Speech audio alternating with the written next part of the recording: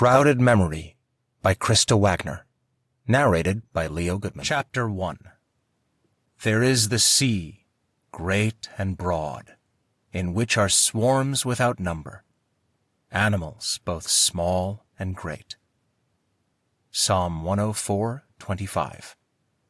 November 1st, 2015. The sun began its descent.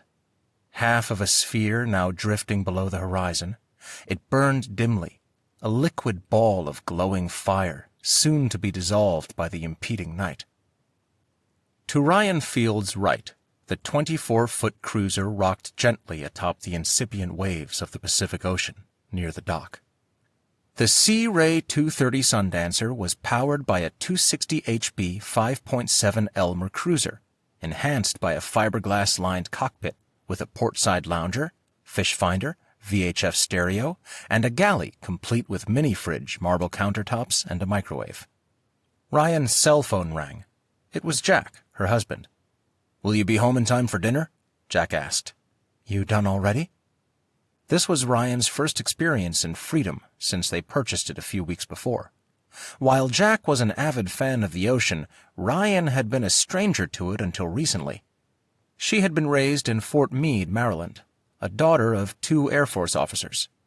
Their family's outdoor ventures had been limited. She visited Ocean City, the nearest beach to the base, only once during her childhood. "Yeah, slow day. Enjoying your freedom?" he joked. "Oh, I'm so glad we did this, Jack. Promise me we'll go out together this weekend." "Let's plan for it," he said. She ended the call and smiled as she admired their new boat. Now no longer deprived of the marine life as she'd been during her childhood, she anxiously stepped into the vessel and sat for a moment. She wasn't completely comfortable being out in the ocean. She felt the same way about the ocean as she did about Spielberg's movie Jaws. She both loved it and was terrified by it. That was, perhaps, the biggest irony about her since she was a marine biologist. She received a PhD in marine estuarine and environmental sciences with a specialization in ecology from University of Maryland, Baltimore County. She chose ecology because it kept her mostly on land, far away from the ocean. After graduation, Ryan spent most of her time researching terrestrial life. Bears, deer, foxes, though recently she had shifted her focus to aquatic life, where she had the opportunity to observe fish in their natural habitat. It was rewarding and terrifying at the same time for the same reason. It put her in close proximity to the great white. Even in this environment, a lot of her partners grew bored or frustrated due to extreme weather conditions or the non-cooperation of the fish. It wasn't as though they could schedule a meeting with sharks. Laughing to herself, she went to the minibar and pulled out a bottled water. It was so peaceful out here. It gave her time to think. And right now she needed a lot of time to process what her boss, Weston Adams, had just told her. She'd grown comfortable as a professor of biological sciences, working with students and delivering lectures about sea life, happy with the work environment. It was safe being indoors. Ryan worked at Southern California Marine Institute, SCMI, near San Pedro in Terminal Island, about an hour from their home in Newport Beach. "It's time to get your feet wet, Ryan." "Literally," Weston announced earlier today. It was time to overcome her fear. She sighed, feeling a bit exhausted, and stood up to look out at the offing as the aquamarine sea transformed into a sheet of opaque glass underneath the falling sun. Maturing waves danced together as they rolled closer to the coast. Families, worn out by the earlier heat of the day, began packing their belongings and heading home, the sound of their voices fading with the sun. She smiled, looking forward to joining Jack for a nice and relaxing dinner at home. She started the engine. To the west, the magenta sky released the sun of its daily obligation. Tones of black gradually diffused over the last of the radiant hues of red and purple. Ryan looked around Balboa Island and realized she was all alone in this great body of water. The smile left her face. Maybe she should come back later, with Jack. As she attempted to sit down, she almost fell into the driver's seat. She was more tired than she thought. Her solo cruise would have to wait for another day. She was just about to turn off the engine when something slammed into the back of the vessel. The impact of the blow knocked into her with full force. She fell forward, her head colliding first with the metal steering wheel before she plunged to the carpeted floor. A strange noise, something like a loud roar, pierced the air. Something warm and wet ran down her nose. It felt like a tear. Before she had time to react, a rush of water poured into the base of the boat. Cold spray tickled her face as she lay in a pool of salt water. Ryan started to look toward the source of the commotion when the gel-coated stern began to splinter, then snap until it collapsed into several jagged pieces as though they were made out of cheap plywood. Another force of pressure plowed into the boat. Halfway to a standing position, Ryan fumbled forward into the steering wheel again, this time bruising her chest. Stepping backward, she tried to regain her balance, but was thrown once more against the wheel as a monstrous force pushed the craft onward at an impossible super speed, driving it past several docked boats until, ultimately, the Sundancer nosedived into the bay. The splash of the turbulent waves gradually ceased. Balboa Island appeared strangely deserted, a sinister ghost town. Twilight gently embraced the island so that the harbor appeared like nothing more than a shelter of whispering surf. Ryan was lying on her back, her clothes soaked through. She was certain death was near as thousands of little sparkling lights blackened her vision. Moaning softly, she attempted to move her left arm, but it remained limply at her side. Her head pounded with excruciating pain, and she became uncannily aware of a sharp ache materializing in the cavity of her chest. Her head was turned at a right angle. She managed to blink her eyes into focus once more. The stern of the cruiser had been completely torn free. What happened? Am I really alive? As she reached up to touch her forehead, dark blood trickled down her face. She needed to apply pressure to the wound, but she couldn't find the physical strength to sit up. She had to find a way out of the boat before she met her death, or her husband and loved ones would be visiting her gravesite in the next few days. There was too much to live for still. More blood oozed down her nose and into her mouth. She cringed at the coppery tang. Suddenly finding new strength, she pulled herself up into a sitting position, placing weight on her left leg, then her right, as she used the driver's seat to anchor her body. Slowly, she stood again, her back to the steering wheel and her eyes fixed on the damaged end of the boat. The once peaceful water now jerked in frantic waves around her, rocking the vessel. Confused and slightly disoriented, she managed to start the engine. She was just reaching the bay when the surface of the water rose high into the air and something big lunged toward her. The ostensibly invisible force shoved her backward, right into the ignition. Sharp pain pinched her upper back as she swallowed a mouthful of salt water. She tried coughing, but could only gag.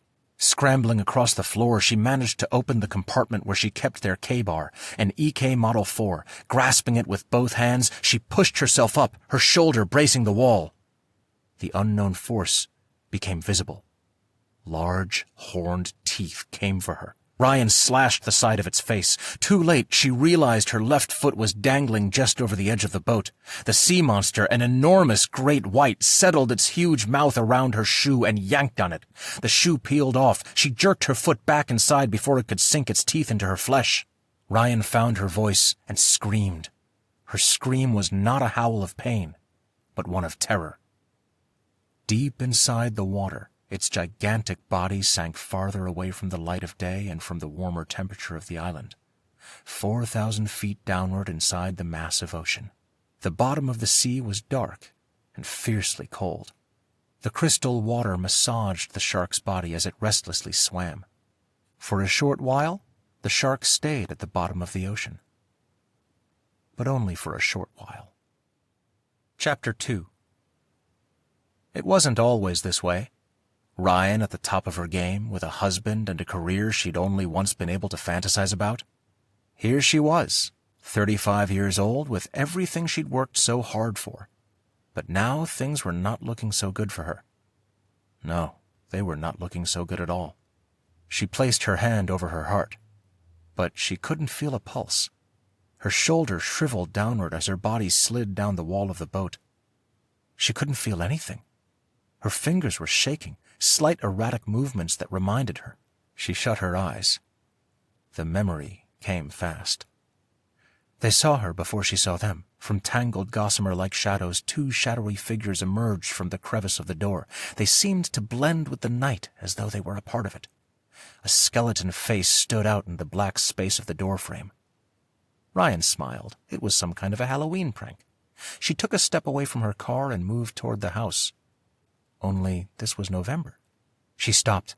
Something was wrong. She spun on her heel, screamed, and lifted one leg in midair in an effort to run back to the car. Too late. A gloved hand clamped around her mouth, cutting off her scream, whirled her around, and shoved her toward the house.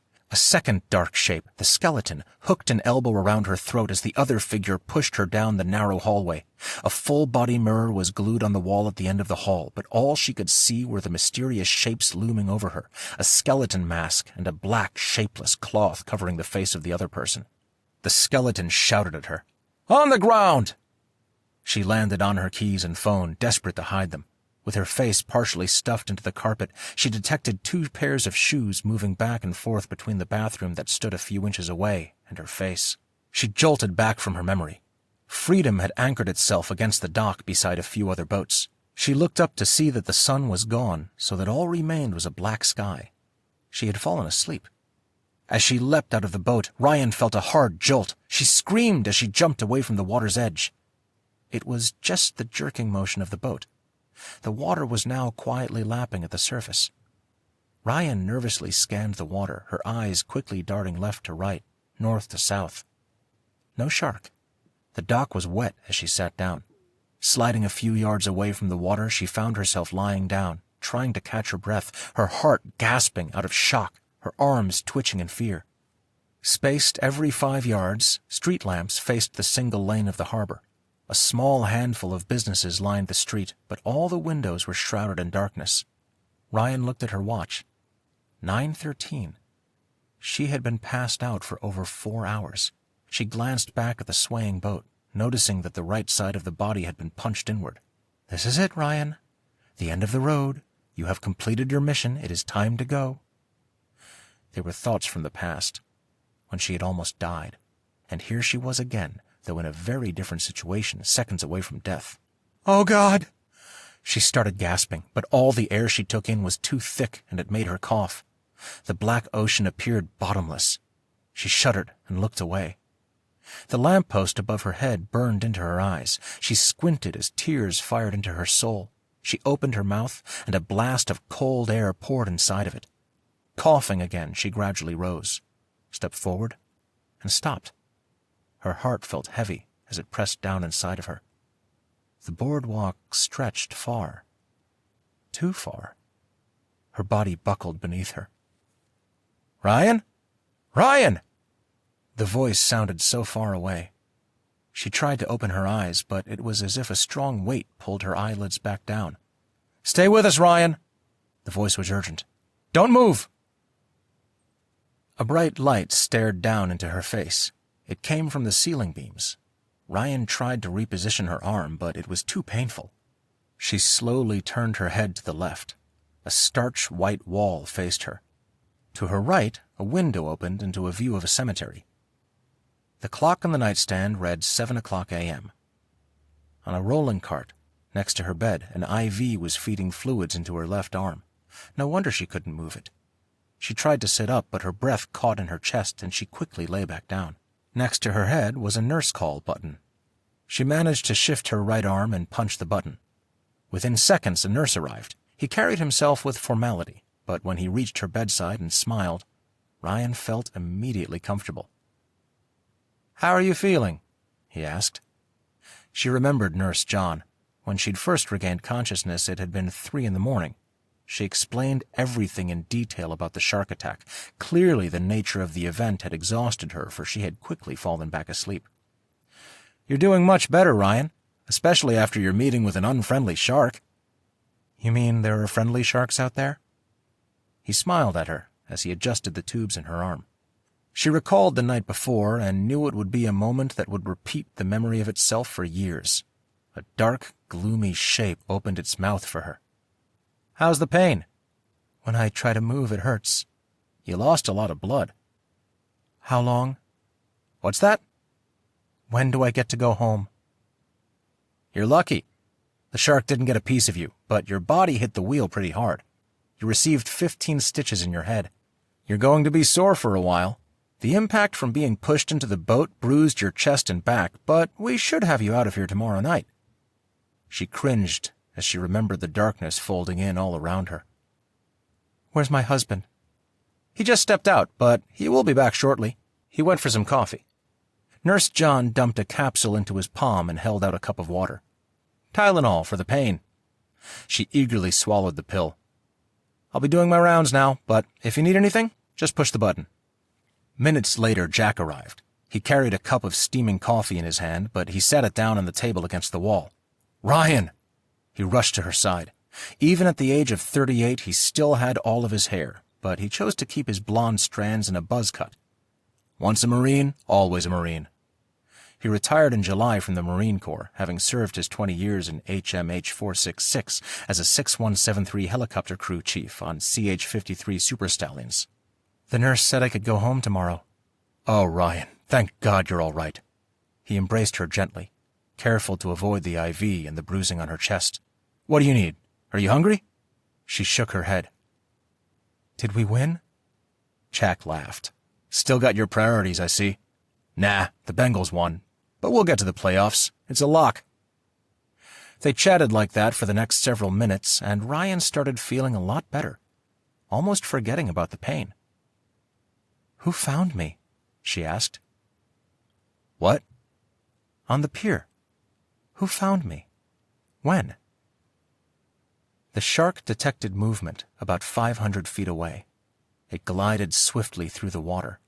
Smaller sea life scrambled out of its way, fearful of its size, yet respectful of its power. Propelling itself forward, the massive fish pushed tirelessly toward the source. It navigated the waters at about 15 miles per hour as it closed in on its prey. The distance shortened. 10 yards separated it from the moving object overhead. 5 yards. 3 yards. Whack! It smacked the side of the boat. Its fin barely surfaced as it pushed straight toward the humming motor it sensed above. Hal found you. Hal Robertson, owner of Hal's Sweets, had been a good friend to them since their move here 3 years ago. His business was one of the earlier establishments on Balboa Island, located between a dog boutique and a bakery. She and Jack had a golden retriever, Champ, who they took for walks beside the harbor, so the 2 side-by-side storefronts catered to them perfectly because all 3 of them had sweet teeth. More like family than a friend, Hal welcomed the Fields into his life as if they had known each other for years. He'd lost his wife to cancer 5 years before, after spending 30 years of marriage together. Perhaps his loss is what caused him to take on a grandfatherly-type role and treat Jack and Ryan as if they were his own family. They had spent many evenings in his houseboat, toasting Ryan's new career and the renovation of the Southern California Marine Institute. During his Marine Corps career, Jack did a lot of part-time construction work on the side. Though a retired gunnery sergeant, he still found joy in helping local businesses. The Institute's Nimitz docks were in need of repair. Jack jumped at the chance yesterday, and so had begun the first official planning meeting last night. Next week, Ryan would also be leading a day trip for students. She needed to possess some sort of familiarity with the water, so Weston's decision made sense. And now she was familiar. Too familiar. Why was a great white so close to the island? Even those spotted 300 yards from the peninsula are rarely seen, she said as she pushed herself up in bed. Jack took her hand and shook his head. It was at least 20 feet long, she continued, her heart thudding. I wasn't even looking for it. I was just relaxing, not working. How are you doing, sweetie? Hal! We were really worried about you, kid. You gave us a good scare. The nurse said I should be able to go home tomorrow night. Good news. He smiled and gently hugged her. I've already let Lila know, Jack told her. Lila was Ryan's oldest and best friend. They had grown up together in Maryland. Lila still lived there with her husband and 2 kids. They called each other frequently and visited each other at least twice a year. Thank you, she kissed Jack. The 3 of them talked for about an hour until Nurse John returned to let them know that she needed her rest. I'll be in touch soon. You just get better, sweetie," Hal said as he squeezed her hand. "See you in a little while." Jack kissed her forehead and followed Hal out. Nurse John wrote some notes on his clipboard and dimmed the lights before exiting the room. Rian pulled the blanket up under her chin and closed her eyes. And then the headache came, battering against her skull with long clamps of steel. Nearly 2 years ago, that November, a headache hit her hard for the first time just after the incident, but this one was far more excruciating. And with it came an unexpected sense of dread. Chapter 3. Rian was released the next day, as promised. Jack took her home to change and insisted she take some time off. They would be meeting their small circle of friends for dinner at Bayside Restaurant, their favorite dining place near the island. Rian protested, but eventually gave in, agreeing she could use some more company. By the time they got to their table, the restaurant had filled up. Lively conversation brought a cheerful element to the atmosphere. An old Van Morrison song played over the speakers, adding a relaxing feel. They were all there, their closest friends here. The married couples, Dylan and Shonda, and Sean and Kristen, and the 2 single guys, Randy and Floyd. Rian was more than content to be around everyone, for she was able to forget, at least for a little while, the events of the other day. And then a wonderful surprise walked through the door. Lila and her husband, Luke. He couldn't wait to reveal his secret. She had been on his mind for so long that it was becoming more difficult to keep the truth. He was worried he would be found out. It wasn't guilt he felt, of course, but the desire to return to her once more and have her relive that night was becoming harder to suppress. He needed to finish what had been started. "Rian!" Lila practically ran into her as Rian met her halfway. "I can't believe you're here. I mean, Jack didn't say anything." "I know! We kept it a secret. It was very last minute. Rian, after he told me what happened, Luke and I got my parents to watch the kids, and we took the first flight out." "We're always here for you. You know that." Luke hugged Rian. Luke was a suit and tie man that exuded success. He was always wearing a dark pair of sunglasses, which belied his preppy look and created an image of Mr. Cool. "How are you doing today?" Lila asked as they joined everyone at the table. "Okay, I guess." "Lila, it was the scariest. I thought I was going to die." Rian shivered at the memory. Lila pressed her hand over Rian's and squeezed it. Everybody ordered some type of seafood for their meal, except for Rian. She didn't like fish. Neither the kind you ate nor the kind that ate you, so she settled on a 12-ounce steak, medium well. Just another quirk Jack poked fun of her for. A marine biologist who moved near an island, navigated sea life for a living, but didn't like the water or the taste of sea creatures. As Rian looked around at everyone, her body began to relax. She was fortunate to have each of these people in their lives. They had all been there for her that November 2 years ago. Dylan was from Cuba. His family immigrated to the United States 50 years ago. He had served in the Marines with Jack, and he carried a wit that matched no other.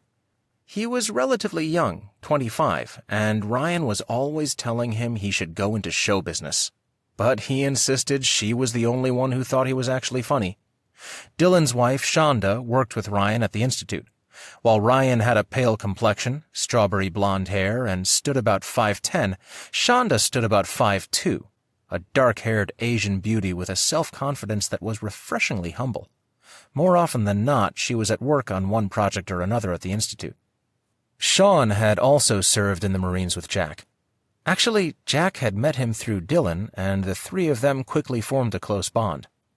Sean was about a foot taller than Shonda. He was quiet, for the most part, and polite. But his wife, Kristen, was the life of the party. A bright, charismatic redhead, Kristen exuded an energy that made Rian feel a special joy for life. Whenever she was feeling down, Kristen's presence lifted her. Rian and Jack met Randy at this very restaurant. His chestnut shoulders were covered in tattoos, sketches of dragons mostly, and the initials of his ex-girlfriend. Those he regretted. He had the face of a sun-bronzed angel, but a quick-tempered nature. Just above his left eye was a small slash, a scar from his troubled past. He and a guy fought over some girl years ago, but he'd grown up since then. Randy was almost 40 and had been their server one night. Turned out that he and Ryan had a lot in common. He also graduated from UMBC and came out to California for a career move. Ryan had spoken to her supervisors and they hired Randy on the spot for an internship. Floyd was the oldest of the group, 42 and a very eligible bachelor. He was a model type. Tall, thin, darker skin, spellbinding eyes. He also worked as a freelance editor for various publishers. When the food came, they quieted down, just enjoying the rich taste of their meals. Being in the company of their friends brought her reassurance that she was still alive, that death could be abated a while. Sean excused himself from the table. When he returned a moment later, there was a strange look on his face. "There's been an accident. Some locals were killed earlier today by a great white. They were just showing it on the news," he said softly. "Is it the one?" Jack asked. Ryan's body tensed. Please let it be. He acted reluctant, nervous. "They are still investigating, but there was another accident late last night, and they are pretty sure it's that shark. Not sure if it's—" He looked at Ryan. "Your shark." "I'm sure we'll know something soon," Lila said reassuringly. Ryan nodded, but she didn't feel so sure that the shark would match the one who had tried to get her. She pushed her dinner away. Lila cupped her hand over Ryan's. Her fingers trembled underneath her friend's hand. Jack draped Ryan's coat over her shoulders and helped her up. "Come on, let's get home. After you get some sleep, you'll feel better." Randy gave her a quick hug. "It's going to be okay." She nodded at him, then mouthed a thank you to Lila as Jack escorted them outside. In the cooling evening, leaves fell through the air like rain. Some swirled and triple-spun, while others rocked from side to side as they gradually descended to the ground. Ryan felt strangely exposed to the world. When they got home, she sank into the couch while her wonderful and thoughtful husband brought her a mug of black coffee. They had been married 10 years. She wished she had found him sooner. Instead, she spent more than a decade going from one bad relationship to another. But when she met Jack, all that changed. He had grown up in Maryland, too, and was visiting his parents one summer when he ran into Ryan, literally. She was on her way to a bookshop in Baltimore's Inner Harbor, minding her own business, when he came out of the store and smacked his shoulder into her neck. It was an awkward way to meet, to say the least. He apologized profusely. He'd had his nose in a book, so consumed by what he was reading he hadn't even realized he'd stepped out of the bookstore. Ryan didn't fall for him at first. She'd been too busy rubbing at the bruise on her neck to notice he slipped away to get her a cup of coffee and a single-stemmed pink carnation by way of apology. Before she'd taken either from him, she insisted on seeing his reading material. "I need to know what was so intriguing that you couldn't see anything around you." He pulled out the hardback to show her. And that's when she fell for him. It was a copy of Stephen King's Misery. King was her all-time favorite author, but she had never met anyone who liked him as much as she did. Months later, Jack's family met with hers, and weeks after that, they had a grand ceremony at Fells Point.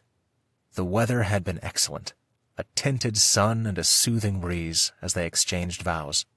Lila and Luke had recently married, and they willingly filled the roles of matron of honor and best man for their best friends. Because Jack was recently stationed in California, they'd agreed to a honeymoon in town for the week. They spent the second week packing her things and saying goodbye to Lila and Luke, Ryan's parents and Jack's. And now, here they were. "I'm sorry about the boat," Ryan said. "The boat?" "You told me to come watch you work. I should have." He turned to look at her, his sea-green eyes gentle and magnetizing. "You will not blame yourself for this. I refuse to let you."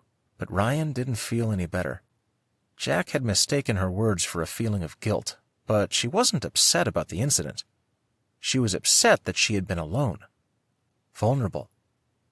Just like that night 2 years ago. She was just beginning to clarify that when her cell phone rang. "I'll get it." He went into the kitchen. She heard a muffled voice, but wasn't sure who it was. She took a sip of the hot coffee, and it tingled against her lips. Closing her eyes, she let her head slowly fall back into the cushion, and her hand relaxed. Jack was right. As soon as she got some rest, she would feel a lot better. She heard Jack's voice as if it were coming not from the kitchen, but from the end of the hall. "No, she's fine. I'm sure." "Yeah, I'll be sure she takes some time off." "Right, a few days." She opened her eyes and saw a blurry Jack coming back into the living room. "Who was that?" He sank down next to her. "Randy.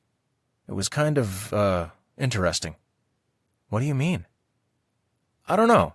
He's not usually so pushy, but he insisted I make sure that you get rest." Ryan laughed. "My big brother." "Yeah, I guess." Jack smiled at her, but in his eyes she could see he wasn't assured. "Hey," she reached over to touch his face. "I will be okay. Just take me to bed." His eyes sparkled with hope. "For sleep, Jack." He feigned disappointment. When her head hit the pillow, the last thing she remembered hearing was Jack's voice in the hallway. "I'm going to watch some TV. I'll join you in about an hour." Chapter 4. When I lie down, I say, "When shall I arise?"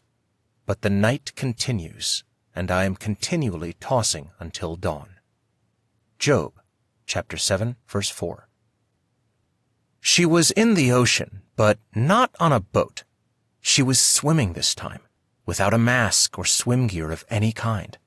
She had been holding her breath for several minutes, and the pressure in her ears had become unbearable. Blood poured into her skull as a blackness started to smear her vision, her head filling with physical agony. A baby was tumbling near some coral reef, and blood was pouring out of the baby's heart. The pounding stopped inside her skull. A thin ribbon of blood trailed from her head and into the baby's heart. A shark suddenly appeared, like the one Ryan saw in real life. It closed in on them fast, coming right at them with a ferocious craving that had been waiting too long. She woke up and stared at Jack, who was asleep, his leg dangling off the side of the bed, his mouth slightly open the way he had probably slept since he was a child. She loved this man so much and couldn't imagine life without him. She touched the side of his face. "Hey," she gently whispered. "It's afternoon." He moaned and blinked several times, trying to wake up. He looked at her through those pearl-green eyes, and her heart jumped even after all these years.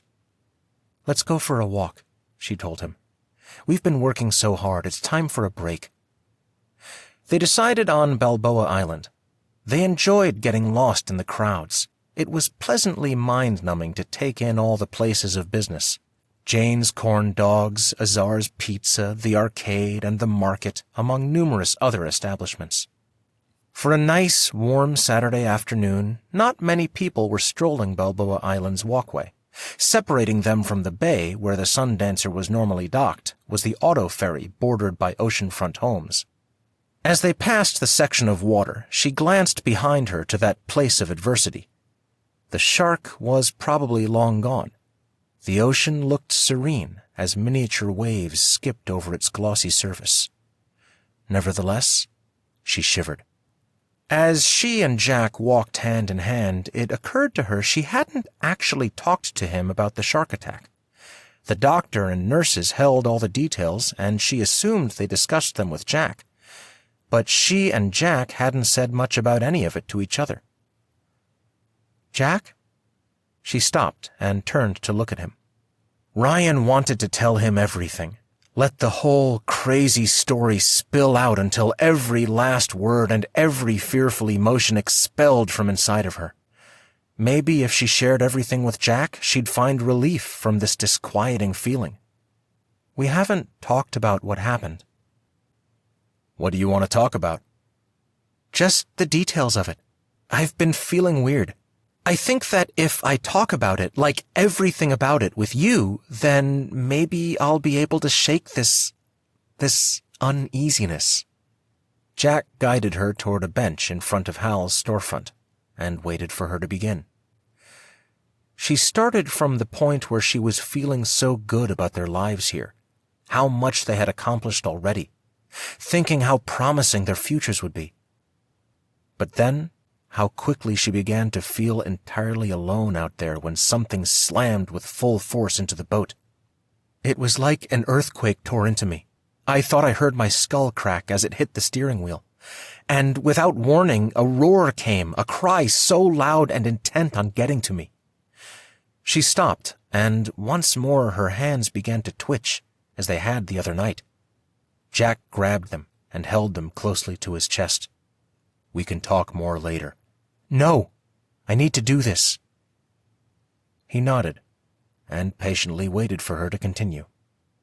Something warm was dripping down my face. It was my own blood. Before I could react, the monster smashed into the boat again, and a rush of water poured onto the floor of the boat. I was thrown into the steering wheel a second time, and I swear I could feel a bruise forming. The shark was like an invisible force. I couldn't even see it the whole time. Not until the very end. Ryan's body shook as she remembered the physical impact of the attack, the temporary loss of strength as she lay helpless. The blood. Jack held her for several minutes. He kissed her forehead, her lips. "We'll get through this," he told her. They joined hands again and got up from the bench. Seagulls cried as they soared overhead. Waves whispered as they kicked up tiny grains of sand. But something plagued her. Monster. Why had she called it a monster? Many people may have used the synonym for such a fish, so it wasn't that eccentric of a word choice, but something about it took on a special hidden meaning that eluded her. In front of them, a small number of people came in and out of the many establishments that ornamented the walkway. Hal's suite stood out to her more than the others. The bright pink lettering over the doorframe blinked the store's name in glittering lights. Her heart warmed at the sight, and she forgot for the moment about the incident. Hal winked at them as they walked through the door. A couple were trying to determine whether or not to get chocolate-covered strawberries or chocolate-covered cherries, while their toddler girls grabbed peppermint sticks from the candy jar. Ryan glanced down at her hands. They were shaking more visibly now. But why? "Hey, kids!" Hal winked at them as they came up to the counter. He was always calling them kids, his term of endearment for them. He and Shirley had been unable to have children. So while there was playfulness in his greeting, his affectionate pet name for them was more of a need than a game of fun. Hal and Shirley experienced an amazing love that most people never did or took the chance to, a kind of love that endured regardless of any situation, a love strong enough to endure the pain of 7 miscarriages. Ryan and Jack had already endured one themselves. Ryan stepped behind the counter to kiss Hal's cheek. He grabbed her and Jack and pulled them into a bear hug before letting them go. "Where's Champ?" "He's catching up in the latest soaps," Jack said. "Tell him he better come see me soon, or I'm going to set him up on another date with that dreadful poodle." They all laughed. "So, what will it be today? Dark or milk?" "My heart's a bit down. I think some dark will do it good," Ryan told him. She pinned a smile to her lips, but both men knew her too well. Jack squeezed her hand, and Hal's eyes teared up. A moment later, he came out with a silver tray of dark chocolate-covered strawberries. "Any news?" Hal asked. They both shook their heads. A horrible sense of peril assaulted Ryan. "What is it?" Jack looked at her. He hadn't been fooled. Something more was going on here, and he knew it. Ryan bit into a strawberry, relishing the sweet taste before she began. "I don't know how to explain it. When I'm around people, I sense that something's wrong, or that someone is nearby." Her hands started shaking again, and she tried hiding them under the tray, but that only created an obvious tinny sound. "I hate this.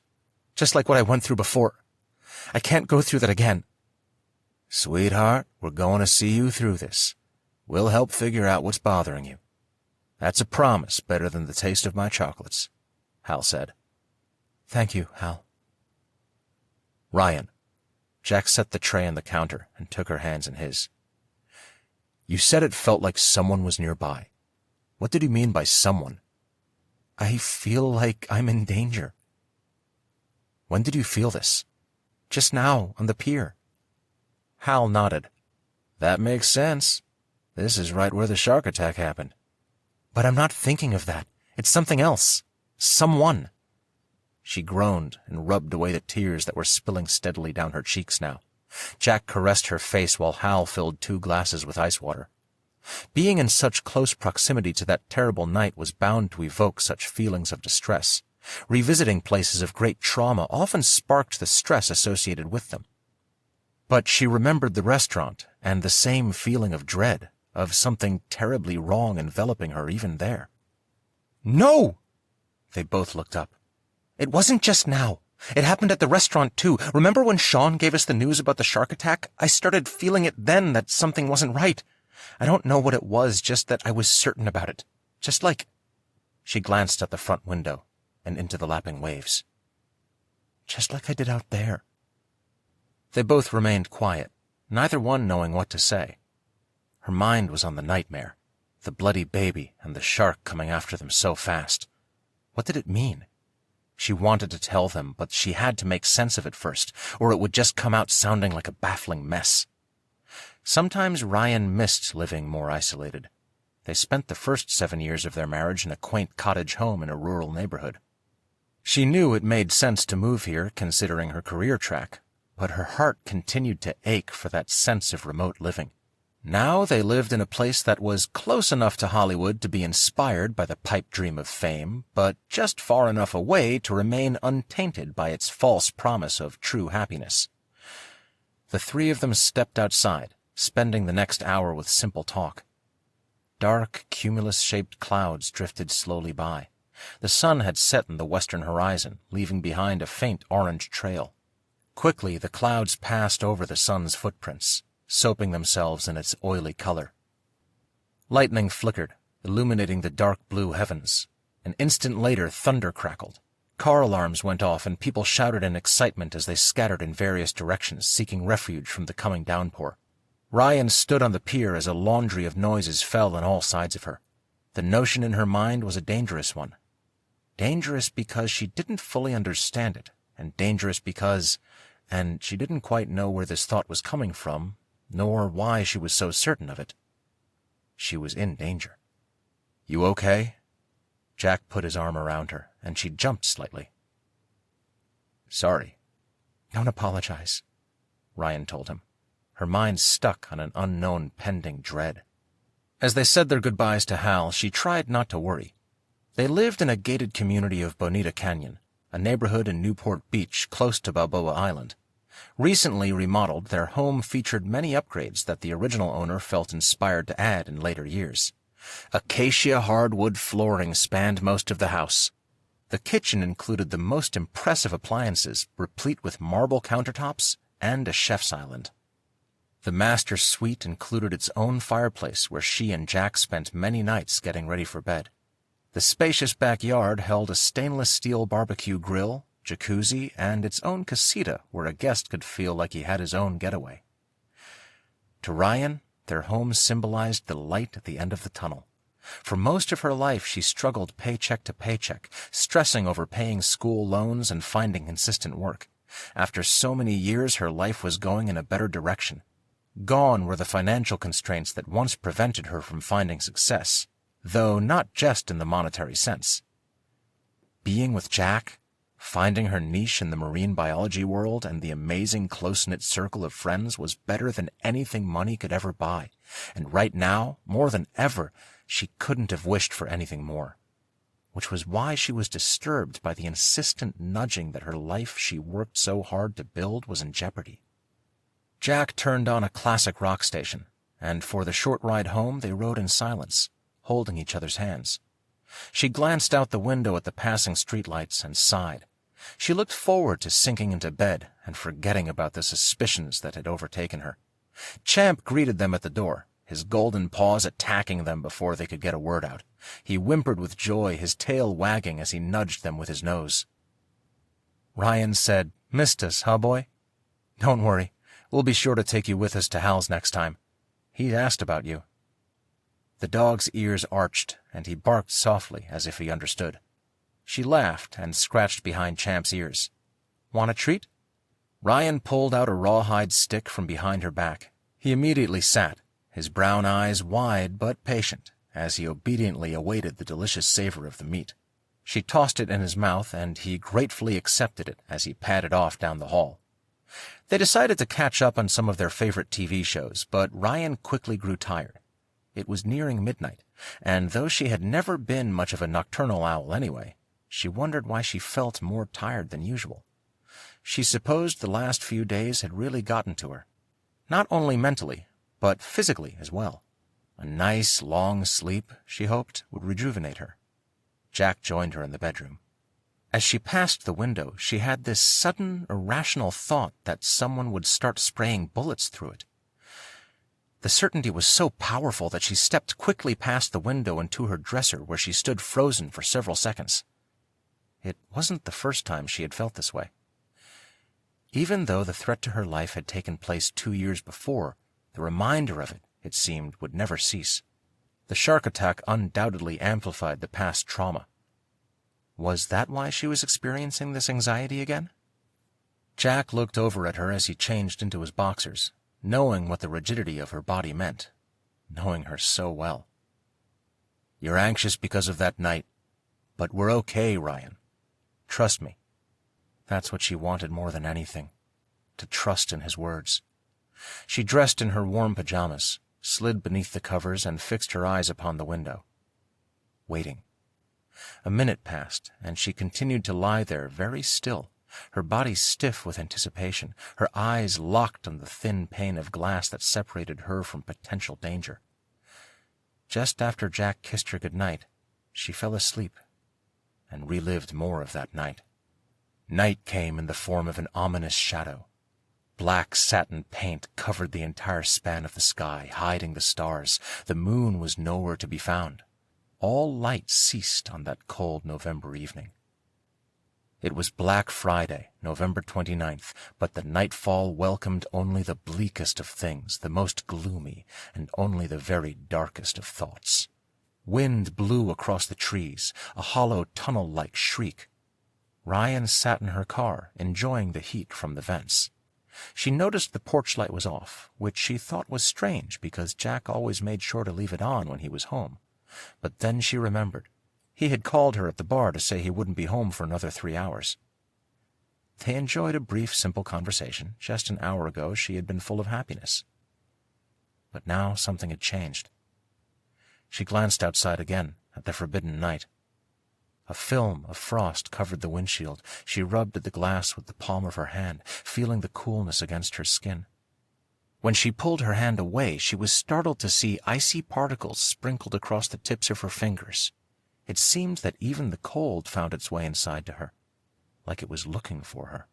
She shivered, not so much from the cold touch of the frost, but from something within. The rear-view mirror reflected part of her face. She switched on the overhead light and stared into it. The black opal Jack had given her on their first anniversary hung from a thick silver chain around her neck. The iridescent gem surrounded by diamonds, Jack would tell her, complemented her dark brown eyes. The front door remained shrouded in shadows.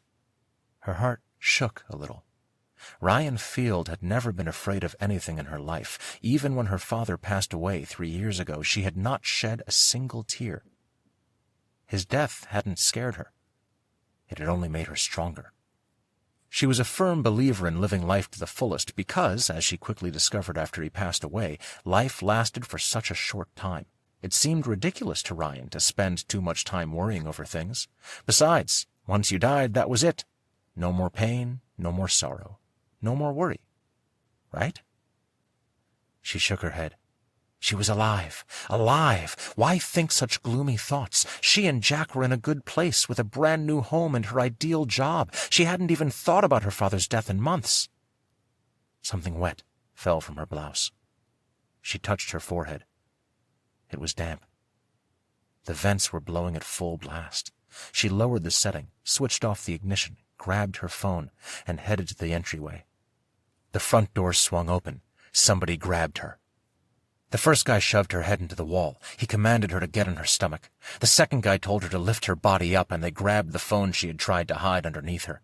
The keys made a tinkling sound as they yanked them from her grip. Before she could react, she was jerked up off the floor. "Who are you?" What are you doing here?" a deep male voice demanded. She blinked and blinked, but everything remained dark. The hall light had been shut off, and her eyes were slowly adjusting to the shifting shadows that floated back and forth around her. "What's your name?" Rian Field." She jerked awake. Next to her, Jack softly snored. Panic surrounded her in the stillness of the bedroom, her body violently trembling, her breath suspended. She let out a lungful of air, but it was shaky, and it matched the hard, rigid knocking of her heart. Like a wild river, the fear thrashed through her veins, attacking everything inside her. She squeezed her eyes shut so tightly that the muscles crushed up against the bones of her face. Then the rest of the nightmare came to her. Pain whooshed through her lungs, taking the very breath from them until she fell to her knees in the struggle to breathe. She wanted to scream, but the air was too dense in her diaphragm and no sound could escape her. Then, silence. Something brighter than the sun shined down on top of her head. She looked up from her place on the ground and squinted to see a hand reaching out for her. Her breathing returned in soft strokes. The pain that had coursed its way fiercely through her entire body faded. The ceiling fan above her rotated slowly, sending down a cool draft of air across her face. Her heart ached from the memory. Why was she remembering it all over again? It had been 2 years since it had happened to her. "Rian?" Jack sat up next to her. "What are you doing?" "I had a nightmare.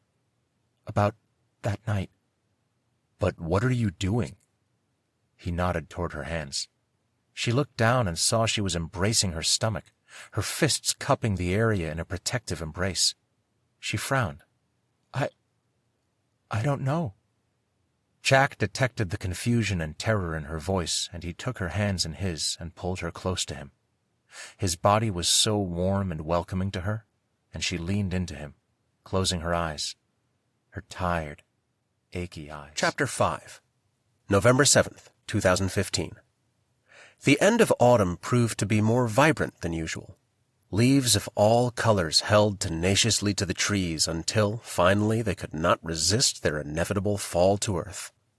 The golden foliage crunched under Ryan's steps, a rainbow carpet of ruby red, deep purple, chocolate, and neon yellow. A soft breeze stirred the quiet air and embraced her like a coat. She adored days like these, with a lone walk in the park. In such solitude, she could almost believe that the world was made just for her. But it wasn't long until that sense of peace disappeared. Dark charcoal clouds drifted overhead, glaring down at her as though prophesying something formidable. The soft breeze suddenly converted into a gusty wind, picking up the leaves from the ground and blowing them east, some of them tearing and chipping from the wind's tenacious grip. The wind snapped weak limbs off of trees, while bright-colored leaves were yanked from their branches and flung into the air, whipping and tossing frantically through the bitter-chilled afternoon. Rian huddled deeper inside her cotton sweatshirt, peeping through the tornado of twigs and debris that spun chaotically in her face, wishing Jack was here with her, but he was at work. She usually brought Champ along when Jack couldn't join her on these walks, but she decided to stroll alone to gather her thoughts about the dream, the memories. She arrived at the center of the park and shivered as she looked around at what usually appeared harmless and normal, but now seemed somehow threatening. Rian lingered only for a moment before she rushed past the swings that swayed as if occupied by ghosts, past the long, curving slide that beckoned to her, past the rows of gardenias, impatiens, and roses, running faster, harder, the wind growing stronger as if propelling her forward of its own might. She pumped her legs more vigorously, desperate to reach the outskirts of the grounds as though her life depended on it. When she arrived at the edge of the park, she felt safe again, though she didn't know why. Her heart pounding, she stopped to brush twigs and broken leaves from her sweater. The charcoal clouds continued to move rapidly overhead, prematurely drawing in the night. They buried the red-purple sky and burned out the lights of heaven. And all of a sudden she knew why she felt so afraid. Because the dream was not just a flashback of that November night, but a premonition. She hurried to the car and hopped into the driver's seat. Searching for a distraction, she quickly switched on the stereo. Christmas was only weeks away, and Elvis was singing about a blue Christmas. As the steering wheel spun beneath her hands, her body began to relax, and the bitter chill of the wind was replaced by the warmth of the heater. When she glanced through the windshield, she realized she left the park just in time. Large, flat drops of rain splattered against the windows, snapping against the vehicle, much like the sound of matches being struck across a matchbox. Rushing down in sheets, the rain closed tightly around the car like a beaded curtain. Strangely, she felt trapped, not by the rain, but as if by someone. It was that same sensation on the boardwalk the other night when she and Jack visited Hal.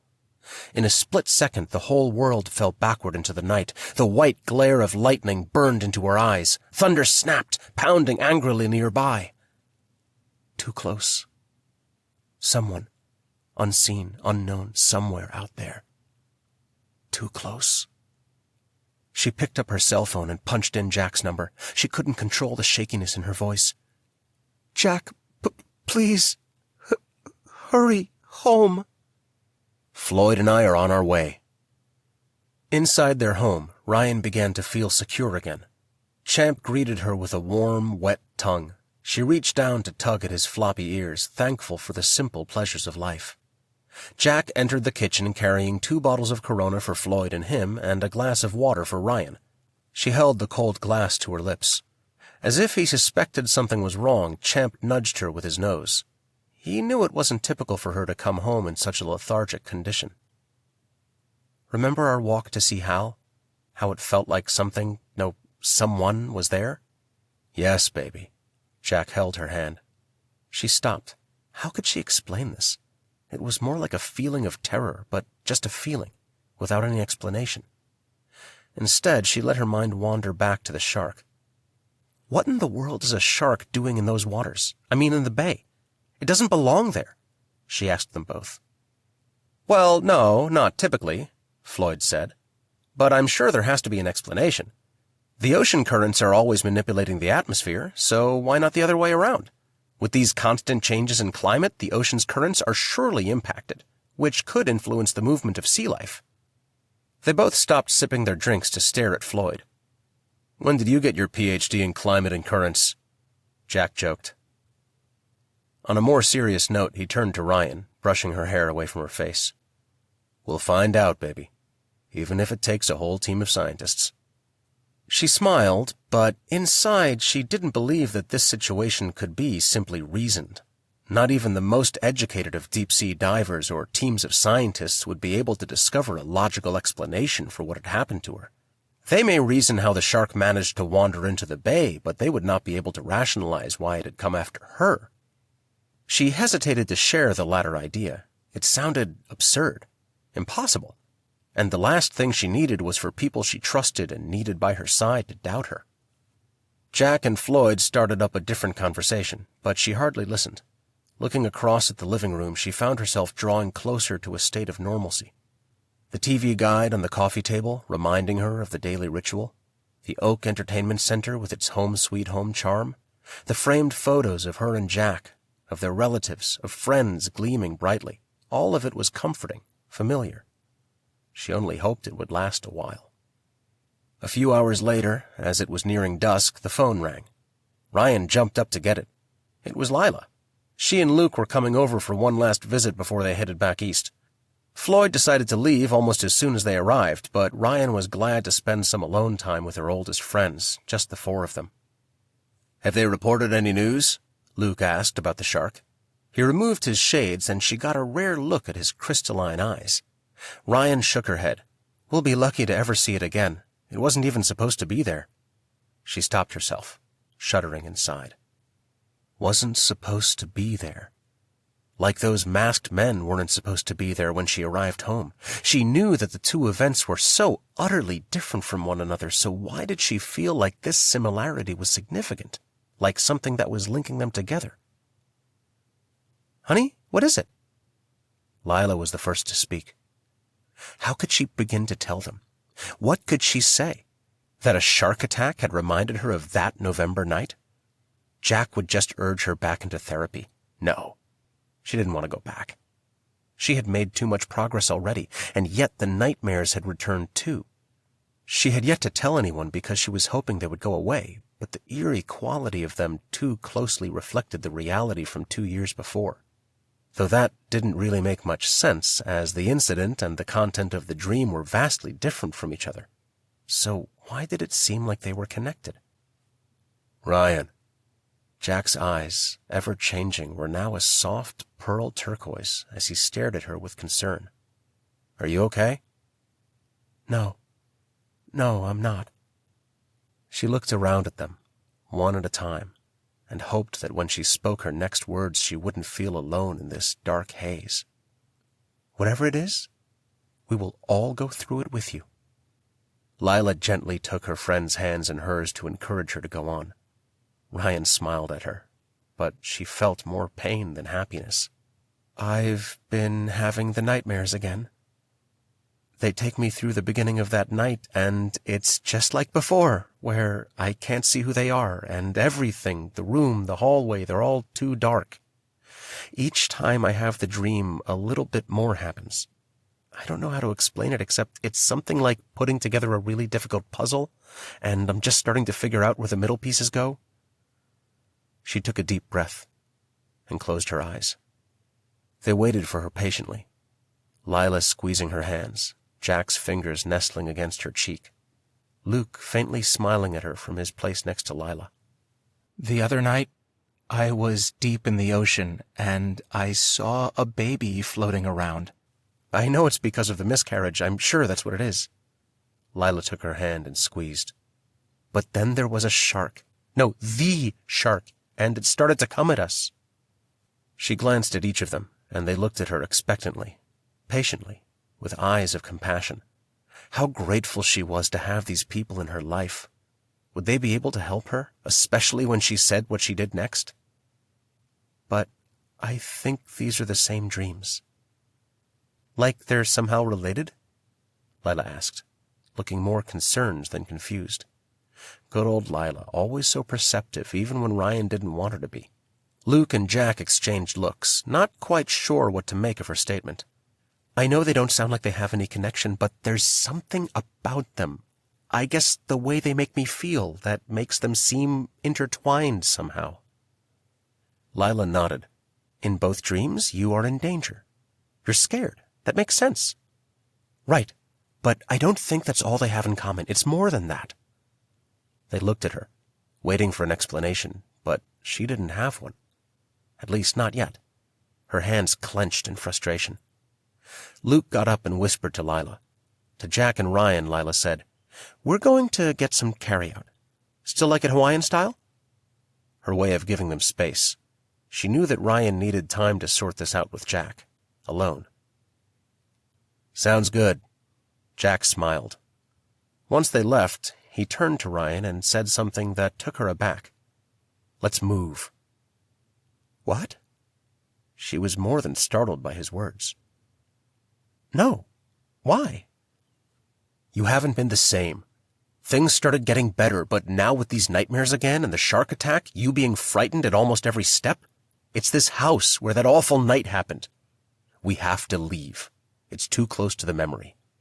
No, that's ridiculous. This house is ours. We worked too hard for it. She backed away from him, feeling suddenly threatened. Though Jack looked at her with a smile, in it was sorrow. I know. Believe me, I know, but I have to take care of you. He picked up her hand and kissed it.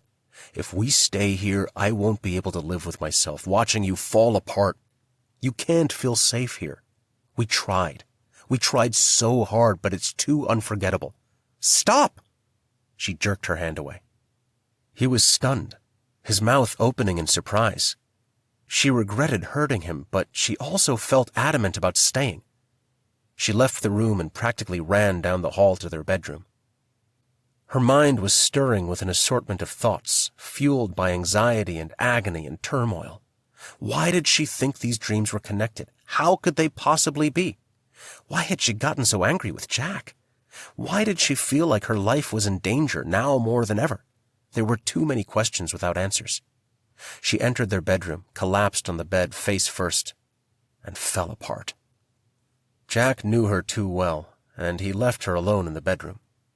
Moments later came the sound of their friends and the smell of pepperoni and pineapple pizza. She wanted to join them and laugh and talk and forget about everything. But what had happened couldn't be forgotten. No one except Rian truly knew the physical sensations of the pain and eeriness they inflicted on her that November night in 2013. She didn't need to think about it. It would do nothing but bring more anguish. Our Father who art in heaven. She sat up and held her breath. Where had that prayer come from? She didn't pray. She looked around the room as if she might find the answer there. It was so quiet. Too quiet.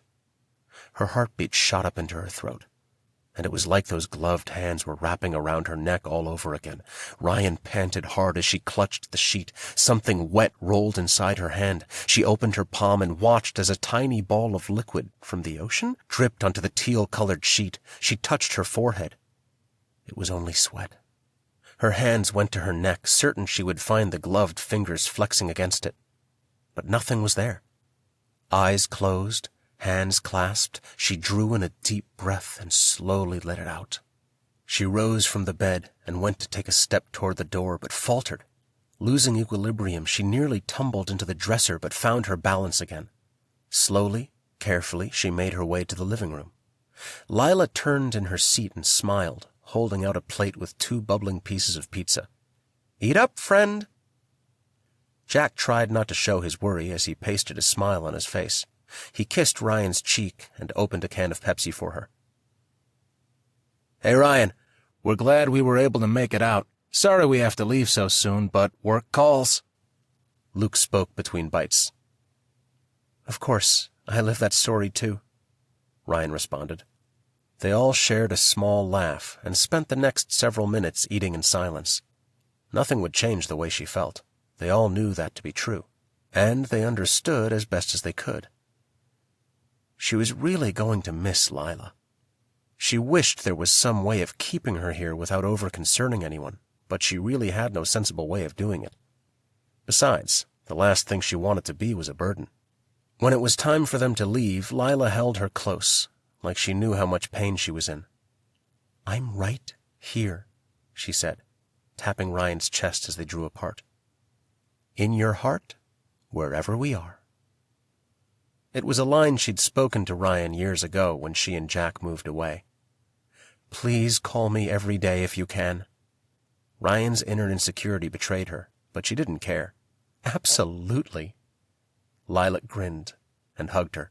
"We'll plan another trip soon," Luke promised as he shook Jack's hand and hugged Rian. Her heart sank a little as she watched them go. Jack came up beside her and took her in his arms. His scratchy, unshaven chin rubbed against the side of her cheek, so comforting. "Floyd called earlier, and he's coming back over if that's all right with you. I told him to bring Randy along, but he said Randy couldn't make it."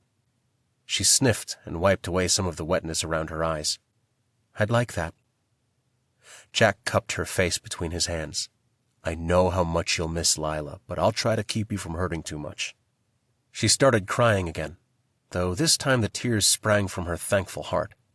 Champ padded into the room and stopped beside them. He cocked his head as if to ask what was wrong. Rian chuckled and rubbed his head.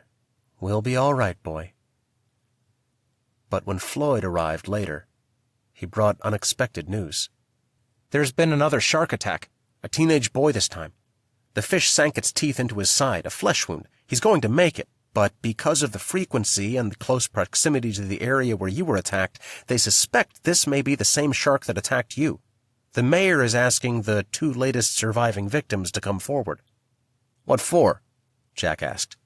"They want to examine the boy's wounds." He faced Rian. "And they want to take a look at the boat damage." "Freedom? Why? How is that supposed to help?" she asked, crossing her arms. "The mayor believes that there may be a way to connect the boy's wounds with the damage the shark did to the boat. He's already hired a marine biologist to handle the diagnosis." "Are you kidding me? I'm a marine biologist, for crying out loud." Rian dropped her arms.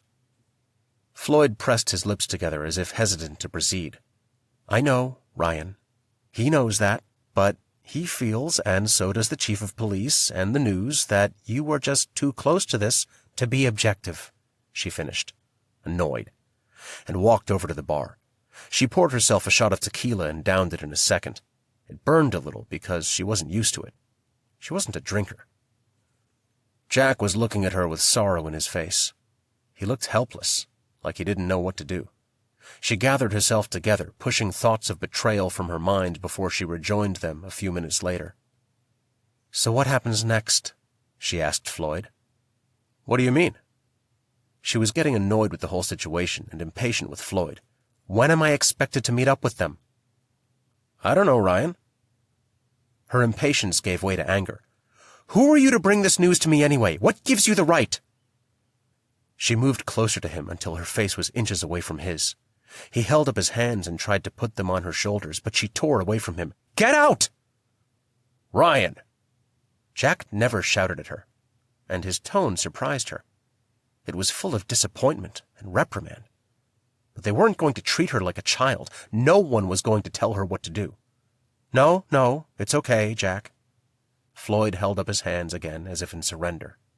He threw his jacket over his arm as he went to the door. "I'm sorry, Ryan. It's just what I saw on the news. I'll talk to you later." Before they could respond, he closed the door. Jack was looking at her when she turned around. There was a real sadness in his eyes, like he had lost her. It couldn't be helped, she supposed.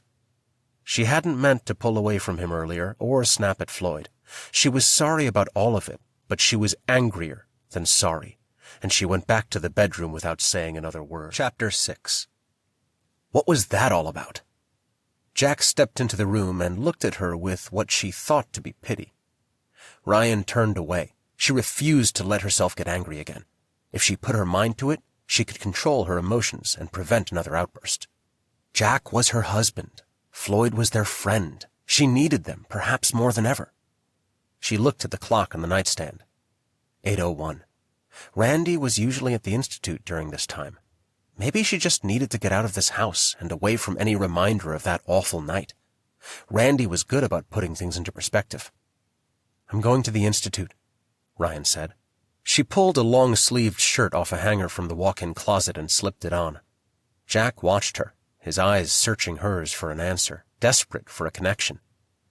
But she was too heated to look at him. That worried her. To be angry with Jack was not something she'd ever really felt before. Frustrated, annoyed, sure. But angry? Jack had never given her any reason to be angry. As she looked at him, heat rose across her face, and she opened her mouth to say something, but she stopped. It would be too hurtful, and she would hate herself. On the way to the car, Ryan wondered about her sudden flood of emotion. Why was she so upset with Jack? Her anger had been directed at Floyd, and rightly so. Yes, she had gone overboard when she'd yelled at him. Yes, there hadn't been any reason to shout at the messenger. But Floyd had seemed so supportive of the mayor's initiative, it pissed her off. And when Jack called her on her outburst, that had just flamed the tongue of fire. Behind the wheel, as she peered through the thin sheet of fog floating in from the ocean, she was sure about one thing. She was justified for getting upset. It wasn't her style to yell at anyone, not even when she got worked up. Everyone who knew her described her as down-to-earth and reasonable, so that's how she knew that her feelings were somehow warranted. They had automatically, if not naturally, overwhelmed her, and Ryan trusted that. The front windows of the Institute were dark, but a soft glow emanated from one of the far rooms. She turned off the ignition and made her way to the back door. She had keys to all of the doors, so she let herself in. Inside, she heard humming from down the hall. Standing there for a moment, she tried to make out the lyrics. "There is no pain, you are receding. A distant ship, smoke on the horizon." Randy's voice was sharp and melodic. She frowned, not quite sure what the song was, though it sounded familiar. She stepped forward and stopped again as he continued singing. "Now I've got that feeling once again. I can't explain, you would not understand." When she turned the corner, she saw Randy bent over a table looking at something. "Randy?" His head jerked up as he jumped out of his seat, knocking the metal-backed chair hard to the ground. But as he recognized her, He let out a deep breath and placed a hand over his heart. "Ryan, I didn't know you were here." She laughed. "I just let myself in. I didn't mean to scare you." He was laughing too. "I was just so focused on the—" He looked back at the table. He was fidgety and hesitant. He covered his face in his hands and groaned. "Oh, I'm so embarrassed." "What is it?" When he removed his hands, he was smiling nervously. He motioned her to the table. A framed 4x6 photograph lay flat in the middle of it, surrounded by paperwork. The picture showed a close-up side view of a young woman smiling, the rays of the sun fanning out behind her head. She looked like an angel. "It's Jenna. Sometimes I really miss her." She knew how serious he'd been about her. She touched his shoulder. "I'm sorry, Randy." He shrugged and laughed and tucked the picture into one of the drawers. "What was that song you were just singing?" He looked confused at first, as if he hadn't realized he'd been singing out loud. "That was Comfortably Numb, Pink Floyd. Something that makes me feel connected to Jenna. Well, that song is pretty bleak, I guess, but we used to listen to their songs together." "I'm sorry." He grinned. "Pink Floyd helps me get through it." "Where's Shonda? Doesn't she usually work with you?" "Yeah, but I sent her home. There wasn't much work to do." His tone changed as he turned to look at her. "I heard about the news." "What news?" "The mayor wanting to hire someone else to look into the shark attacks." "How did you know?" "Floyd told me. I think it's bull. You are the most clear-headed person I have ever met, and if anyone should be putting the pieces together, it should be you." "Thanks, Randy. It means a lot to me." He rose to his feet. "No, I mean it. I don't think Jack gives you enough credit." "Jack? I mean, lately all I ever see him do is hover over you like you're a child or something. Like you can't be left alone. The other day, I tried to come over, and he said it wouldn't be good for you." "He did?" "Yeah. I have to apologize for not being there for you. I tried, Ryan. I really tried. But Jack kept pushing back. So I asked him to take care of you." Ryan recalled that night clearly. Jack said Randy told him to make sure she got some rest. She laughed. "What's so funny?" "I remember. He said you were being pushy, telling him to take care of me." He looked uncomfortable. "I didn't mean to come across that way. I just wanted to get through somehow." She hugged him. "You're a good friend." He cleared his throat and shook his head as though embarrassed. "I gotta get back to work. I don't need Weston ringing my butt. I'll see you later." He switched the radio on at his workstation and turned the volume up as if to drown out his surroundings. She frowned as she watched him turn his back to her. He'd cut off the conversation as quickly as a blinking eye. They needed to make a move soon. Ryan was remembering things that she wasn't supposed to remember. They thought they had ensured she'd forget, but the more she looked into the past, the more she put them in danger. If they didn't do something soon, it might be too late. She was getting too close to the truth. When Ryan crawled into bed, Jack didn't say a word. He gave her a soft kiss on the lips and turned off the lamp as he lay down to go to sleep. That was one thing she had always loved about him. He respected her need for distance. Better than that, he trusted her. That trust had been a part of the foundation of their marriage, and it had never been broken. Their bedroom housed a huge bay window. Through it, a silvery shadow cast by the moon caressed the side of Jack's face as he slept.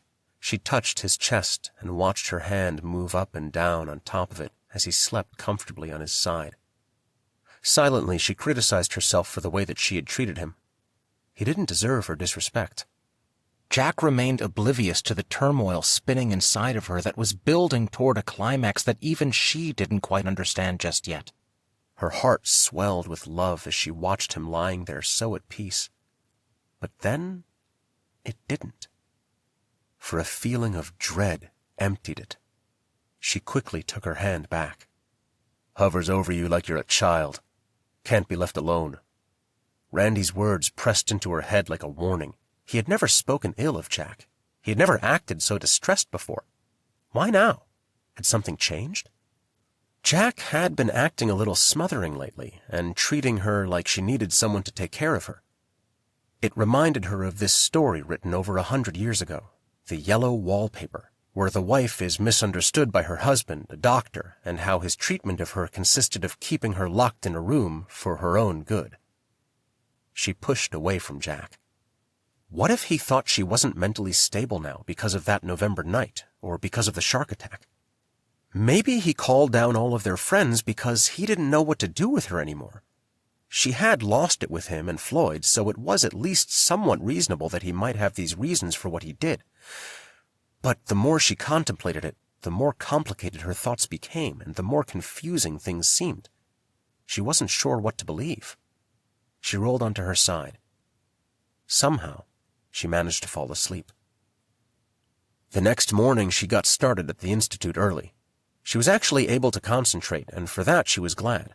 She needed to forget everything for a while and just pour her mind into something completely unrelated to it all. To her surprise, Shonda came in to join her a little while later. "I thought you wouldn't be in because of your night shift yesterday," Rian said. The day was hot. Shonda wore white khaki pants and a navy blue top. Her black hair was tied back with a dark blue flower barrette. Even though she was in her 30s, she still looked like a teenager. "I hadn't seen you in a while, so I thought I'd come in and chat." "Yeah, I'm sorry. I guess I've been a bit stressed out about the shark attack. I haven't been really good company, honestly." Rian moved the notepad closer to the edge of the table. She'd been working on a blueprint for most of the morning, something her boss, Weston, had thrown at her. It wasn't a normal part of her job, but he trusted Rian's opinion about some of the changes they were making and believed her perception was pertinent for some reason. She tried talking him out of it since her husband was more of an expert, but he responded that Jack's strength was in the physical construction, not the visual, as was hers apparently. "What's that for?" Shonda peered over her shoulder. "Weston seems to think that I'm an expert in engineering, so he wants my input about the layout of a tentative facility they're planning on building next year." "Must be nice." "What is?" "To be so revered." Rian bumped her playfully with her elbow, and they both laughed. Oh, it felt so good to laugh again. It made her realize how long she had been holding on to the pain of her situation. Situations. "How's Jack's project coming along?" Shonda asked. "Good, I think. He hasn't really talked about it with me, too concerned with my well-being." But was that really the reason? She now wondered. "How are you, Rian?" It was an easy question, but the answers seemed so complicated. "I don't know." Shonda looked at her friend with concern. It was the same look everyone was giving her these days. "Floyd told me about the mayor."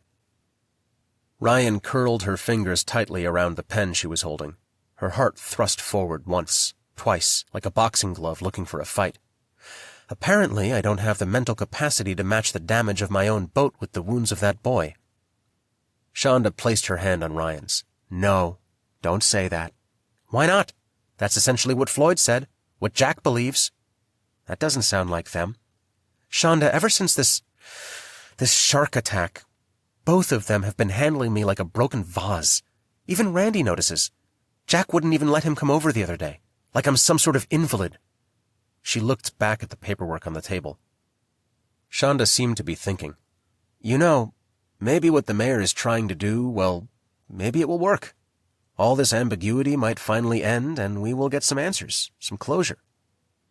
Rian appreciated her friend's optimism. "Maybe you're right. Well, if you need me, I'll be down the hall." She tossed her a smile. Rian turned back to her work and thought about going home, but she was still too angry. She realized that another reason she had chosen to come into work was to begin the process of calming down. Her anger had hit a high point. It wasn't a part of her normal nature to get so easily spun. By the time she left for the day, she wanted to be clear-headed enough to know which emotions she should listen to and which ones proved unfounded. She hoped for certainty by the time she got home. Chapter 7. November 30th, 2013. One day after the incident. 2 years ago. Rian was baking sugar cookies as Jack paced wildly back and forth from the kitchen to the living room to the bedroom and back to the kitchen. He was furious. He was scared. He wanted revenge. Rian was energized and smiling as she pulled the first batch of cookies from the oven. Randy lingered in the doorframe of the kitchen. His eyes followed her every move. He was worried about her. Why was she happy, he kept asking her, when she had just been nearly killed? He thought she was avoiding the situation, and he worried what that might do to her. Floyd spent most of his time philosophizing about the incident. The masked men had acted professionally.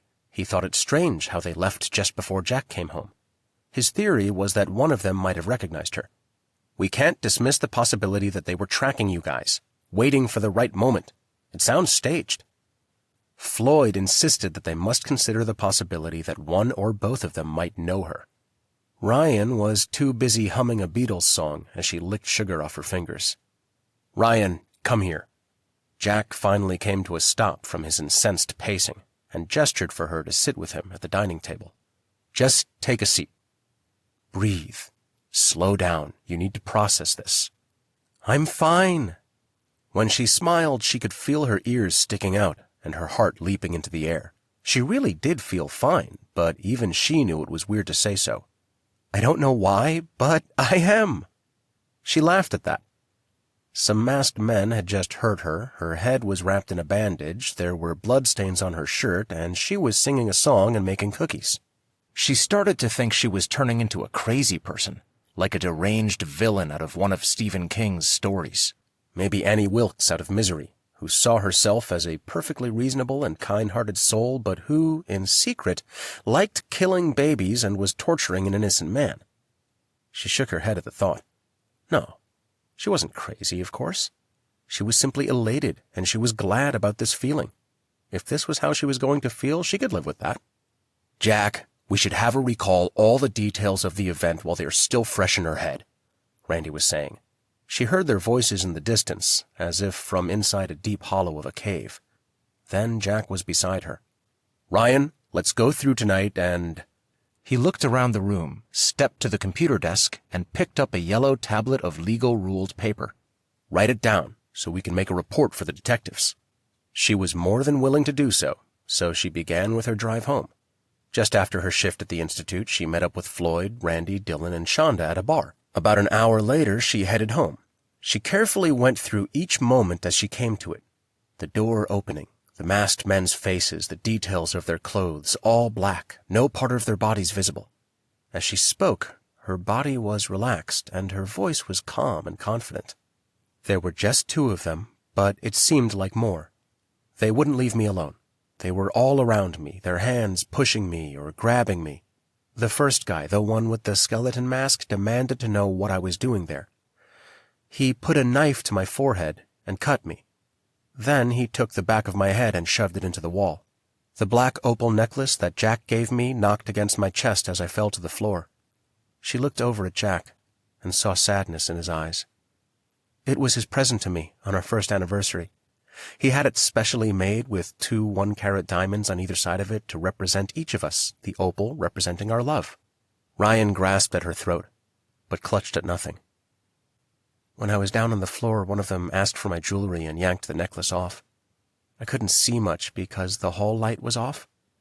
The next thing I knew, the second guy was leaning down and telling me to put my hands flat on the ground. He kicked at my leg and told me to get on my stomach and stretch my hands out in front of me and to spread my fingers out.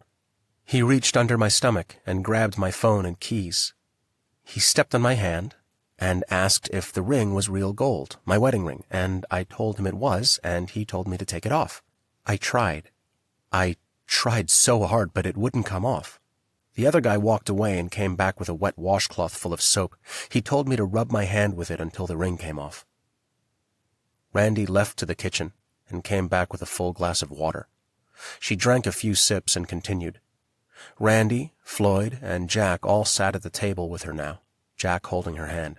They talked to each other for a while as I lay there on the floor. I couldn't hear what they were saying. They moved to the end of the hall and spoke in whispers. I kept thinking, why isn't Jack here? Why did he have to work late tonight? She faced Jack, and he smiled at her, squeezed her hand. And then I started thinking how we shouldn't leave our front door unlocked ever again. It was such a funny thought in the midst of what was happening. It was a little too late for that. Recounting the event proved to be an easy task, and she wanted them to feel as nonchalant about it as she did. Instead, everyone was watching her with sympathy, waiting for her to go on. She cleared her throat. Then I started feeling really tired. Anyway, the skeleton guy started walking back down the hall. He grabbed me by the hair and jerked me to my feet. Something wet got into my eyes. Blood was dripping from my forehead and falling onto my shirt. The room turned quiet. The men's faces edged with disbelief and sympathy at hearing the horrific details. There was something else there, too, concern. Floyd spoke up, a trace of worry in his voice. "You sound like a journalist, simply reporting on some local entertainment news. Rian, I'm worried about you. You have to let your feelings in." Jack's voice came out quietly. "When I got home, you were asleep in our bed. The lights were out. I didn't want to wake you." He hung his head, a note of regret in his voice. "I had no idea something had happened to you." Randy stared at her with sympathetic brown eyes. She smiled back, not feeling any of the emotions they did, only capable of thinking, of remembering, of recounting details. After Randy and Floyd left, Rian remembered something else. The detectives had found a single cigarette, a Lucky brand, in the driveway. Neither Jack nor Rian smoked. In fact, they didn't know anyone who did, so more than likely it belonged to one of the thugs. That cigarette might turn out to be the clue that would catch them. Rian found a bit of comfort as she typed up the report and emailed it to the detective. After that, life for Rian rolled headlong into a series of fast-moving, eccentric snapshots. December 1st, 2013. Jack took Rian to Bayside Restaurant, their favorite place to dine, where they met Randy the year before, and when, aside from Lila and Luke, they started to develop all of their current friendships. The restaurant symbolized a place of happiness for Rian. Until now. From the moment they stepped into the establishment, Rian began to feel something she had never felt before. Emptiness. Disconnected from Jack, from her surroundings, like she wasn't part of anything or anyone. Not really here in any kind of way. Dead. Like she shouldn't be here. Yes, that was it. She felt like a ghost. Then she remembered the guns they'd pointed at her, how her life didn't flash before her eyes the way everyone who had a near-death experience always said it did. She had been able to feel only that this moment would be her last, and after that there would be nothing more. No afterlife. Just emptiness. "Let's get out of here." She was suddenly very uneasy. Jack dropped his napkin on his dinner plate, paid the check, and ushered them both out of the restaurant and back home. She had never seen Jack so agreeable. Typically, he was an easygoing guy who didn't mind one way or the other where they ate, or what they watched on TV, or how they spent their afternoon. But here he was doing so much more than that, showing her how much he believed in her and her fears, even if he himself could not feel them. He didn't question her resolve to immediately leave. He just complied, knowing she needed to. When they returned home, Champ greeted them, as usual, and Rian tried to smile at him, but she found that she literally could not do it. She followed Jack into the bedroom. "It should have been me," Jack said as he undressed. "You couldn't have known they would be there. I should never have left you alone. I'm prepared for things like this. I was trained in the military for things like this, but you weren't. It's a good thing Luke's not here, or we might find somebody who knows somebody." He came over to Rian and held her close, lovingly, protectively. "It should have been me," he mumbled once more. When he let go, she could see tears shining in his eyes. Jack wasn't one to cry, but he was crying now, in silence. His voice trembled as he said, "I almost didn't get to say goodbye." She hadn't considered that fact before, what it must have been like for Jack. The emotional torture and mental agony thinking of the possibility that your spouse could have died. They'd had the opportunity to kill her. She'd been convinced that they would. "I thought that was it, Jack. I didn't think I'd ever see you again. And you know what I felt?" "Nothing. I just thought, well, this is it. My life is over." She hugged him, tightly, for a long time. He pressed his mouth to her head, kissing it softly as she wept for the first time since it had happened. After they let go, she pulled on soft blue pajamas and crawled into bed. Jack went to the kitchen for a drink of water. Her eye wandered to the window. It beckoned to her. She was sure that someone was going to drive by and rain bullets through the glass. She imagined the feeling to be akin to an experience much like going into a shark cage and hoping the shark would ignore her. The imminent threat clung to her like a dark fog, a shroud from which she could not escape. But, somehow, she fell asleep as she heard Jack come into the room. She was in the back passenger seat of her car, and the man with the skeleton mask was driving, his partner sitting in the seat in front of her. The skeleton man sped through the parking lot of the Institute. She tried to open the back door, attempting to jump out, but it was too dangerous. It took her a while to figure out an alternate plan. He just kept driving through the parking lot. The next thing she knew, she found a pencil in her hand and was stabbing the passenger in the neck, but nothing happened. He just laughed. He turned to face the driver, and she stabbed him again, this time in his eye, over and over, and proceeded to pull his eye socket out before doing the same thing to the driver. Rian was gasping and drenched in sweat when she woke from the terrifying scene. She grabbed at the blanket to shield her, as though someone were about to come at her. Her heart was beating like a jarring drum roll. She tried to breathe, but the weight of terror pushed down in her lungs. She looked over at Jack. He was sleeping peacefully. Rian wondered if her sleep would ever be pleasant again. Chapter 8. December 2nd, 2013. The next morning at breakfast, Rian and Jack agreed that counseling would benefit her. He managed to schedule her an appointment for the same afternoon. He went with her to the office, waiting in the lobby while she met with her counselor. Carly Ryder greeted her with professionalism, as she was expected to, but with an added dose of grace and personal interest. She extended her hand to Rian as she motioned to the couch and chair. "Your choice." Tucking her skirt beneath the backs of her knees, she sat in a black leather chair across from Rian, a clipboard poised on her lap. After the formalities were settled, the filling out of forms and the counselor's brief account of her availability, they began with the memory. Rian relayed the details of the event, from start to finish, reciting the beats of the Black Friday 2013 as though she had been programmed to. She couldn't yet reconcile the emotions with the occurrence, so the replay came out quite mechanically.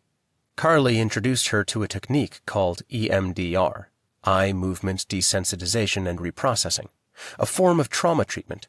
The therapy was less than 30 years old, having been discovered by Francine Shapiro in 1987, when, during a stroll in the park, she recognized that her eye movements reduced the negative feelings she had toward her upsetting memories. After conducting case studies, she discovered that the combination of eye movement and a cognitive module drastically altered the negative emotions associated with previous traumatic experiences. In essence, the anxiety connected to the event drastically diminished. We can start the therapy next time, but for today, I want you to share with me what's on your mind. Why you were here. Rian started with the unsettling feelings, the perception that something wasn't quite right, as if the darkness of that night was continually flooding back to her. When do you experience these feelings? What are you doing when they take place? Rian thought for a moment. They happened in particular situations, at the restaurant, at home, in her dreams. Behind the sense of something dark lingering seemed to be the presence of a systematic planner. Based on everything you have told me, I can see that you have a minor case of post-traumatic stress disorder. The nightmares are a part of that. Right now, your senses are strong as evidenced in your dream. We will be working on reconciling them to the thoughts you have at the restaurant, at home, so that you can process them. In the meantime, I want you to think of a safe place. Rian thought for a moment. In the car, with Jack, me leaning on his arm as he drives.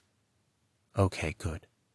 So, when you start to experience those feelings of unease, focus on this place in your mind. December 9th, 2013. It was Ryan's first day back to work. A group of students were being led by one of the other faculty members into a boat. SCMI had partnered with the Mountain and Sea Educational Adventures, MSA, organization in San Pedro in an effort to extend the students' learning experience. Every month during the school season, over 1,000 students had the amazing chance to venture out in the Wilderness Explorer, which stayed docked at the Institute, taking trips to MSA's science camps from Catalina Island in order to get a concrete feel for the marine environment. Rian especially loved seeing the younger faces light up with excitement. The Institute often had students in lower elementary schools participate in the adventure. Last month's group had been able to snorkel and swim alongside schools of fish. Today they would be working in a bird lab, kayaking, and spending some free time swimming in Emerald Bay. She crossed the grounds of the Institute, a familiar place, and yet a place she didn't recognize. Co-workers passed, waving or smiling at her. Groups of visitors made their way across campus innocently enough, but to Rian they looked suspicious, intent on doing something wicked, as though they were creeping toward their destinations. A man in his 20s strolled near her, in conversation with another young man. She found herself eyeing them suspiciously, convinced that they had been there on the darkest night of her life. One of the men was tall, the other average. Their physical descriptions easily matched those of the masked men. Her heart rate sped up, her hands clenched. She thought of her safe place, in the car with Jack, but the feelings of endangerment would not subside. The men passed by her, paying her no attention. Rian kept walking, doing her best to forget them. They were just strangers who reminded her of the men who had hurt her. They had to be. She quickly made her way inside the building. Shonda was glad to see her at work again, and she asked how she was doing. Rian muttered how she was okay, but she wasn't okay, not at all. She moved over to her workstation and started working on a lesson plan for a future class of college students, but she couldn't concentrate. As she headed home later that evening, she watched, with great trepidation, other drivers beside her, and she persuaded herself that one of them would turn to her with a gun in his hand, point it at her, and kill her. January 18th, 2014. Rian and Jack drove to an In-N-Out drive-thru and ordered 2 burgers. "I am so thankful for you, Jack. I love you so much." There were a lot of tears, and the crying became more of an uncontrollable, needy sobbing. She couldn't stop saying those same words to him 4 or 5 more times. It was like she had turned into a sphere of emotion all at once. Jack took her hand and kissed her cheek. "I love you." When they got home, Rian experienced similar feelings, only this time she was overwhelmed with gratitude for being alive. She was standing at the kitchen island and she smiled as she cried. When they made love that night, all she could feel was happiness at being alive and being with her husband. March 3rd, 2014. To break up the monotony of going to work, Jack suggested they head over to the mall. "We need a break anyway. This project is turning out to be a lot more time-consuming than the Institute thought, and you could use a day away, just having fun doing mindless shopping." He winked at her, and she shook her head. "If you wanted to go shopping, you just had to say so," she told him. Jack, not Rian, was the shopping addict. In fact, Rian hated shopping as much as she hated plucking her eyebrows. She did neither. But Jack loved shopping because it helped him relax, and he definitely needed to relax. Since that November night, he had been extremely protective of her, worrying about her every move. She had not gone anywhere without him at the wheel until last week. She could only imagine how the burden of that anxiety had overtaken him. He needed that break more than she did. He kissed her straight in the lips and brushed his nose against hers, their own private expression of affection. When they pulled into the parking structure, Rian was surprised by the number of cars parked in the lot. Today was a Monday. It wasn't a holiday, and it was 10:30 in the morning, when most honest people were hard at work. Overhead, a few scattered clouds sailed through the sky, leaving behind a smudge of black specks. For the past several weeks, the weather had been nicely tempered, cooling the Newport Beach community with low 60-degree temperatures. Once inside, they decided on an early lunch at a pizza place. Jack ordered a large pepperoni and pineapple, their favorite, and 1 large Pepsi for them to share. Rian found herself relaxing as they enjoyed their food and watched people walking in and out of shops. It was a mind-numbing experience, exactly what she needed to relax. After they were done, Jack went across the hall to a men's clothing store, and Rian decided to browse for a pair of shoes a few stores down. She was actually having fun shopping for once. Maybe the mindless task of browsing was the right antidote. As she was about to pick up a pair of sandals, a loud screaming pierced the room. Rian bolted upright and glanced around the store. A woman in her 30s was flying through the store, spinning her bags around in a frenzy. "Jamie? Jamie, where are you? What happened to you? Oh my God, Jamie!" She was screaming so loudly that her words tumbled out in a wild slur of alarming panic. When Rian looked around her, everybody continued their shopping as though nothing were happening, as if it were just a regular day at the old shoe shop when a crazy woman ran around in circles shouting at the top of her lungs. She couldn't believe how the customers just kept looking at shoes while Ryan's heart jumped nervously, or how the employees just looked on as if this were normal. A moment later, the woman rushed into the fitting room and started screaming in a new kind of way, a sobbing release. Another woman in her 30s emerged from one of the rooms. "Jamie!" The woman practically knocked her over as she threw herself into her. Jamie simply stood outside the fitting room door, adjusting her shirt and smiling at her. The back of Ryan's neck tensed. The headache returned, pounding steadily. She was a mental wreck. The woman's behavior made her feel endangered. Why would someone come running through a store yelling like a crazy person, and why did nobody think it odd? She was all alone in a world where only she sensed the wrongness of things. April 7th, 2014. I saw a dream, and it made me fearful. And these fantasies as I lay on my bed and the visions in my mind kept alarming me. Daniel, chapter 4, verse 5. "Where do you want to go?" Jack asked as they dressed for the day. "The Wedge." The Wedge was a romantic beachfront at the end of Balboa Island, a special spot for them ever since they moved here. But the second the beach came into view, the torrent of memories returned. The skeleton man spoke first. "Move and I will blow your head off." He was pointing a gun in her face. He had her pushed up against the wall in the back family room.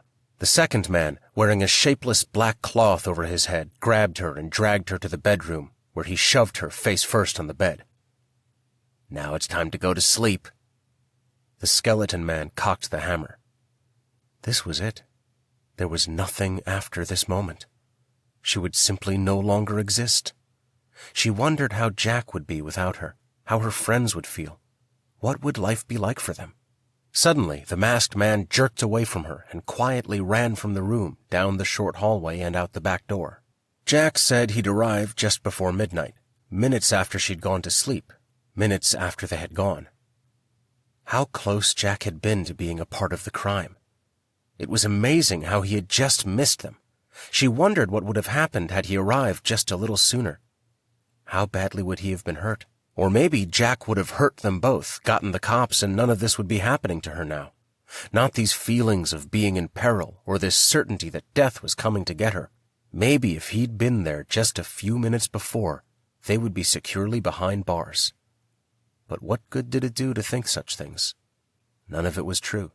Strangely, she felt elated, joyous a minute later. "I'm so thankful to be here with you." Rian started crying as Jack pulled into the parking lot of Balboa Island. He squeezed her hand. Her heart surged with fire as she thought about how precious life was, and the wonder of still being in this world. On the beach, Jack set up their chairs and a small table for their lunch, and then he took out a ring box. "I have something for you." She opened the box, and sitting on the black velvet cushion was a silver chain holding a black opal pendant framed by 2 diamonds, almost identical to the one that had been taken. "To replace the stolen one," he said. April 14th, 2014. Leaving work for the day, Rian walked by 2 teenage girls, one of them wearing a sweatshirt that read, "Gun Living." She looked again as the girls came closer and saw that it read "Gun Living." That couldn't be right. They came within a few more feet of her and she saw that it read "Cali Living." They passed her, engaged in busy chatter and oblivious to the edgy trepidation that came over her. Stunned, she kept walking to her car. How could she have misread that? When she got home, Jack had the windows open so that a nice draft flowed through the house. After kissing him on the lips, she made her way down the hall when a sudden banging sound exploded behind her. She whirled and screamed. "Sorry!" Jack opened the door to the kitchen. The wind slammed it shut before I could grab it. He hurried over to her and held her close. She hugged him back tightly. After several minutes, they pulled apart. Trying to normalize things, he whispered, "Sean and Kristen should be here soon for dinner." Randy and Floyd will be coming sometime later tonight, too, just to hang out. They'll call when they're on their way." A few minutes later, Sean and Kristen arrived. They came through the front door and entered the living room. Rian was in the kitchen and peeked out to say hello. Not 3 seconds later, she heard, "Hey," and Sean was suddenly beside her. She screamed. Jack quickly came into the room to hold her. "I'm sorry. I'm so sorry," Sean said to her. "I didn't mean to scare you. I thought you knew I was there." He touched her arm, and his fingers were cold and sticky against her skin, like the texture of blood. She jerked her arm away and looked at him suspiciously. He moved away from her, not knowing what to do. "I know," she finally responded, though her heart pattered like a protective lion. She doubted his sincerity. He'd always been the quiet type. She learned over the years that the quiet ones were often up to no good. That's why being quiet was such a good cover. People didn't suspect you. Dinner time was like listening to a silent movie. Everyone moved in hushed motions, keeping their eyes on the food, looking away from each other. It was awkward. Rian felt bad for her reaction, but only a little bit. Sean seemed embarrassed for surprising her, but that could just be an act. After dinner, they returned to the living room to catch up with one another. As Rian listened to Kristen talking about the latest news with her company, her eyes kept wandering to the front door. Suddenly, she saw shadowy figures through the sheer curtains as they crept slowly up to the front porch. She immediately stood up from her plate, walked straight to the door, and boldly swung it open. Floyd and Randy were standing there. Rian said, "Why didn't you call? You said you would call when you were on your way." She knew she was being reactive, a bit over the top maybe, but it couldn't be helped. Thankfully, they acted unperturbed. "I'm sorry. We should have. We just thought you knew we'd be here in a little while, so we figured it would be okay if we just showed up," Randy said. But his apology did nothing to settle her. "You can't do that. You looked so scary outside, like you were slinking toward the house." "We were just talking on our way in." Floyd smiled and hugged her. She was amazed how composed they both were, and how her uncharacteristic behavior didn't faze them. Like at the mall, where she was the only one feeling disturbed while everyone else remained calm. But she knew they were coming. That was the difference. She even recognized their shapes as they came up the walk. Still, she didn't feel safe. Rian wasn't one to be so confrontational. She'd practically bitten their heads off. And yet they spent the evening with her as though she hadn't lost it a little. Indeed, they treated her no differently than before. She was thankful for that, because she didn't know how to explain her rash reaction. June 13th, 2014. Rian hopped on the computer and read a headline that disturbed her and made her heart sink to the floor. 64-year-old man mugged by 2 young men. A video clip was attached, showing an elderly man starting to pump gas into his vehicle when 2 thugs snuck up on him, knocked him to the ground, kicked him in the head, then took his wallet before running off. She instantly turned angry, indignant. A swelling pressure began forming in her skull and down the base of her neck. She touched her throat, and her fingers lingered against the necklace that Jack had just replaced. When she fell asleep that night, a terrifying scene unfolded. A strange woman reached out her thick, white, polished nails with black rounded tips. She raised one of her painted nails like a dagger and stabbed Rian in the forearm. "To numb you for 24 hours.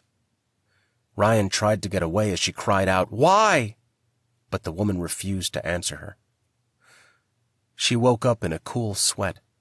Next to her, Jack continued sleeping, oblivious to the frightening vision. Why were the nightmares returning? When would she be set free? July 7th, 2014. For 2 hours straight, Rian wanted to die. It was a feeling Jack could not relate to, and though she told him about it, even he could only sympathize at best. Those 2 hours were the darkest hours. for it was as if she were emotionally drowning, absent of all hope and destined to a pathway of despair. Later, her very real sense of terror was tested as she was sitting at the table reading a King novel and the lights in the kitchen suddenly clacked on. She jerked around in her seat and saw Jack. "You can't do that!" Hey, it's okay. I just turned on the lights. I didn't know that would startle you." Rian dropped the book on the table and her head sunk into her arms as she sobbed. Jack rubbed her shoulders and kissed the back of her neck, but the warmth of his lips was overtaken by the cold, damp sweat that tormented her entire being. September 19th, 2014. It had been nearly a year since the sheriff's department had filed a report, so Rian was surprised when an officer called asking her to come down to ID the suspects. Jack left work to come home and drive the two of them to the sheriff's station. Officer Lloyd was more than friendly as he led them to a back room. A long, narrow wooden table sat at the center of the room and was sandwiched by 2 pairs of metal-backed chairs. Jack, at the officer's suggestion, waited outside in the lobby so as not to intrude or interfere with Rian's decision. Rian sat down in the chair on the left, nearest to the door, because it made her feel better to be as close to Jack as possible. Officer Lloyd placed the first sheet of pictures before her, all headshots. She had not seen the face of the shorter man because, of course, his face had been shrouded by a skeleton mask. However, she had been able to see a small sliver of the other man's neck, dark, taut skin with fine wrinkles. She'd even mentally gauged how tall he was as he lingered in the doorway. She had purposefully memorized the proportions of his height and weight, guessing him to be around 200 pounds and about 6'2". She thought retaining such information was important. She stared hard at the profiles, concentrating on each one for several seconds. There were 4 sheets of pictures, 32 profiles in total. She took her time, letting her gaze travel from one image to the next, carefully examining the contours of the faces, the easy lines of their necks, the sharp edges, the shade of their skin. Most of the photographs contained men of Hispanic or Mexican descent. Out of the 32 images, only 2 pictures featured black men and 3 featured white men. But she was unable to recognize any of them. It was akin to looking for a black spider in a field of black spiders. They might as well all be one and the same. The taller man had been wearing loose-fitting clothes and a large black cloth over his face, easy to conceal his true proportions. Remembering their height and the shape of the taller man's neck now seemed to be such pathetically and uselessly remembered details. She shook her head, frustrated. "Don't be hard on yourself," Officer Lloyd told her. "We may have them in custody regardless. There was another break-in a month ago, and the DNA matches a glove that was left behind at your house." Rian looked up, feeling hope for the first time since all this had begun. "You found a glove?" "Yes, but because it was found in the street, we can't be sure it belongs to the same guy. By itself, the glove isn't enough to secure the culprits. Do try to find comfort in the fact that we have the cigarette that was left in the driveway, and if we're able to lift fingerprints from it, those may identify your assailants." When they left the station, Rian relayed her meeting to Jack, and as she did, her heart fell with despair a little bit more. September 21st, 2014. Rian dreamed about one of the thugs. He was in her house again, but this time he was lying on her bed. She called 911, but no one answered. She redialed, and this time someone picked up. She whispered into the phone, "Someone is here and is going to try to kill me." When she awoke, she didn't think much about the dream. There had been so many like them that she knew it was just a part of her processing the real events. She found comfort in the fact that with each one the situation progressed, that she was getting farther away from the danger. But there was another reason she didn't pay too much attention to the dream. She had been spending a lot of time in the fish lab at work and had a sudden desire to buy some fish. "That's different," came Jack's response to her request as he gazed up at her from his position on the couch. She felt like a little girl as she squealed, "I feel like I am ready for one this time." She hadn't exactly welcomed the goldfish her parents got her when she was a child. "Ha ha. Do you want to come with me?" she asked. "Nah, I'm going to sit here and root for the Broncos." On the TV, the Broncos were making a second-quarter play against the Seahawks. Ordinarily, Rian would be lazing on the couch too, anything for a game of football, but she felt compelled to go to the pet store. Thankfully, it was open 7 days a week and was just around the corner. When she stepped into the pet store, that little girl in her came out again. She found herself turning in all directions as she gazed at everything the shop had to offer. Puppies, kittens, bunnies, birds, lizards, mice, hamsters. She looked at each and every one with delight. When she came to 3 aisles of aquariums, her smile reached to the ends of her cheeks. There were loads of fish to see, so many varieties. She could hardly contain herself as she gazed into the first tank. At least 50 goldfish were swimming in circles, darting quickly back and forth, up, down, anxiously flitting from one end of the tank to the other. Though they were literally a dime a dozen, she couldn't help but feel that she gazed upon a treasure. "May I help you?" A young woman wearing a company work shirt stepped up beside her. "Anything in particular? We have every kind of fish here." Her smile was warm and inviting as she gestured down the row. "Oh, I don't know. It's so hard to choose. I just want them all." She laughed. "My name is Trina. Please let me know if you have any questions." "Thank you." Rian watched her walk away to attend to someone else. The next tank held a type of fish that practically glowed. The label at the top of the glass read Zebra Danio. Their blue-striped bodies whipped back and forth as they hurried to the surface for their dinner. Rian watched some of the ones farther below jerking their bodies, their beautiful blue shine gleaming. The next 2 containers held scores of neon tetras, a softer golden color, actually more golden than the goldfish itself. Rian pressed her face closer to the glass, taking pleasure in their constant swimming and diving. Until something dark popped up from behind the back of the tank. At first, Rian thought it might be one of those fake trees or some kind of plastic plant that often decorated the inside of the aquariums. But as her eyes moved from the tetra to the edge of the glass, she caught sight of 2 dark brown eyes watching her. Eyes of a predator. Her heart burned from the intensity of the stare. Though she was free to leave the store, she felt trapped, like these fish, beneath the looming gaze of the unseen watcher. "Rian?" A familiar voice spoke from behind the tank. Rian closed her eyes, hoping she was wrong about her convictions, that he hadn't been stalking her, that he couldn't be one of the men from that night. And then he was behind her. "What's wrong?" She slowly opened her eyes and turned around to see Dylan. "Dylan," she whispered. "You seem upset." He appeared genuinely concerned. "I'm okay." Was she? He seemed like the same Dylan she'd known these past few years. Nothing weird about him. Perhaps the fish tank had distorted what she'd seen in his eyes. The water was a bit murky, so she could easily have mistaken his look for something more sinister. "You looked at me like I had fins for arms and bulging eyes in place of a head." She couldn't help it. She laughed. He always made her laugh. "Shonda with you?" "No. She decided to visit her dad today. She sent me here because of my unprecedented genius ability to select the finest of goldfish." "I'm picking out my first fish ever." Poor, deprived childhood. A kid must have at least 1 fish in her lifetime. "No, it's more serious than that."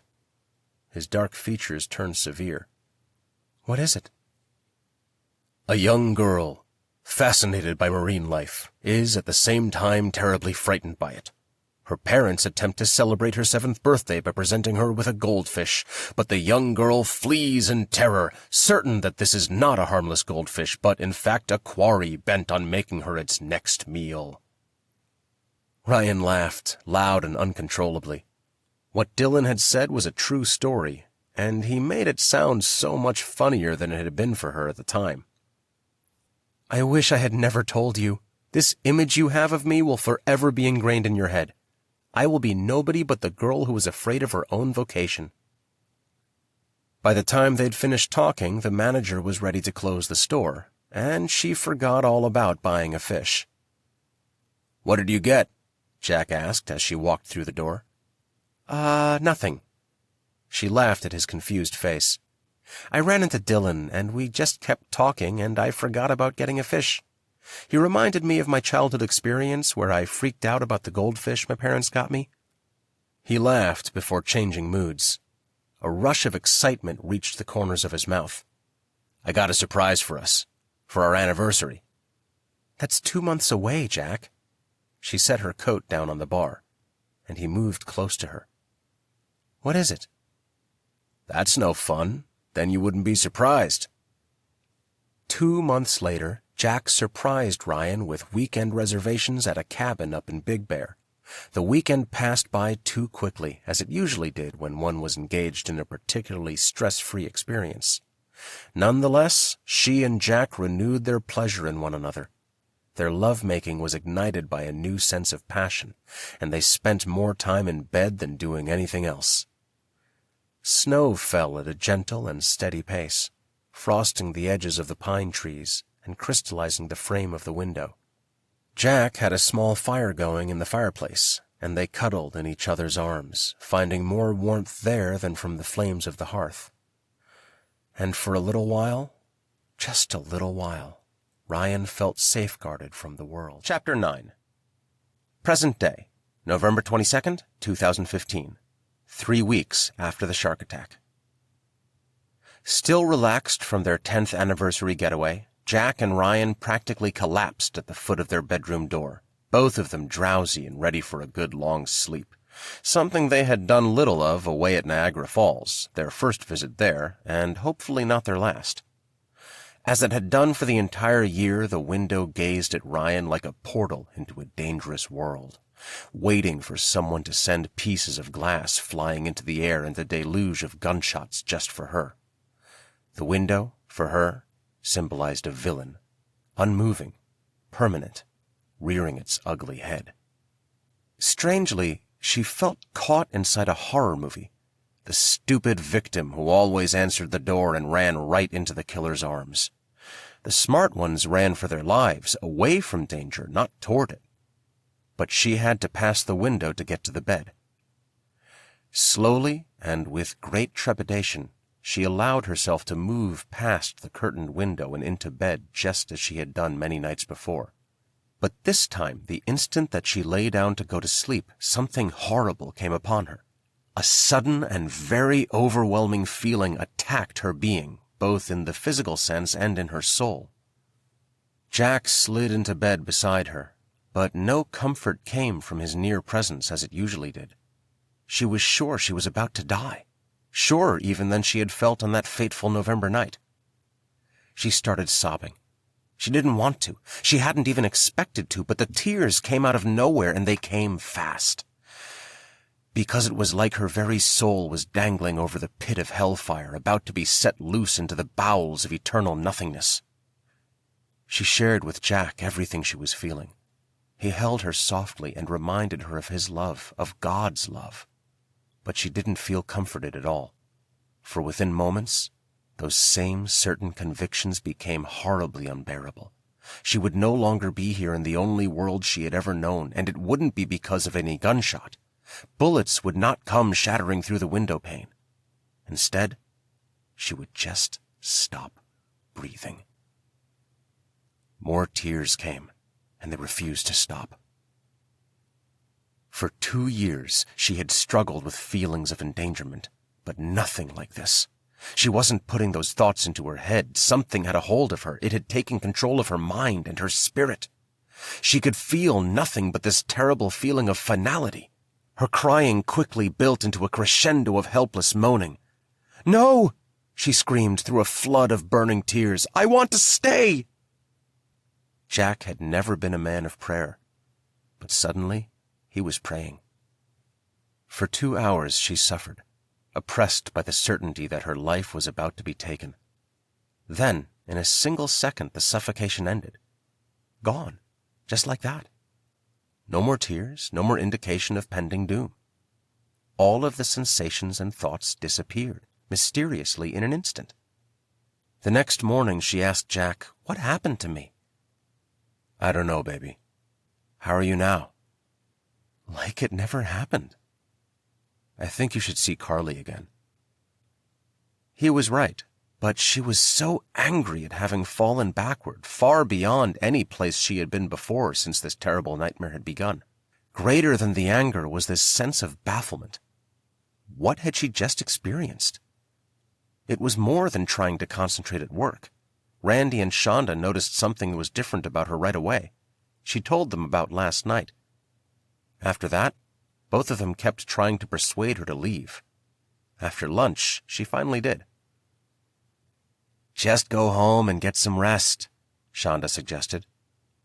"Shonda's right. You should get some rest. You're trying to do too much," Randy said. "Actually, I have an appointment today with my counselor. Jack thought I should go, considering what happened last night. It's probably related to that event." He looked concerned.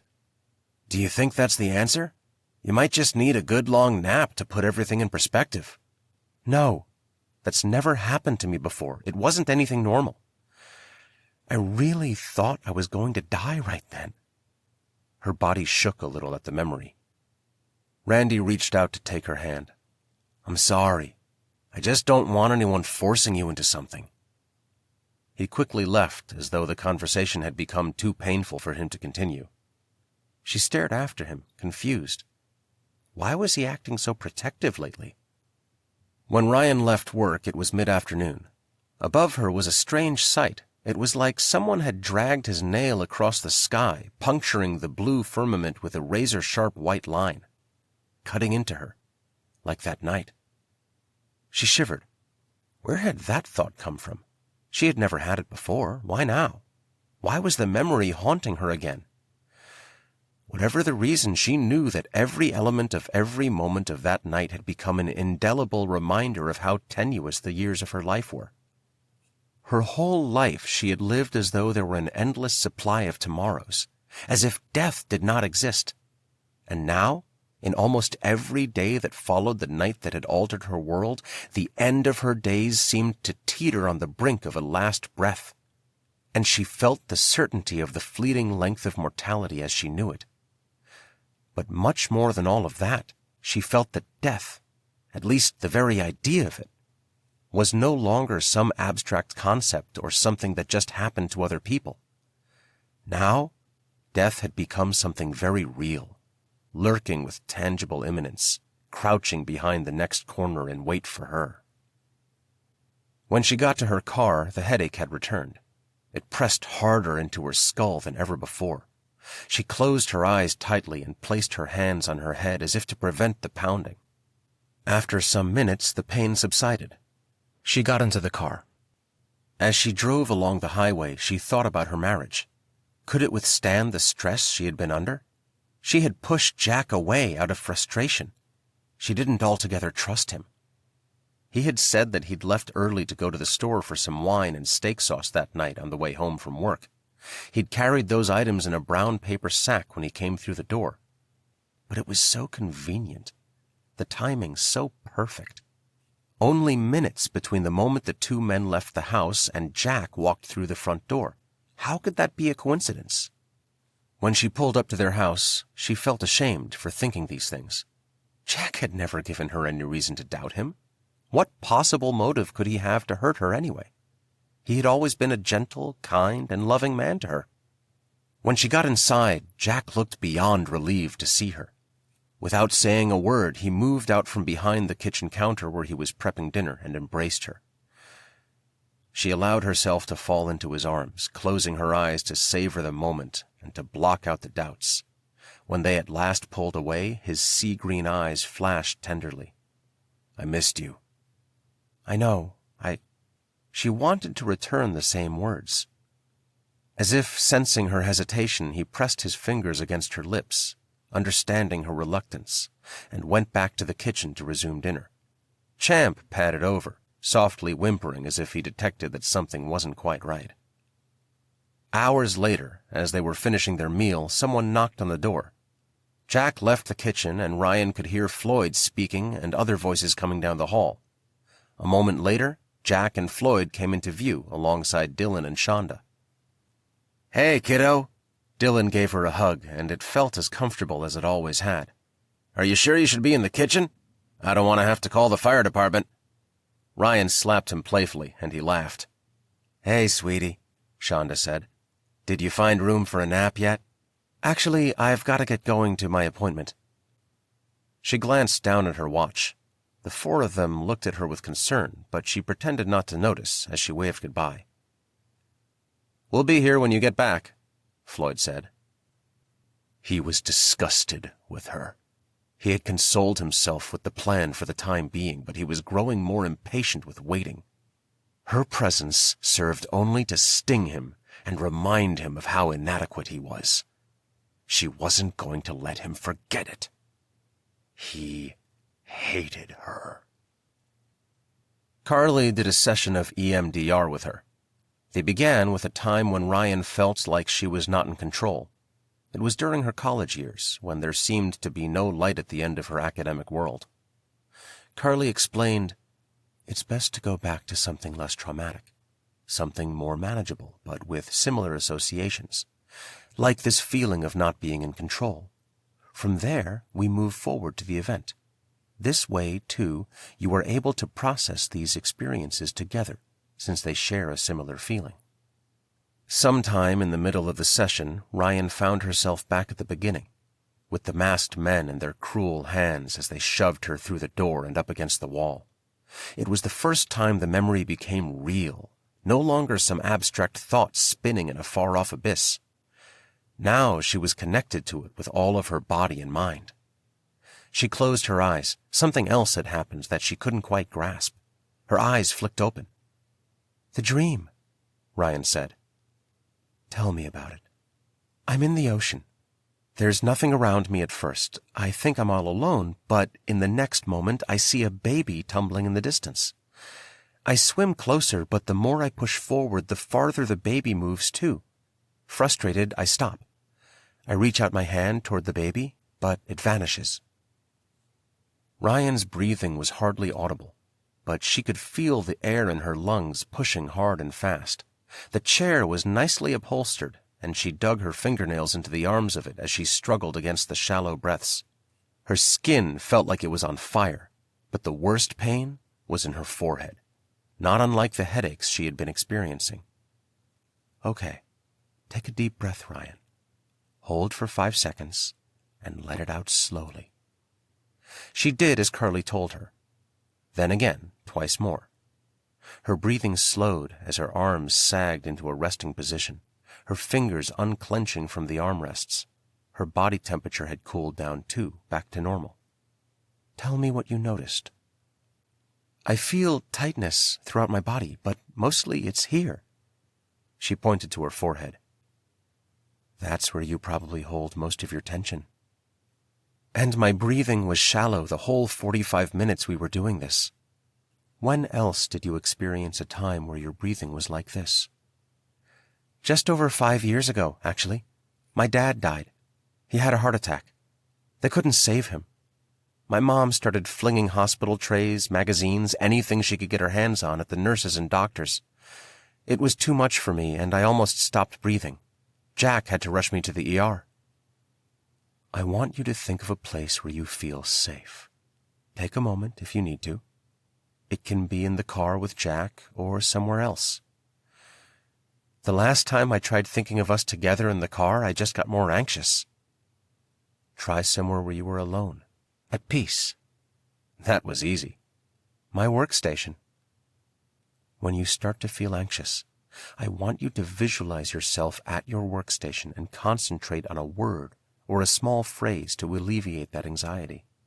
For at least 12 minutes, meditate on this word as you picture your safe place. This will enable you to link your thoughts to your emotions instead of compartmentalizing them. Or, if you are somewhere where you are stationary, you can go through those relaxation body movements, starting from the top of your body to the ends of your toes, as you were instructed in your earlier sessions. What about my dreams? The nightmares you have had and the anxiety are all related to your PTSD. but I believe we will be able to alleviate those symptoms after a few more sessions. Take care of yourself and remember to call me if you should need anything before our next meeting." She smiled at Rian and walked her to the door. When Rian returned home, all of them were talking animatedly on the couch and looking at her in unison as she walked through the door. "The mayor would like to meet with you in the morning," Jack said. "We can all go with you." Shonda stood up. "You know what? That would be great, actually." Thanks to Jack, their friends caught wind of her visit with the mayor. Lila and Luke couldn't come out, of course, but they called Rian to remind her that they were with her in spirit. The rest of their friends met up with her and Jack at the front door. Even Hal was there. And, as if brilliant beyond even human capacity, Champ sniffed at her and yelped as he pawed at her jeans to demonstrate his excitement. "Thank you, Champ. We'll get this all figured out. Don't you worry." Rian ruffled his hair around and kissed his nose. It was a chilly morning, and the fog came rolling in thick clouds over the island. Jack held her hand while Dylan and Shonda kept pace behind them. Rian noticed a tension between Sean and Kristen and wondered what it was. Sean was typically quiet, but he was more than that this morning.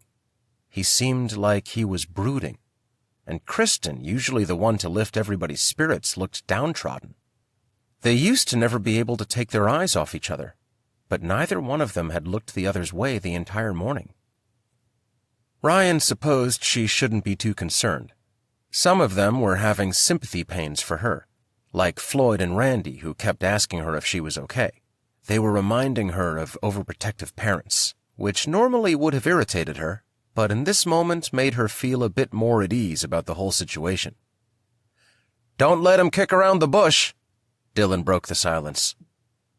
"Don't you mean beat around the bush?" Jack said. "No, these guys tend to come kicking and screaming." Everyone laughed at that. Even the tension between Sean and Kristen faded.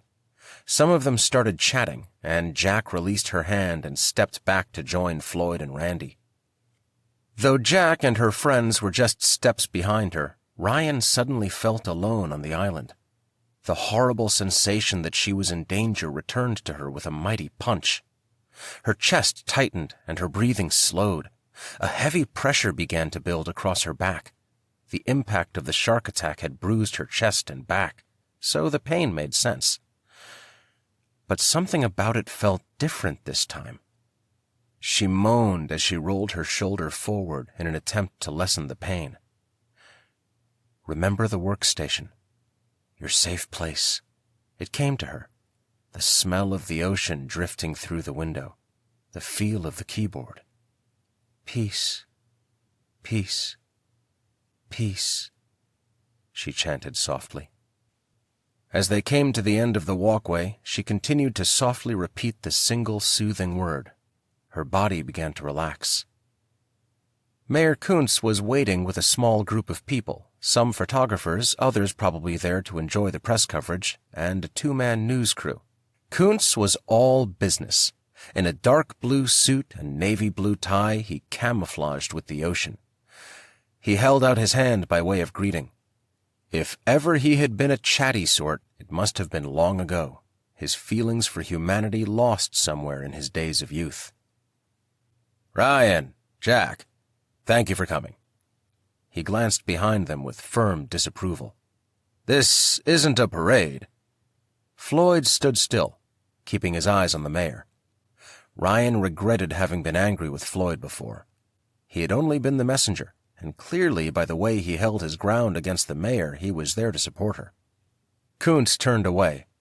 "The marine biologist will be coming this afternoon. Jimmy Woods, the teenager who was attacked, will be here any moment, so let's have a look at the Sundancer." The boat had been ferried over to an onshore plant in preparation for this very day.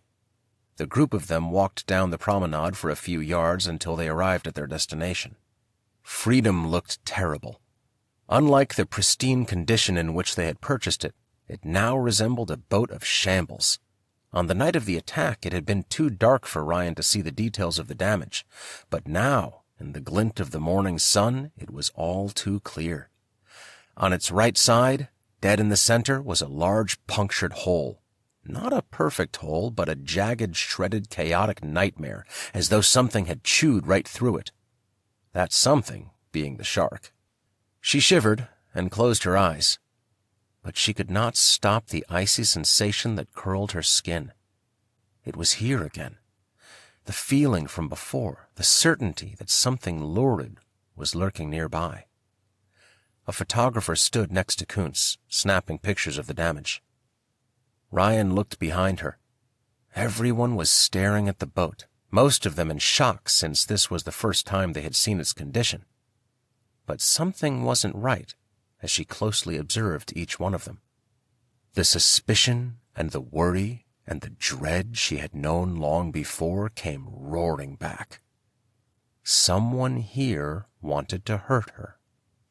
Her heart shuddered. Not a stranger, but someone she knew. Now she was convinced that it was someone familiar because she felt personally violated. The memory of that winter had been buried through therapy, through denial, and now it was coming back with an inevitability that the two men had not been random outsiders, but people who were already in her life. Before he died, her dad always stressed the importance of trusting your instincts. He said that doing so had saved him from the deception of others. Rian had loved her dad immensely and embraced this bit of advice from him that she cherished even after he died. As the clicking of the camera continued, Jack stood beside her, talking to Hal. His eyes were glued on Kuntz as they spoke. Stress was creasing the span of his forehead, and the green in his eyes were afire with frustration. He didn't look like the same Jack, the one who was usually in control and at ease. After 10 years of marriage, had something changed within him? She couldn't forget the couple of remarks Randy had made which put Jack into a different light, a bad light. But the more likely reason, the one Rian hoped to be true, was that his furrowed brow and steely eyes were in response to the stress of this situation. Hal was next, the grandfather she never had. Since their move here 3 years ago, he had been nothing but sweet as his candy shop.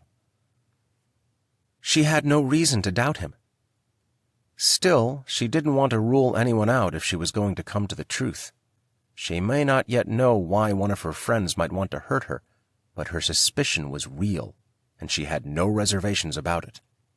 His eyes twinkled as he glanced at her and continued talking to Jack. Was his friendliness genuine or a hoax? She didn't know.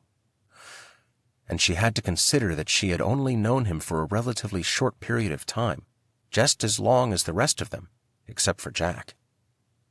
Kristen was behind them, looking around the dock as if she were searching for someone. She and Sean hadn't been on good terms. Sean had his eyes on the ocean as if deep in thought. Rian wanted to ask them what their fight was about, but she didn't want to sound overeager. It wasn't her style to intrude. Sean was reticent, however, and behind that tendency to be less communicative might be a hidden intention never suspected. It sounded ridiculous, even to her own ears, to think that her trusted friends were seeking to harm her. The idea that any of them wished to put her in danger was a wild idea that had seemingly come out of nowhere. But it hadn't. It had been there ever since the night of the shark. That's how she thought of it now.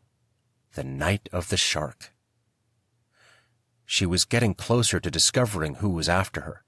But what kind of harm did they intend to inflict? That she had no answer for. She looked further down the boardwalk, at Dylan, who was always cracking jokes and making light of things. Even right now, as Kuntz and the photographer finished wrapping up the session, he was making Shonda and Randy laugh. But maybe his wit was just a way of hiding something. Maybe he wore that mask to make sure he could get away with something as evil as murder, knowing no one would ever suspect his dark motives. Randy, like the others, had been a good friend too, but lately he had been a bit overprotective of her. Why was he suddenly so worried about her, and why didn't he trust Jack? Maybe he recognized something distrustful in Jack and was trying to protect her. Or maybe he was trying to make Jack look guilty to make himself look trustworthy. Rian pressed her hand to her head, which had begun to throb. The thought of any of them wanting to threaten her was too painful to deal with, but she knew she had to consider the possibility. Floyd was the last one. Always a thinker, he had a flair for language, a way of making things sound better than they might be. Were his euphemisms for any given situation his stealthy way of misleading her down a path of peril? Maybe his kinship was just a way to get Rian to trust him so she could easily be deceived. She swallowed the dryness in her throat and stared back at Kuntz, who was motioning to her. He pointed to the side of the Sundancer. "Here we can see the size of the teeth. Mr. Dreyfus will be here soon, like I said, and he'll be able to give us a clearer picture of things. Once we have something solid, I'll be in touch with you, no later than this evening." He turned slightly and called out to a young boy. "Over here, Jimmy." Jimmy Woods was a 14-year-old black kid of small stature with thin arms and knobby knees. His smile was almost as small as he was, but in it was a serenity that Rian missed from her own life. She introduced herself, and they smiled at each other, and Ryan's heart soared a bit at the thought that their similar experiences might lead to solving this mystery. Mr. Woods was a large man with bulging muscles and a smooth, approachable face. She shook his hand. "How are your injuries?" She turned back to Jimmy. He lifted his shirt to reveal deep wounds. 3 almost perfectly sharp lines shined against his dark skin. Rian shook inside and tried to remain calm for Jimmy's sake. Though the legwork had not yet been done, Rian knew that the shark that had damaged her boat was the same shark that had hurt Jimmy. "He's getting better, though. On the road to recovery," his dad piped in as he squeezed his son's shoulder. Rian nodded. As if in a spell, she felt drawn to freedom. She inched forward, past Jimmy and his dad, past the photographer, then Kuntz, who was standing at the edge of the dock. She wanted to get a closer look, just to be sure. "Was it just the side of the boat?" Kuntz asked. "No, there's some damage on the stern as well." Rian stepped closer to the boat.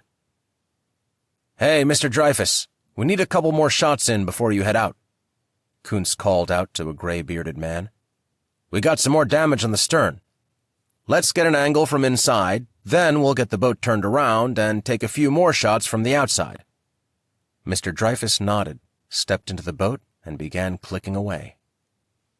The shark moved its colossal, sleek body rapidly through the ocean.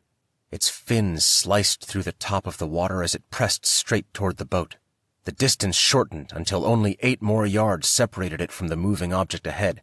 Half a minute passed before it closed in. 4 yards, 1 yard, smack! It burrowed its face into the side of the boat. It had reached its destination. Just as the photographer snapped the last picture, a huge blast of water sprayed up through the air. Everything happened in slow motion in that instant. Dreyfus lost his balance, falling backward onto the floor of the boat, his camera spinning like a tetherball around his neck. Kuntz held his arms out toward him as though trying to stop the geyser. Jack turned from Hal, his mouth dropping open, his arms reaching for Rian to pull her away from the water's edge. The tunnel of water appeared to freeze as though it had erupted into a large, gaping mouth of sharp-horned teeth. She immediately recognized the teeth. She would never forget them. This was her shark. That night, alone in freedom, she had been unable to scream right away. The shark made sure to thrust its powerful body against the vessel, keeping her flopping and throwing her all over the boat. She hadn't been able to catch her breath, much less process what was happening at the time. Everything happened too fast. Just like that Black Friday. That night on the boat, she hadn't found her voice until the shark had nearly torn her foot off. But now she screamed with a deeper sense of terror than she'd ever known. The vibration of the scream reached way down into the depths of her being. Things stopped moving in slow motion like someone had pushed stop on a tape recorder. 1 second. 2. Time sped up. Dreyfus steadied himself against the steering wheel. The shark rammed its nose into the Sundancer. Dreyfus toppled over the seat behind him as the shark dipped back into the water. Kuntz and Hal rushed over, grabbed Dreyfus, yanked him from the boat. All 3 landed feet first on the dock. The shark flashed its fin as it swam off. Jack hugged Rian close to his body. Kristen cried in Sean's arms. Dylan and Shonda came to Ryan's side. Randy flinched as he stared at the shark. Hal sheltered Rian from the water side of the dock. Floyd gasped in a state of shock. Then, time returned to normal. No one could have known, of course, that the shark would be there. So why did Rian feel so sure that someone was behind its reappearance? An absurd thought. But she knew, somehow she just knew that someone here had orchestrated the event, timed it to absolute perfection. Kuntz had been the one to set the time of the meeting. Could it be him? She looked away from Jack to see Kuntz and Dreyfus still shaken up, Hal trying to calm them both down. Kuntz was already on the phone with the police, his eyes warily glued to the ocean. It was unlikely he wanted to risk her life. And he didn't know Rian well, certainly not on a personal level. And for whatever reason, Rian knew that whoever was after her was close to her. Someone here wanted to hurt her, had already hurt her. Her hands became shaky as that new realization hit her. 2 men had attacked her on Black Friday, changing the meaning of that unofficial holiday forever for her. It made sense why she felt endangered lately, because the 2 thugs weren't strangers. Though the ideas she'd been forming in her own mind over the last several days weren't entirely clear, they would be. She knew they would be, once she had all the pieces in place. Her next thoughts sounded far-fetched, perhaps even paranoid. None of it yet made sense. But the chance that the shark would be there, at the exact location, precisely moments after she'd arrived, was not a coincidence. It was intentional. Rian laughed inside. What she was thinking was outrageous, because what she believed required an illogical theory, one that, even with all the time and tools in the world, could not have been put together so efficiently. The theory called for drastic measures, so if someone wanted to scare her, they must be able to concoct a plan that entailed mechanical manipulation, a kind of technology that allowed control over a shark's movements. Aside from a number of B-movies, Rian didn't think that possible. She looked back to Randy, who was talking quietly to Floyd, apparently processing what had just happened. He caught her eye, winked, and turned his attention back to Floyd. Was that a menacing wink? Were he and Floyd discussing the next part of their plan? "What is it?" Jack whispered into her hair. He took her hands in his, trying to calm her. Intentional. A chill crept across her neck. The opal necklace felt cold against her skin. 2 Novembers ago had been intentional in ways she hadn't realized before. Today's shark surprise had also been intentional. And in some kind of mysterious way, the 2 incidents were related. She had to tell Jack, even if she suspected him. If he was innocent, they could work together. And she was willing to take that risk. "Both nights are connected. Don't ask me to explain how. I can't, not yet. But I know they are tied together in some way," she whispered. She looked over at Jimmy Woods and his dad, who were engaged in a serious conversation with Kuntz. Mr. Woods looked angry, but at whom she couldn't tell. Rian turned back to Jack. "It took almost a year for the DNA results, and they came back with nothing.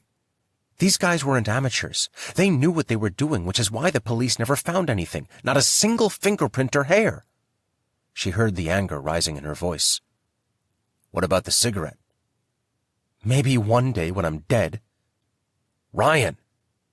Jack touched her face. He knew she needed to leave. "Let's go home." Their friends hugged Rian as they said their goodbyes. By the time they walked to the end of the walkway, the police had already arrived, their spinning red lights wailing. Chapter 10. Back at home, at Jack's urging, Rian called Carly for an emergency session. She had an opening that afternoon. In their living room, next to a warm fireplace, Jack attempted to soothe Rian. He poured them 2 glasses of red wine, made a plate of cheese and crackers, and turned on her favorite music at low volume. But his efforts were in vain. What Rian needed was sleep. A good, long sleep that would take her from this wretched morning and plunge her into a world of escape. She was mentally and emotionally saturated with the morbidity of both events. No, make that all 3 events now. And with the creepy feeling that someone close to her wanted her dead. Jack gently tucked her in and made sure the bedroom was heated to her satisfaction before he left to the kitchen. By the time she woke up, she was relieved to have slept without having any nightmares. After sharing the horrifying events of yesterday's shark event, Rian agreed with Carly that she was ready to resume the EMDR therapy. This is where she would concentrate on a vivid part of that experience as she thought something negative about herself, something the experience and the men had prompted her to feel, even though it wasn't true, while finding a positive belief to replace it and noticing the emotions and sensations in her body. We're going to go back to the earlier event now, because yesterday's is too fresh, too strong. We need to ease our way up to it. Carly handed her a chart with about 40 different negative statements about oneself. Rian carefully read through each one and found one of them to be particularly relevant. You have no control. Carly pointed 2 closed fingers in between them and slowly waved them back and forth like a pendulum. As in prior sessions, this continued for about 30 seconds, with Rian following her fingers using just her eyes, as she focused on the skeleton mask, the primary thing she had seen. At the first stop, she reported how she felt her hands grow a little tense. She wasn't able to identify any particular emotion. It still wasn't easy, the therapy, to connect the feelings to the incidents. They felt like 2 very separate things which could not be joined together. She told Carly this. It can be difficult to link them. In your earlier sessions, you dealt with the trauma by separating your emotions from the event. It's a defense mechanism. Trying to associate the thoughts and feelings will be a bit challenging, but it will come. Just don't force anything.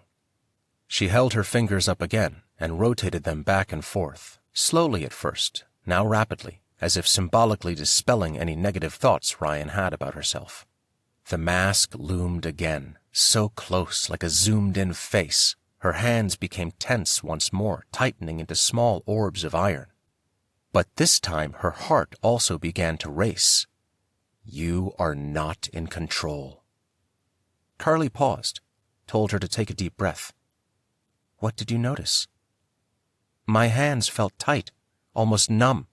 My heart started to beat really fast. On a scale from 1 to 10, with 10 being the greatest, how would you rate the belief that you are not in control? After a few seconds, Rian said, 8. Carly noticed Rian's disappointment. It's nothing that can be forced. Now I want you to replace that with a positive statement about yourself. What might that be? That I am in control. Carly nodded and resumed the swaying fingers. This time something new happened. She saw the mask and felt the gloved hands, and they pushed her face first into the wall. Her arms twitched at the memory, and the beating of her heart began to rise. She gasped. Remember your words. You are in control. She silently repeated the phrase. After several seconds, Carly stopped, instructed Rian to take a deep breath, then asked for her response. I moved past the mask this time. She knew from previous sessions that this sometimes happened quite naturally, especially when body sensations and beliefs about oneself were explored. Hands started grabbing me, and someone shoved my face into the wall. The tension was there in my arms, and my heart rate increased again. How would you rate the belief that you are not in control? Rian felt better this time, though not where she wished she were. It was hard to convince herself she was in control when there was so much about that moment that remained a mystery. 6. Carly went through a few more oscillating gestures, and by the time they neared the end of the session, Rian was at a 5. This is wonderful. You started at an 8 and are already at a 5. You're making good progress, Rian. Make sure you continue to meditate on your word daily. Also, focus on your safe place when you need to. Note any dreams, negative body sensations or thoughts, etc. in your journal. Call me during the week if you need me before our next visit.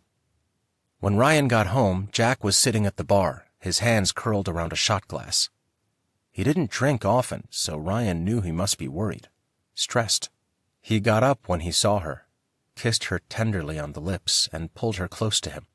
She buried her face into his chest, closing her eyes in an attempt to block out the sight of her surroundings. After all, this is where it had happened, right here in the hallway, just a few feet away. He took her to the bedroom, and they made love for the first time in many days. Afterward, she felt refreshed in both body and mind. The act of love had brought a cure, albeit temporary, by flushing the gossamer of black remembrances. She lay on the bed throughout the afternoon with Jack, and they simply held each other. It was all she needed. Later on, Lila called from Maryland. She told her Luke had been promoted and they would likely be moving to California. But she had called mostly to check on the meeting with the mayor. Rian filled her in. "What? Are you okay? No one got hurt, did they? Oh my God, Rian, oh my God!" Rian wished Lila were here. Maybe she would feel normal again. After she finished telling her the strange things she'd been feeling, Lila took a deep breath. "You have to go to the police." "Lila, with what? Proof of my emotions? They'll laugh me out of the station or handcuff me." "No, sweetie, the shark poses a threat to everyone. They need to shut the beach down until it is caught." Ryan's cell phone rang. It was the mayor. "Lila, I'll call you back. It's the mayor." "Mr. Kuntz, what's the word?" "I met with the marine biologist, and after going over the damage of your boat, little Jimmy's wounds, and the shark from today, he's concluded that this is indeed the same shark." Rian thought about Lila's comment. "I want the police contacted and the beach shut down." "This isn't a Spielberg movie, Mrs. Field." She ignored the snide remark and the irony that he was reacting in much of the same derogatory way that the mayor had toward the chief of police in Jaws. "How big is it?" The great white in Jaws was 25 feet long and weighed 3 tons. He estimated it around 20 feet and about 4,000 pounds. The bite radius matched Jimmy's to your boat's, 3 feet wide. He said it's not uncommon to have them swimming these waters, but to find one so close is. And it's been years, he says, since someone has been hurt. He said it matter-of-factly, as if any of that downplayed the severity of what had just happened. "I want the beach closed and the chief of police contacted, and if you don't do that, I will go to the police myself." The tension in her body was building, just like it had during her last EMDR session, and the tapping of her heart was forming rapidly into a crescendo of brass and winds. Relax, relax, relax. She had to start concentrating now. Where was her safe place? Oh, yes, her workstation. Relax, relax, relax. She slowly began to feel the hard beat of her heart subside and the tension in her hands develop into a tingling sensation. Kuntz broke into the cacophony. "I'll take care of it. You will hear from one of us soon." Rian called Lila back, quickly reported the update, and hung up. She was in no mood to talk. Jack was in the shower. She continued her mantra as she looked down at her watch. 10 more minutes. Relax. Relax. She closed her eyes and heard the spraying symphony of the running water, and it further alleviated the strain in her body until it was gone. Was that the mayor? Jack came out wrapped in a towel, the blonde spikiness of his hair glistening. "He's getting a hold of the police as we speak. I've asked him to close that area of the beach." "Do you think the chief will comply?" "Yes." Champ trotted over to her and nudged at her hands as if sensing that's where she was hurting. She rubbed his head and finished silently chanting the last 2 minutes of her meditation. Being surrounded by Jack and the dog's affection soothed her. She could almost believe the shark attacks hadn't really happened, and her certainty that 2 people close to her were involved in that night, that maniacs were among her close inner circle, was a whimsical figment of her imagination. When Mayor Kuntz phoned her again, she wasn't prepared for what he told her. "The chief is shutting down Balboa Island until this shark is found and killed. He wants to meet with you at the station immediately." Jack drove the 2 of them down to the police station. Rian was confident for the first time that this whole nightmare was finally going to be dealt with, at least a part of it. Chief Scheider was a tall, formidable-looking man with milky white skin, not like the cops you'd see on TV. His physique seemed better suited to a basketball player. But when he spoke, his voice was genial, warm. He extended his hand to Rian first, then to Jack. "Come in, have a seat. Would you like some coffee?" "No, we're fine." Jack looked at Rian. "I'll get right to it then. As Kuntz told you, I'll be closing the island. The team has already begun the pursuit. They outfitted barriers to keep the shark in the bay area. It's too large to leave the island now. I can't believe it's going so smoothly. I mean, with closing the area down so quickly." "No fights, no reluctance," Rian said. Scheider chuckled. "Well, Mr. Woods was threatening to sue us if we didn't. It was kind of motivation enough. But I'm with you, Mrs. Field, as it is. So even if Jimmy hadn't been hurt, there's something too uncanny and coincidental about a great white getting so close to shore, and not just once, but 3 times in a matter of weeks." Yes, she thought, uncanny was an appropriate word to describe it, though the chief was ignorant of the deeper reasons for it. This wasn't a coincidence at all. Someone was out to hurt her. Yet she wondered about the veracity of that statement. If that were true, how did it explain Jimmy Woods' attack? She was more than troubled by the lack of an answer. She started to wonder if her senses were actually being determined by her PTSD, triggered by her flashbacks to that night. If they were, how did that explain her uneasiness at certain times? She was growing frustrated. She had been so sure before. What had changed? She had to call Carly once they were through here. "Mrs. Field?" The chief was staring at her. She glanced over at Jack, who looked concerned. "What?" "I said we'll be posting notices that there is a great white in these waters." He shook his head, as if troubled. "It just baffles me. We've been getting various reports about sightings in San Onofre State Beach, Dana Point, even Manhattan Beach. But here in Newport, it's just so out of the ordinary." Rian almost believed he was just as shaken as she was. "Well, the water has been hovering around 60 degrees, which is their preferred temperature." Somehow, though, that fact didn't comfort her. "Yes, I suppose that makes sense. Do you have any questions for me?" he asked her. "No." He slapped his hands together, his lanky frame towering over them as he came around his desk to see them out. "I will be in touch with you before long with the status of our search. Take care." Rian thought she had slept plenty in the past few days with all the naps she had taken, but when she and Jack stepped inside their home, she found herself drowsy and ready for sleep again. "I'm sorry." "Rian, you don't need to apologize. Like Carly says, you have to take care of yourself. Remember, you experienced this lack of energy sometimes after some of your other sessions." She nodded and went to the bedroom and didn't remember falling asleep. She forgot about calling Carly. But this time, she did dream. She found herself somewhere she had never been before, in the desert. But this was not an ordinary desert. It was a cold desert. Thick, clean snow spread across the vast, dry, weeded earth. In some areas, thin layers of ice had crystallized over the arms of cacti, which loomed over the barren ground like white ghosts. In other places, the snow lay in thick patches. Instinctively, Rian knew she was destined to encounter something here soon. A grave but imperative confrontation. As she headed north, she found herself coming into close proximity to the mountains. The desert land fell flat across the earth in a strange sort of way. The mountains sat at an odd angle, leaning toward her as if they were about to collapse, so that it seemed like she was actually ascending through the valley. All around her, snow whipped up and down, swirling the air around like a film of white dust. She didn't know where she was going, but somehow she understood she would soon find the answer. As she continued up with the panoramic view of the mountains, a band of bears came galloping toward her. It was hard to tell if there were 2 or 3 of them because they ran so close together that they appeared to be one. She expected them to attack her, bite her, claw at her. Instead, they came to a halt and began to circle her as she continued her ascent. Though afraid, she kept her composure so the bears would not detect how timid she really was. To her surprise, the animals sniffed at her for several seconds, and suddenly took off, rushing past her and disappearing into another dimension. Rian walked faster, hoping to reach her destiny, even though she still remained unsure as to what that destiny was.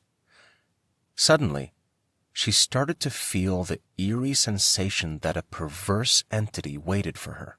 A cold wind swept up and closed around her as if to claim her as its property. She reached the top of the desert. There was nowhere else to go. When she turned to look behind her, the snow had magically disintegrated. Something dark rustled behind a nearby cactus.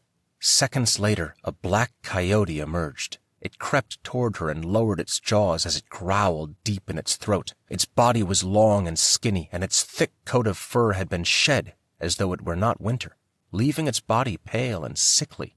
But what was more notable than anything else were its glowing eyes. She backed up slowly, terrified for her life. But then she realized the coyote had no interest in her. In a single motion, it lunged into the air and tackled the bears. Rian woke up in an icy sweat, terrified. She had dreams before, nightmares of being chased, of monsters like Freddy Krueger or Dracula, but this one had scared her far more than the others because something about it felt too realistic, too possible. She looked over at Jack, who had fallen asleep. The clock on the nightstand read 11 o'clock.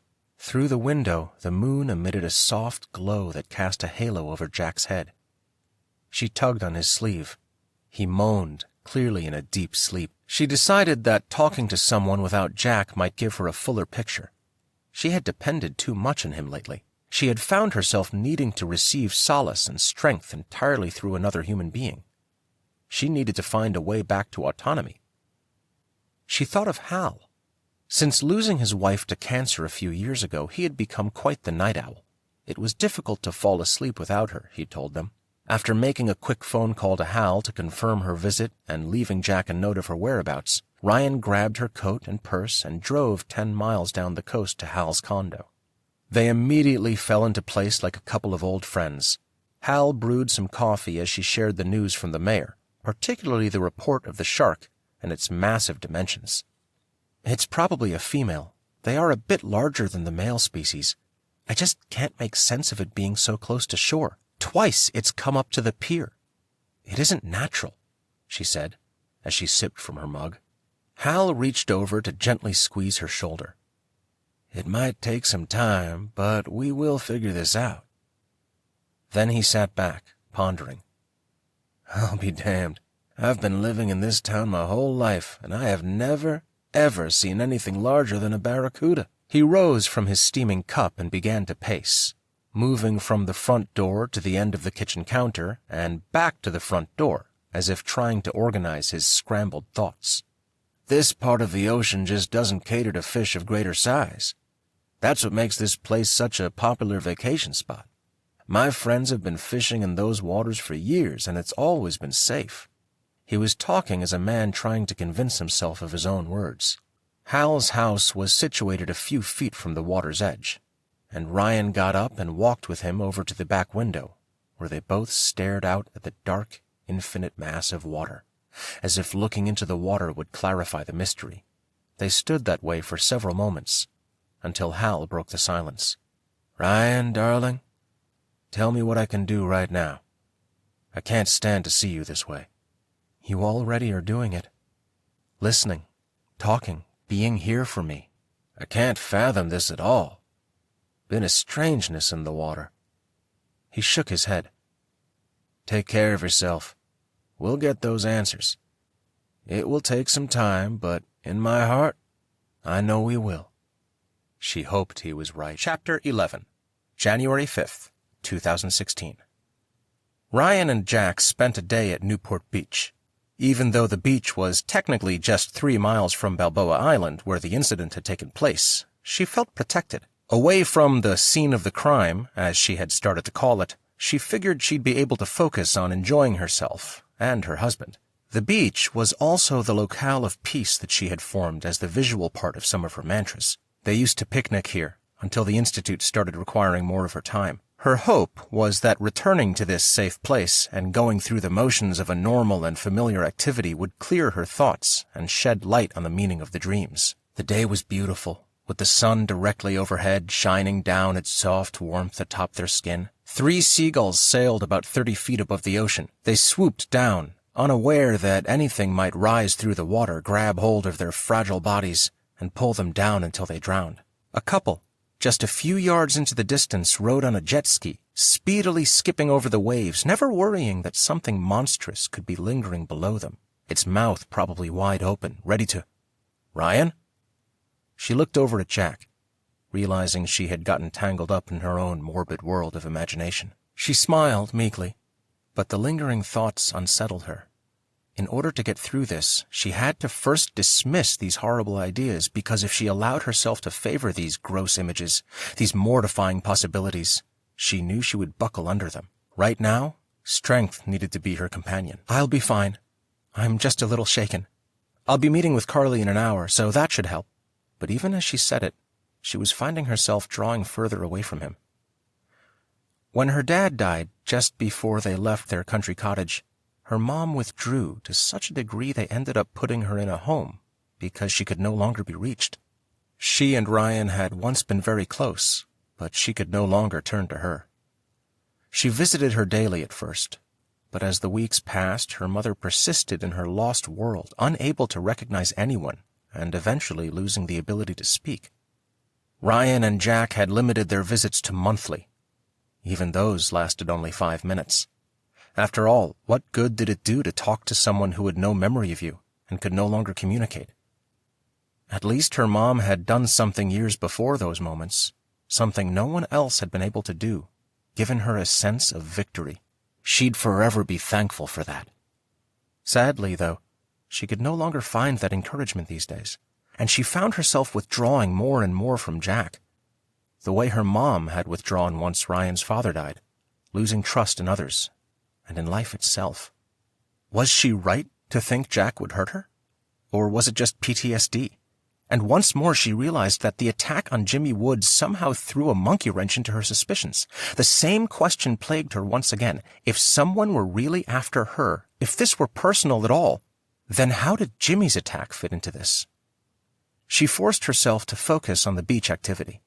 The shore itself was pitted with rows and rows of large pockets, like a sand-covered pool table. A group of kids were building a huge sandcastle just far enough away from the tide. A young child was burying his daddy in the sand a few feet further down. The coastline was dotted with body surfers, toddlers squealing with delight, teenagers holding hands.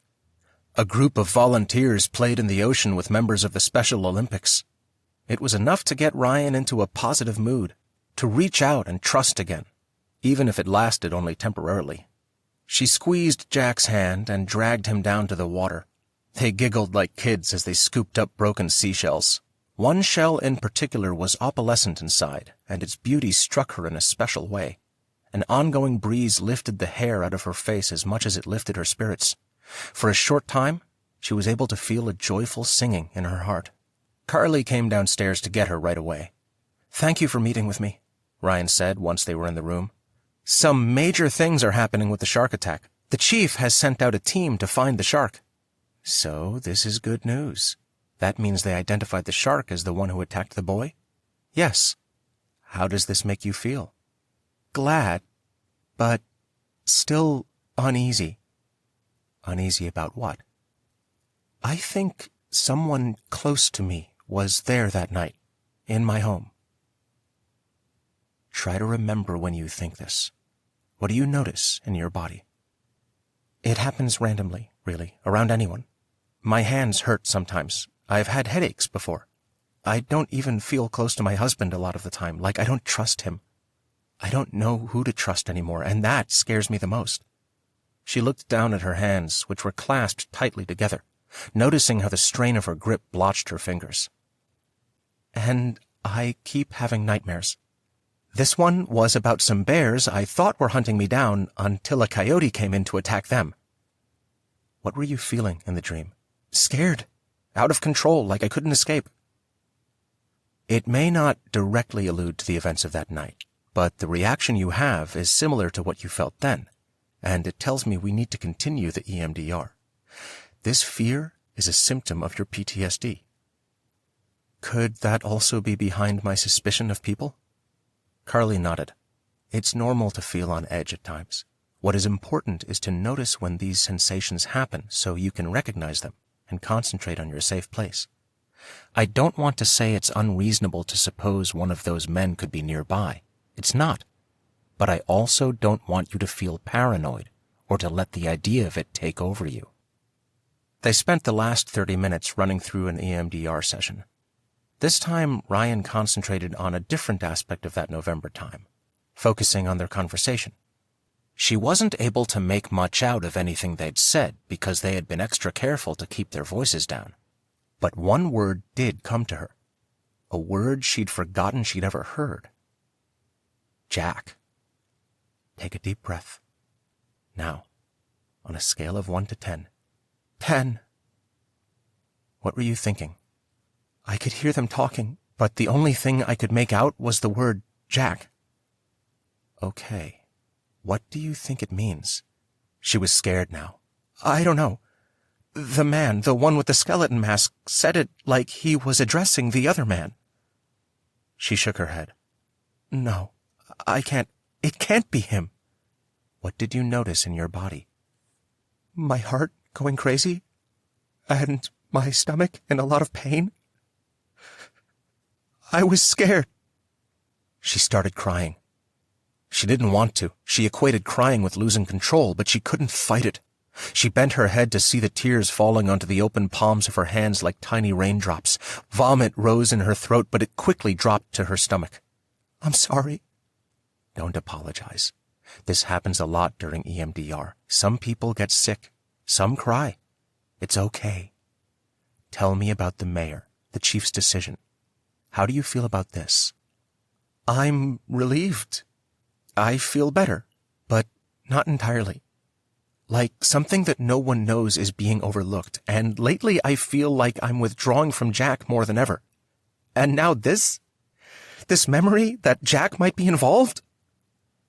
Carly instructed Rian through some relaxing exercises, starting with the top of her body to the tips of her toes, as she drew in long breaths and exhaled them at each point of attention.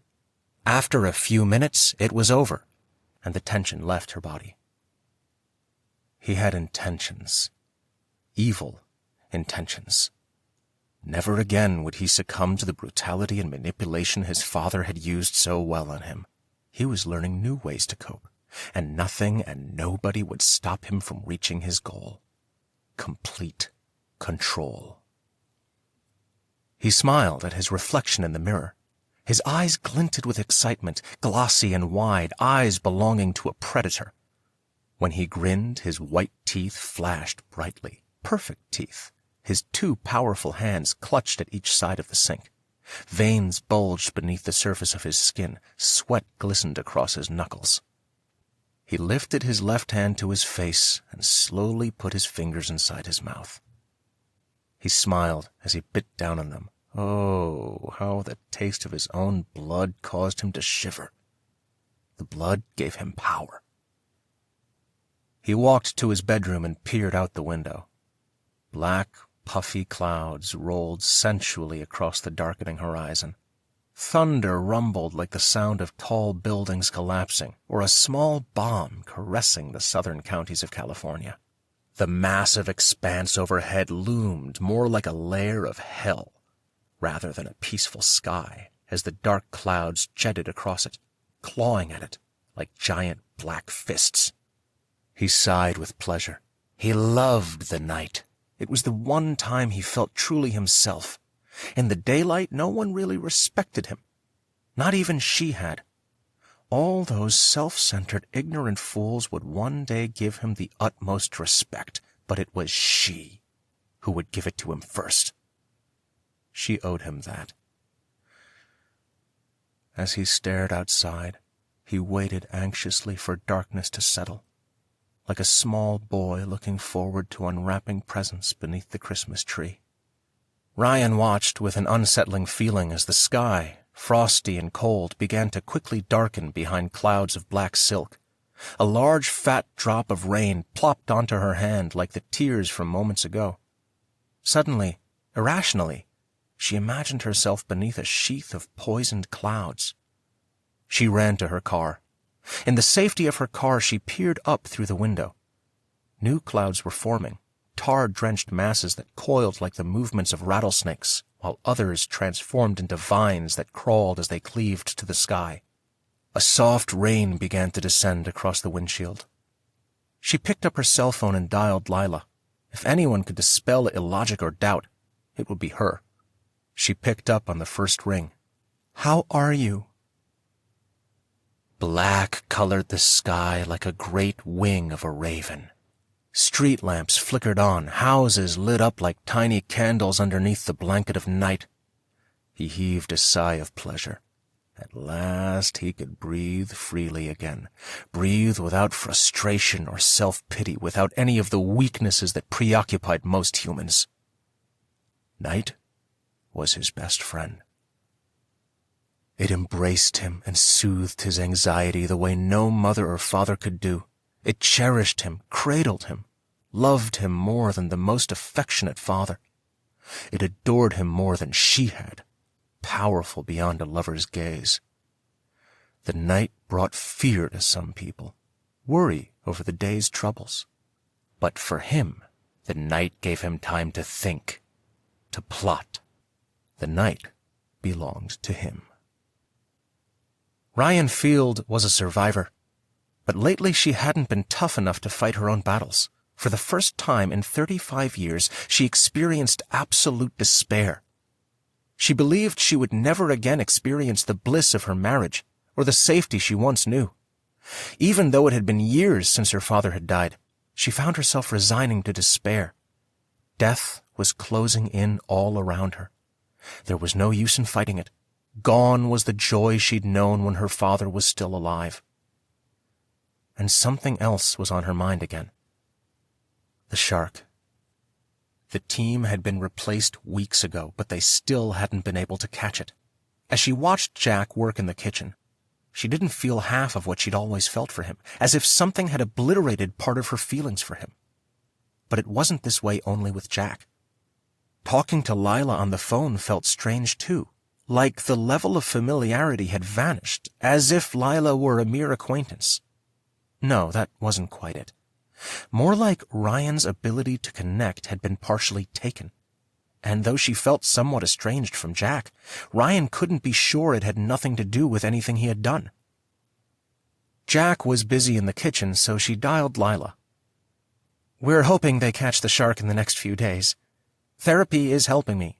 I just feel so disconnected again, like before." "What does Carly say?"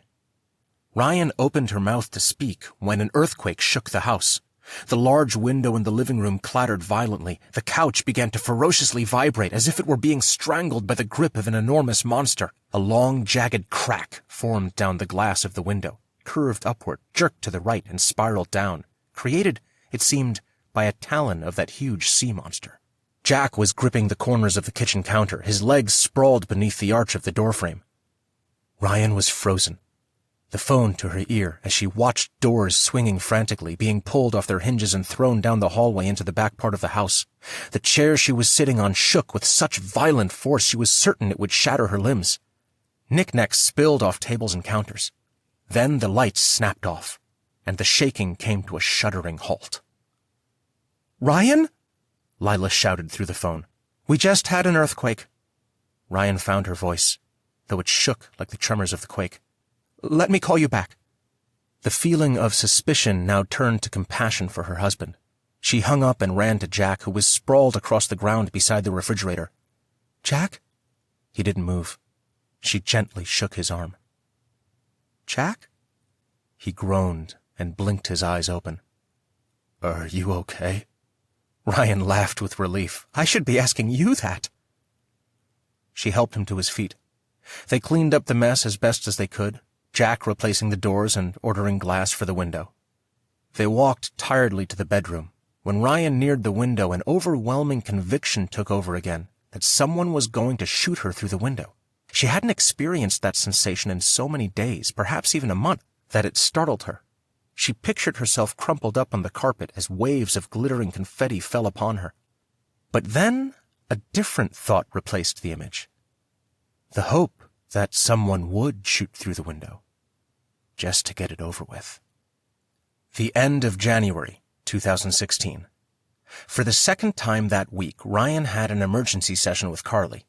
This time she told her about the powerful feeling that someone was out to get her, and how every time she walked into their bedroom she felt like someone would shoot through the window. I don't necessarily think it's one of the guys from that night, but the feeling is so powerful, it seems destined to happen. And I want it to happen. I just want to get it over with so I can stop thinking about it every time I walk by the window.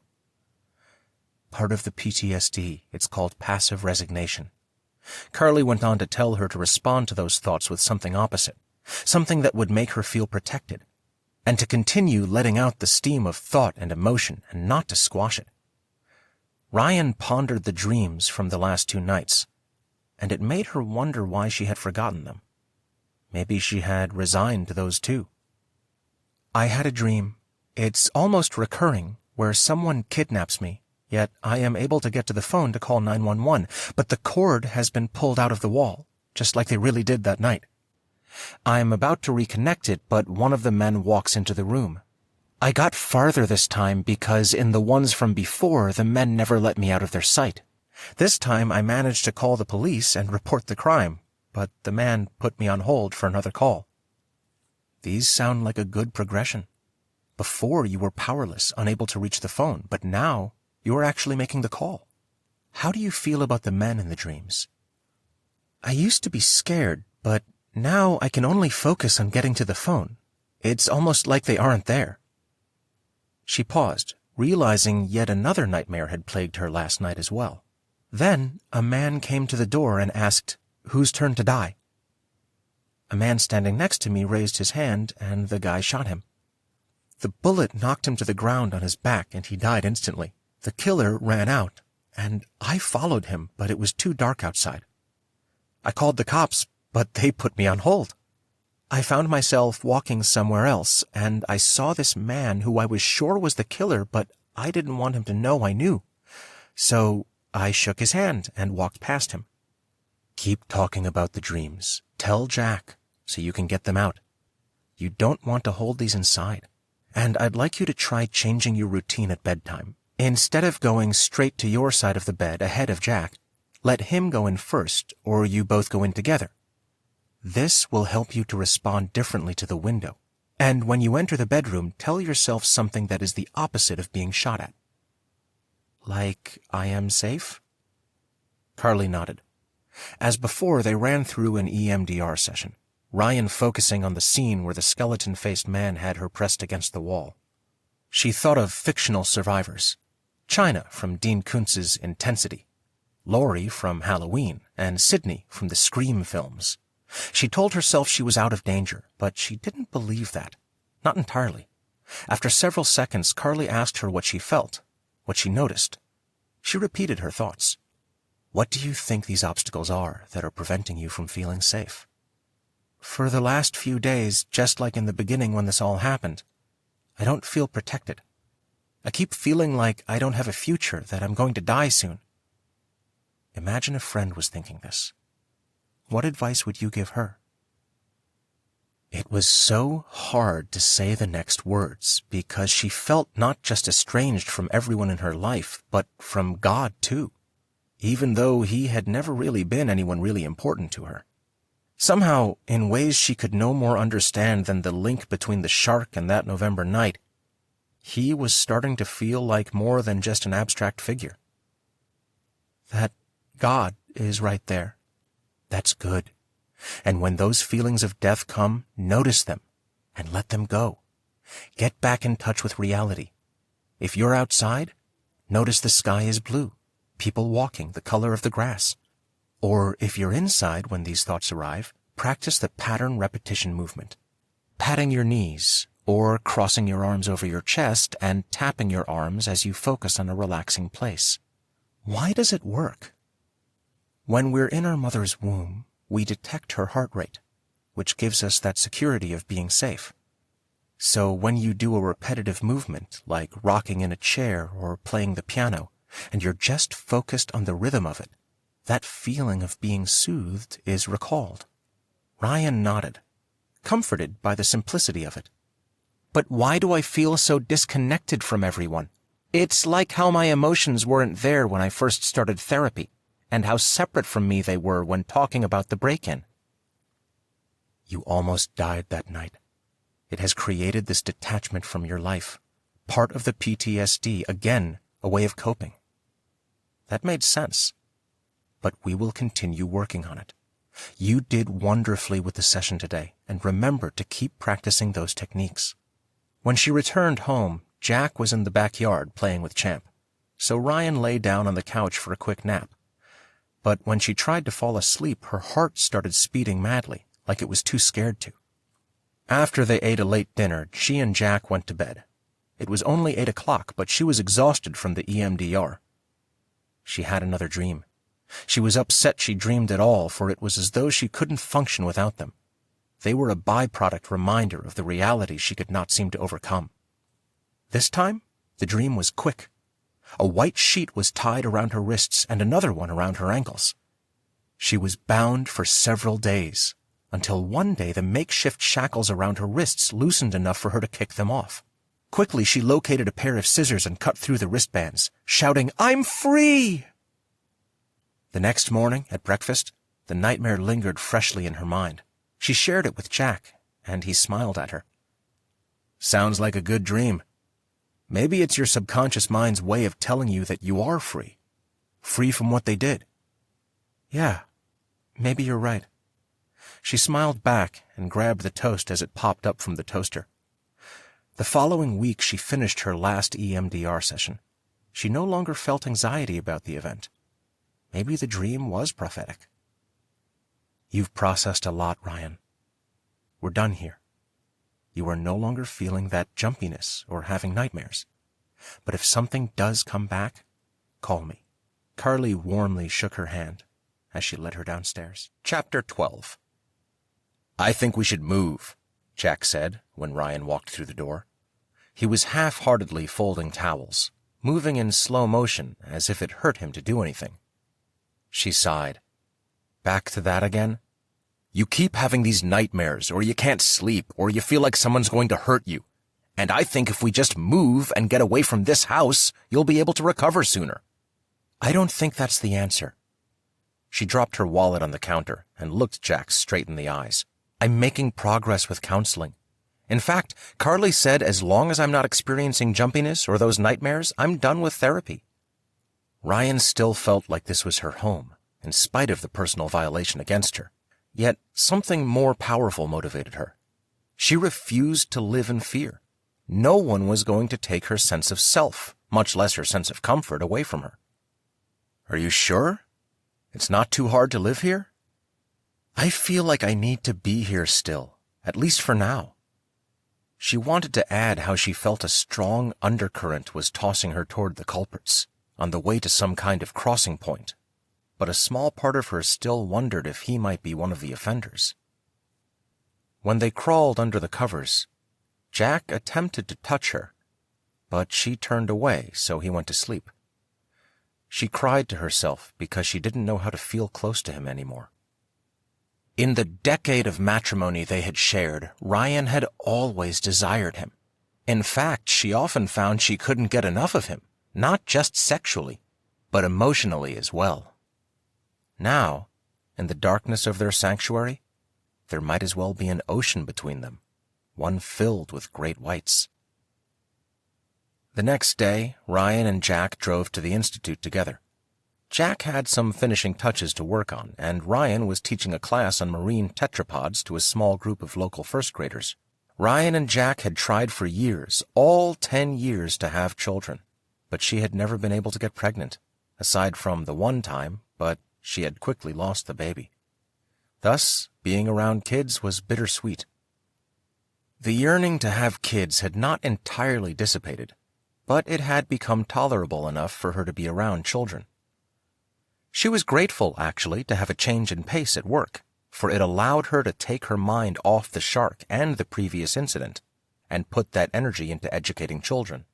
As she started her lecture, she found herself feeding off the excitement and the newness of the experience through which the kids observed her instruction. "Now, should we start with mammals, sea turtles, or birds?" "Birds!" "Okay, So let's take a look at some of these various species. She led them to a display of photographs with individual unmarked snapshots of various birds. Tell me what you know about birds. They like to fly, said one girl. That's right. What else do you know? A small boy spoke up. They like to go to the bathroom on your car. Everyone laughed. Well, what you may not know is they are a very vulnerable species. What we do affects them too. So it's important we make good choices. For instance, birds eat twice their weight in food. So we can do our part by making sure to limit the use of toxins like pesticides or pollutants into the air. Several kids had questions and comments as she went along in the lecture, and for a good hour she found herself completely immersed in a pleasant world, one without lurking monsters. When they broke for lunch, Randy and Shonda joined her and Jack for a picnic outside. Even though it was winter, the sun beat down at an 80-degree temperature. For a change, the conversation focused on trivial topics, like the latest movies and trends, until Rian turned it into a football talk fest. My Steelers, baby, Jack said proudly as he squeezed her arm. 6-time Super Bowl champs, she said with pleasure. Dylan's not going to be too happy if his Colts lose to them tomorrow night, Shonda said.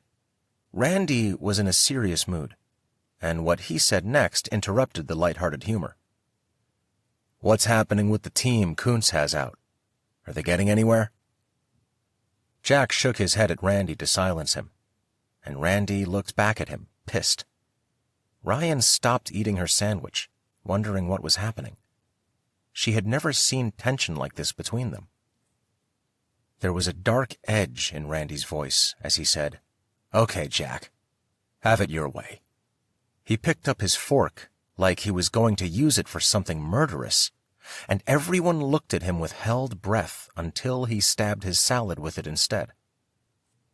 When they finished eating, Rian thought the weirdness was over, but somehow the heat increased, and it scorched the parking structure, the grass, their faces. Unfortunately, that fire sought its way inside Jack and Randy, and the picnic area soon became a battlefield. It started out slowly, stealthily. Randy turned into a snake, shedding his former self Rian liked and becoming an evil predator with Jack as his quarry.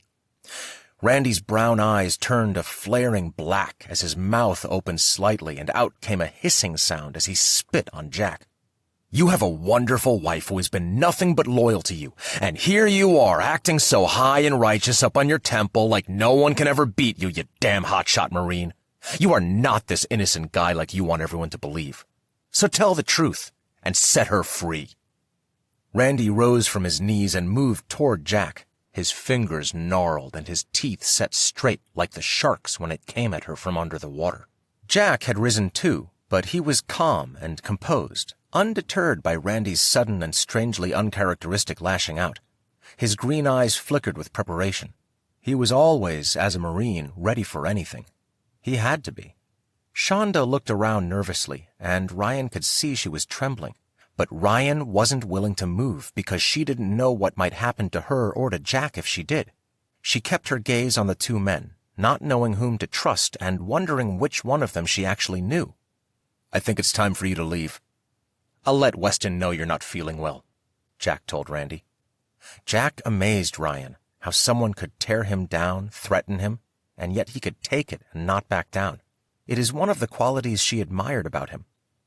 But what did Randy mean when he said Jack should tell the truth?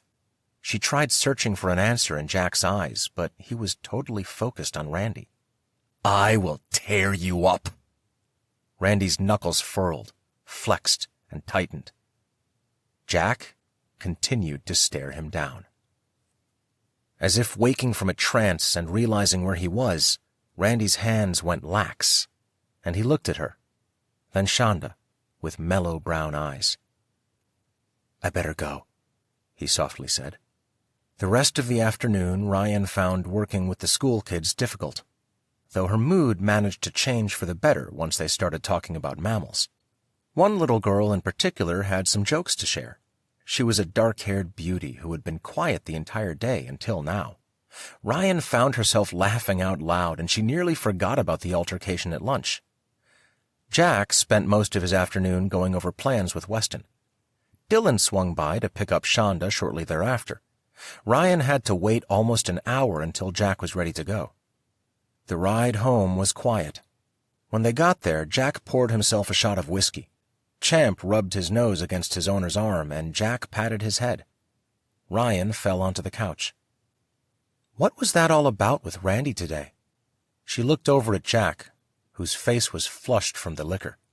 He was clutching the edges of the bar as if the bar itself was keeping him grounded. His eyes didn't meet hers right away, for he was contemplating something.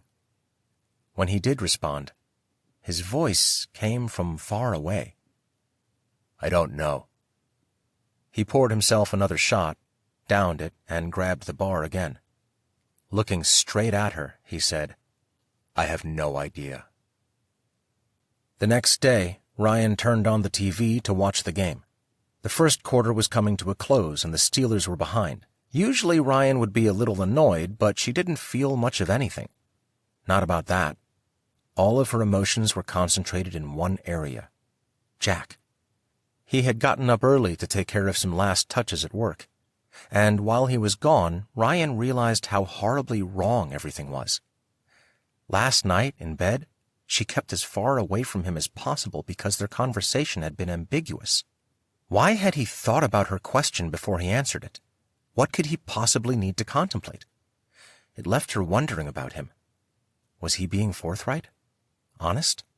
She watched the sporadic colors on the screen as they wildly flashed across the screen, mesmerized by the erratic motion. I don't know, and I have no idea. Those same words came to her now in answer to her speculation. She didn't even call Lila to confide in her. At this point, she couldn't straighten everything out in her own head, much less attempt to relay it to someone else. The Steelers were back on. It was the second quarter. They were still losing. She got up, went to the kitchen, and made herself a bacon, lettuce, and tomato sandwich with dill pickles on the side and a tall glass of chocolate milk. It was her favorite meal, a bit quirky according to all of her friends, but nevertheless her favorite. With the sound of football in the background and the house all to herself, Rian experienced a peace of mind that for the last 2 years remained more of a remote awareness. She smiled as she chewed on the bacon. On the television, the Steelers' place kicker attempted a field goal and missed.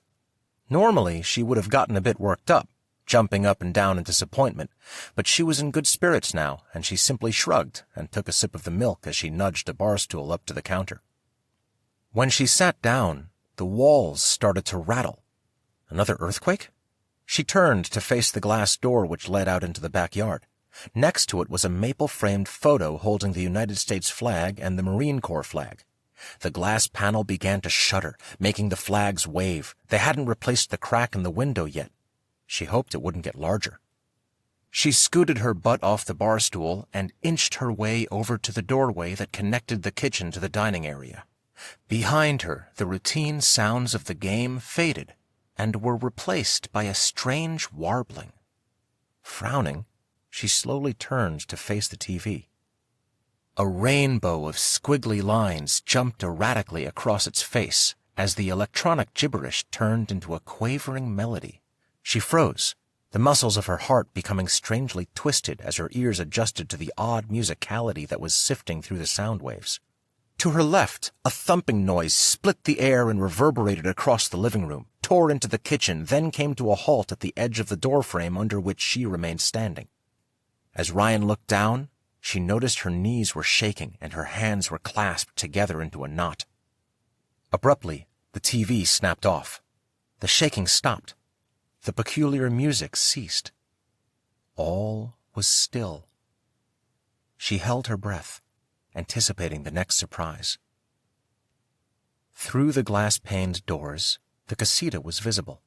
Next to it, a red robin alighted on the small angel water fountain Dylan and Shonda gave to them as a housewarming gift. Rian liked birds, particularly red robins, but in that moment, its crimson body only made her think of blood, and she shivered. The front door stood about 10 feet behind her. From that direction came a hollow but very distinct utterance. "Rian." She whirled to face the door. No one was there. She stared hard at it for several minutes, waiting for her name to be spoken again. But all she heard was silence. Then it happened. An object crashed through the back door, blowing out the glass encasement and producing an odd, symphonic blast of clattering noise that resembled something like a cluster of chimes crashing into each other. Shards of glass blew apart over the marble coffee table, ripped into the leather couch, and splattered across the acacia floorboards. Rian broke free from her standing position in the doorway and ran faster than she ever had, down the hallway to the bedroom where she slammed the door so hard it shook in its frame and sent a picture of her and Jack tumbling from the nightstand to the carpet. She locked the door and hurried to the far end of the cherry wood dresser. Putting all of her weight into it, she pushed with her back against it, digging her feet into the carpet as she pressed her body into the heavy piece of furniture. The dresser slowly budged closer to the door, frustratingly slow, but she continued to push nonetheless as if her life depended on it. Because her life depended on it. The dresser was halfway across the door now. She shoved harder until the muscles in her back grew tender. The dresser filled the entire span of the door. Her breathing came rapidly, and she placed her palms against her knees as she tried to take in air. This was it. She was going to die. For the past 2 years, she had been highly aware of mortality nudging her and constantly reminding her that her day was coming. It had finally come. It was her turn to die. "Rian?" She stood erect, held her breath. Was it the voice from a few minutes ago? "Are you back there?" Whoever it was sounded far away, maybe in the kitchen. It was a male voice, not quite familiar to her at first, not quite real. She recalled the vibrating walls and the strange symphony of TV noise and shattering glass and the single utterance of her name, and she wondered what was going on. "It's me, Floyd." He was closer, just a few feet away. The doorknob rattled. "What happened? Rian, are you in there?" She exhaled. "Hold on." She pushed the dresser out of the way and unlocked the door. Floyd was standing in the doorway, his feet spread apart and his arms tense at his sides as if waiting for an attack. "What's going on?" He glanced down the hallway toward the tangled mess. "I have no idea. I thought there was an earthquake happening until someone threw something through the back door." She peered around the doorframe as if the answer might be waiting in the hallway. "Jack called me and said to come on over for the game. He said everyone was going to be here, but I'm the only one here." She looked at him. "How did you get in?" "When no one answered the front door, I went around the back way to see if you guys were in the living room. And that's when I saw the mess." Floyd followed her back to the living room. Bits of glass were sprinkled across the floor, glittering like a broken mass of forgotten jewels. She took a reluctant step toward the couch and stopped. Just inches from the marble coffee table, a heavy metal anchor rested. The anchor that belonged to freedom. "What the hell?" Floyd asked. He stooped to examine the chaos as Rian carefully sidestepped bits of jagged glass. "Someone tried to kill me," she whispered. Floyd rose to face her. "I'll call 911. You call Jack." He gently touched her shoulder and squeezed before taking out his cell phone. The emergency dispatch was fast, and the police arrived in 2 minutes. Unexpectedly, she experienced the uncanny sensation of 2 years ago. The pending doom, the certainty that life was over, and the reality that she would never see Jack again all came pouring into her. Oh, sure, it made sense because both occasions had taken place in this house. But it wasn't just that fact alone. She was entirely positive that the two events were tied together and, ultimately, a part of the shark attacks, too. One of the detectives looked for prints on the anchor, but whoever had handled it had been smart enough to wear gloves. But because no one actually entered the premises, the police could do nothing more. "Rian!" Jack entered the room and embraced her. She let him, falling with relief into his arms. "What happened?"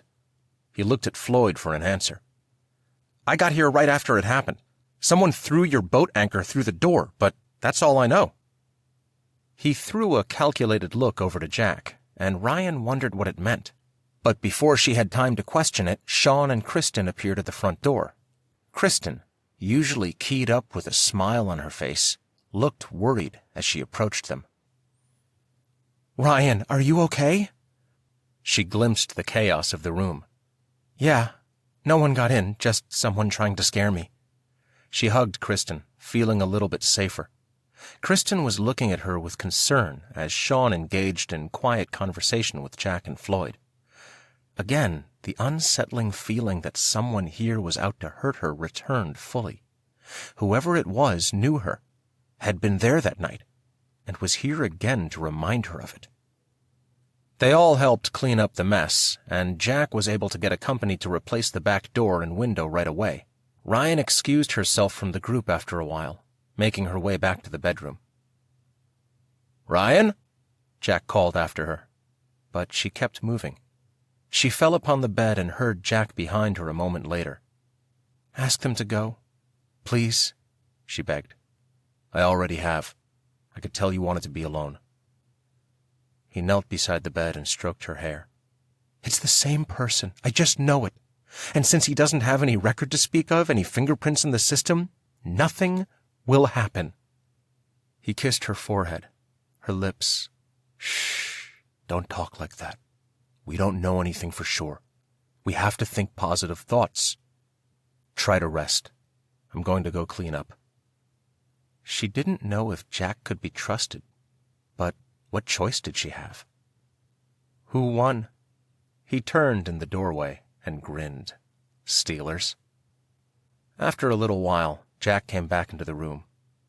"Floyd called. He says he's coming back over with some news about the search team. Apparently, he's editing the story." Oh. She didn't know what to say to that. It was a story she had been waiting to hear for nearly a month, but to actually learn something about it brought about a new emotion. Fear. Fear the shark had been spotted, but was unattainable. Or that the chief had retracted his orders and no team had gone out because they had come to the conclusion that Rian Field was crazy and this talk about shark sightings had been merely her imagination. Or that the Sundancer had collided with some anchor or waterline or something and little Jimmy Woods' attack had been nothing more than an isolated incident. If any of these outcomes were true, Rian feared something even greater. That she would lose her mind. "Rian?" It was Jack standing before her, his face so close to hers she could feel his breath brushing against her neck. He had taken a hold of her shoulders and was watching her with a face of worry. Someone knocked on the door. Jack released her and went to answer it. Rian followed him. Floyd looked at them with eyes bright and welcoming, as though he carried nothing but good news to share. Or was it just a face to appease her, and the real news would reveal what she'd dreaded to hear? They sat down in the living room, Jack and Rian on the couch next to where the broken glass had been, and Floyd sitting diagonal in the brown leather loveseat. Floyd was brushing his hands together as if he were dusting away some kind of dirt or stain. He glanced at Jack, then Rian. "The team has been searching day and night every day this week. It's been long and exhausting for them, so they took today off, but they will be back in the water first thing in the morning. They have gotten close to what they believe might be the shark." He was just doing his job, she knew that, but the vexation probed her as it had before. What does that even mean? There have been several sightings of dorsal fins, some turning out to be dolphins, others bigger fish, possibly the great white that... So it's a poker game. What do you mean? They're gambling and hoping to win. It's a toss-up. An anything can happen deal, heads or tails, flip of a coin, a roll of the dice. They will never find him this way. Rian refused to be hopeful about the situation because she didn't know if she could bear to be let down. She knew she was being pessimistic, perhaps even unfair to Floyd. After all, he was just doing his job. Still, she couldn't bear the thought of crushed despair. "What are you going to write?" "Essentially, that the team is continuing their search, with the optimism they are getting closer to tracking the shark." Rian turned away and stared out the back door, the door through which someone had invaded their home. Over 2 years ago, she had been violated when 2 masked men entered the front door by force, and though this time no one actually harmed her, she felt an identical feeling of violation return to her. That same sense of the uncanny. An overpowering conviction that both incidents shared a connection. 3 days later, Floyd dropped by unexpectedly. Both Jack and Rian were working in the garage. She didn't expect to hear what Floyd said next. The team was out on the ocean, within feet of the shark. They were able to tag it, but things got wildly out of their control. Someone fell overboard, and the other 2 were attacked by the shark when it smashed into the side of the vessel. In fact, there was a recording. They set up equipment to keep audio and video running during their expedition. The recording shows that the shark managed to pin itself to the floorboards, blocking their way out, and as a result keeping them pinned down as the water built up and covered their bodies. "Oh my God," she said. "This is not public information yet, so I need you to keep quiet on the details. The report of their deaths will be aired later tonight in a TV news release, but that's all they'll know at this point. An investigation needs to be conducted first." "And the shark?" Floyd looked surprised. "I don't know. I think it may be out of the area now." The room felt stuffy to her. She needed fresh air. Without explaining, she excused herself from the room. Jack followed her out of the garage, watching her as she got into the car. "Where are you going? You don't just leave, not like that." She took a breath, shoved the key into the ignition, and glanced up at him. Deep worry filled his eyes. "You're right. I'm sorry. This whole thing has just become too much." "Do you want to go back to Carly?" "You know, every time you bring therapy up, it sounds like a threat." He knelt down so their faces were aligned. "No," he said softly. "That's not what I mean to come off like at all. I just want my wife back." She smiled and gripped the steering wheel. She turned the key and the engine revved, changing the somber tone into one of desperation. She didn't know where she was going, just somewhere. Anywhere but here. She looked at him again and saw the love in his face, and she thought she could trust it. After all, it looked like the same face she had seen almost every day for the past 10 years. But she didn't know if she could.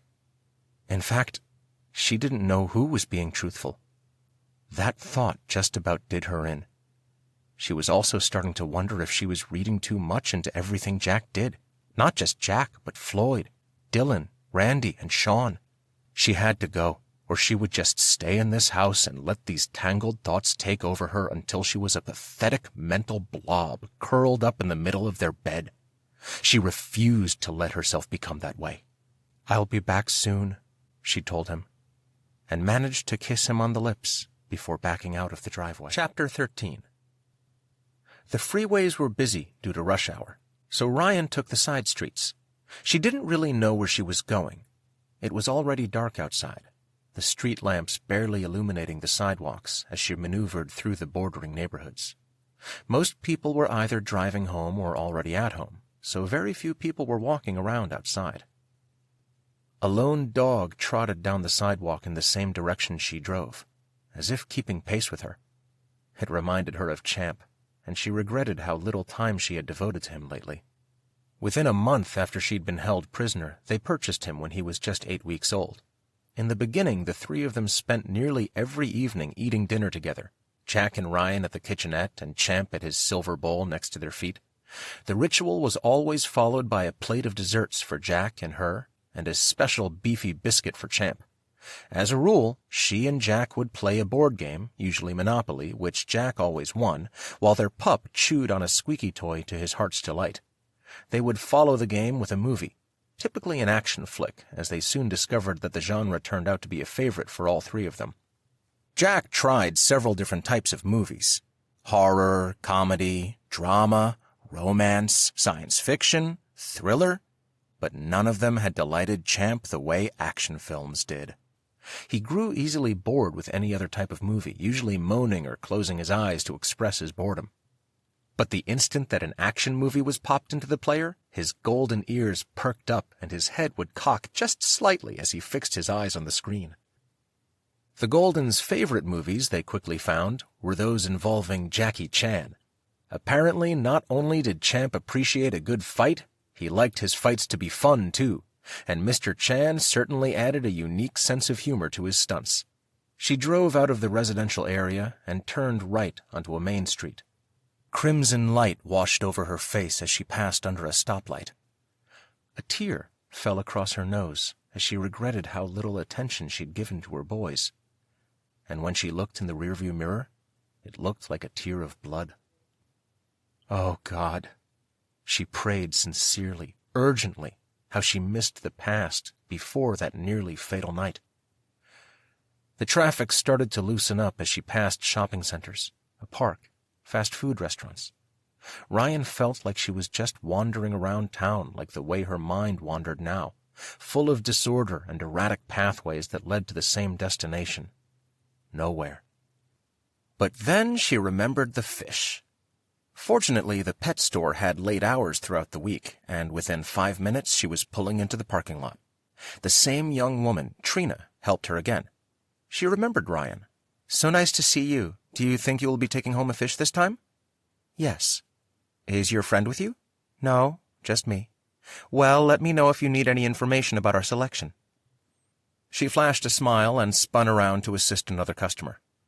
Rian walked over to the rows of aquariums to revisit the various types of fish, and just as before, they all fascinated her, making it difficult to decide on a type of fish. As she moved from one tank to the next, her heart tickled her as she rediscovered that childlike joy. The various colors of the fish, the gleaming movements, and the dashing and colorful motions took her breath away. But her body started to shake, and she couldn't quite make out why. She peered behind the tanks, searching for someone lingering in the shadows, but detected no one. What was it that was making her sweat and shake? Her eyes caught on the fluid darting of golden fish. Fish.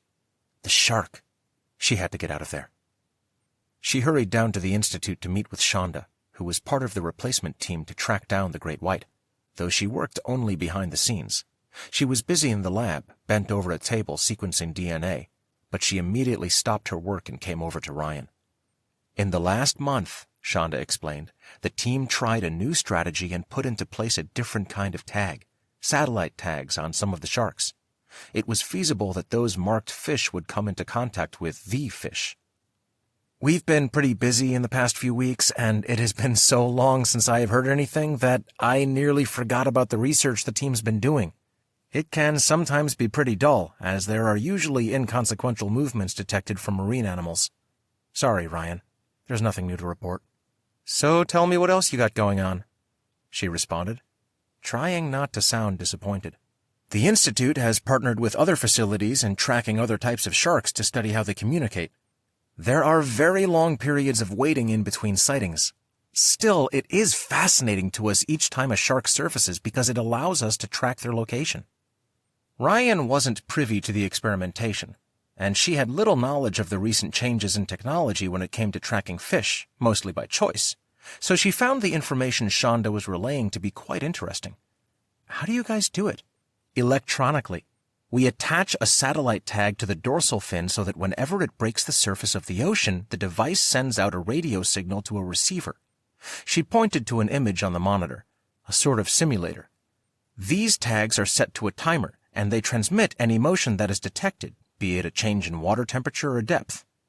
They combine sounds and transmission to a receiver in a single device, allowing us to monitor the frequency of shark interaction too, but more importantly, helping us determine where they encounter one another, so we can improve their conservation. Imagine how much more effective our class dives will be with the increase in shark sightings." "That sounds fascinating." "You really should come on board. I mean literally, too. The expeditions are so amazing, and we have frequent opportunities with the classes we're running." Her eyes lit up with excitement. "There's been a major influx of upper elementary kids lately, making these types of excursions more and more available, which gives us ample opportunity to increase our current knowledge of marine life interaction." Shonda busied herself with something at the table, and Rian nodded as her mind began to churn. "How far do they travel on a daily basis?" "Our research shows that they journey at least 43 miles a day." And we've known for some time now that they either like to stay pretty close to the surface, within 15 feet of it, or they prefer to dive deep, approximately 1,000 to 1,500 feet down. Even though she hadn't been directly involved in the actual navigations, she remembered the studies done by many outside research teams over the past decade or two. She had hoped in the time she'd spent working here that some of that fear of physically swimming with the sharks, would subside. It hadn't. The memories of her father's last minutes came to her. The heart attack had overpowered his will to live, and she, with her mom by her side, watched as the light faded from his spirit.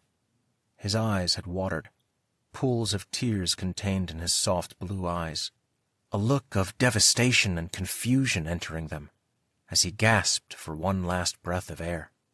And now something else had taken over her, something that overpowered even the fear. Determination.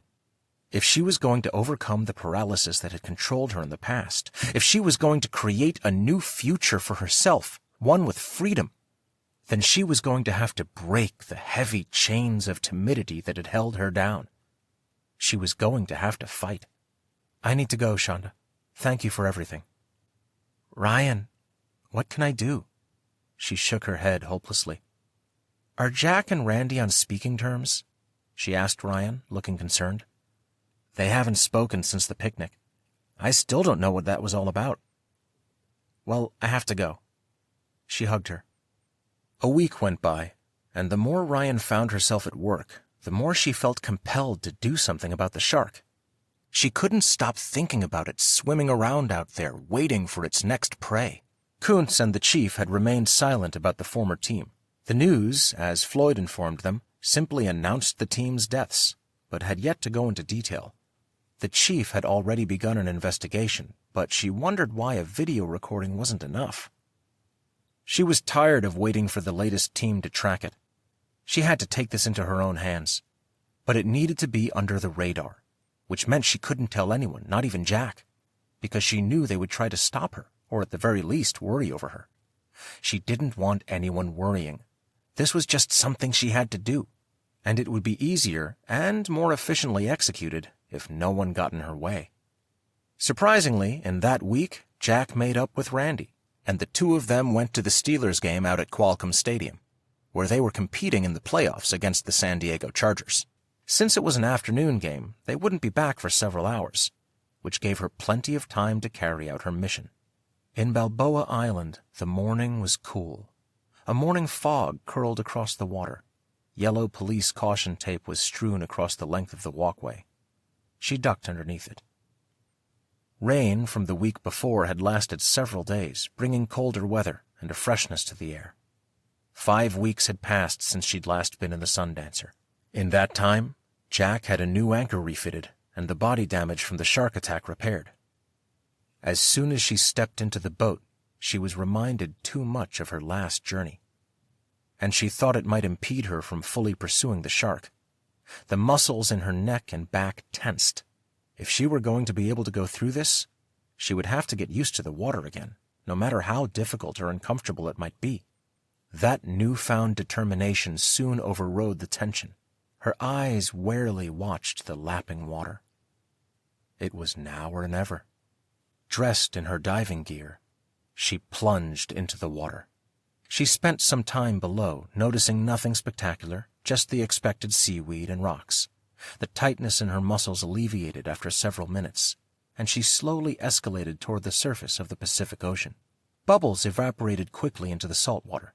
She pumped her legs as if riding a bicycle and gently exhaled into her scuba mask. Seconds later, she emerged from the wet abyss. She had explored underwater for around 15 minutes, so her body had adjusted to a warmer temperature in the scuba gear. After she climbed into the cockpit, she removed the mask. A blast of sea air hit her like a cold slap and rushed into her lungs. As she peeled off the rubber suit, the soft ocean breeze, smelling of sand and seaweed, tickled her face. The breeze was in constant motion here, and it cooled her neck where the sun was already beating down. The salty wind tossed her strawberry blonde hair all over her face until she pulled it back into a ponytail. Her heart was beating crazy fast beneath her suit in a nervous and exhilarated tempo. The whole time she'd been underwater, she had been plagued by the thought of the shark creeping up behind her and suddenly appearing from behind a plankton. Now, in the cockpit, she was expecting to be knocked out of the boat, and thus forced to deal directly with the shark in a physically close countdown. She looked out at the massive face of the Pacific as it tossed its aquamarine waves toward the shore and dissolved into a dark sapphire glass sheet miles into the horizon. Underneath the diving apparatus, she wore a short-sleeved t-shirt and black nylon tights. From underneath the driver's seat, she withdrew an oversized gray sweatshirt and pulled it over her head. She was getting hungry. Shonda and Dylan had agreed to meet her for lunch at one of Balboa Island's restaurants.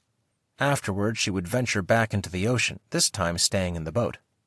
But she wasn't just here to find the shark.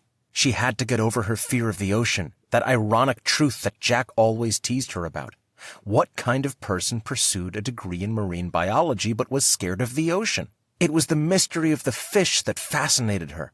Life itself was a mystery. The makeup of great whites eluded scientists for years. The fish could only see 50 feet ahead, so they relied on their sense of smell to seek out prey. They could detect blood up to 3 miles away. They could swim up to 15 miles per hour. All the basic facts were known, but they still mystified humans. So here she was, anticipating answers that would fill the missing pieces of her own life story. She slipped on her tennis shoes and reached inside the compartment between the passenger and driver seats, grasping the set of keys to the boat. She looked around her and found herself all alone in this great body of water. Only this time, she was saturated with dread, further cemented by the posted sign that warned about a great white in these waters. The waves looked calm, quietly lapping against the boat, but it was a deceiving lull. 10 minutes later, she met Dylan and Shonda at a local bakery, where they all enjoyed sandwiches and coffee. "We got a grant to do more research," Shonda said, her eyes twinkling. "That's great," Rian told her. Beyond that, the three of them chatted for just a few more minutes before Rian excused herself. The pier was over 1,000 feet long. Rian stood at the end of it, near the diner, observing the afternoon crowd. At least 5 people had thrown their fishing lines into the water, patiently chatting as they awaited a bite. She spent several minutes gazing at the dark waves as they rolled toward shore. Seagulls cried out to each other as they circled overhead, their wings gliding effortlessly in symphony. A few feet to her right, an old man laughed with delight as his toddler grandson attempted to chase down a seagull that perched itself atop the railing of the pier.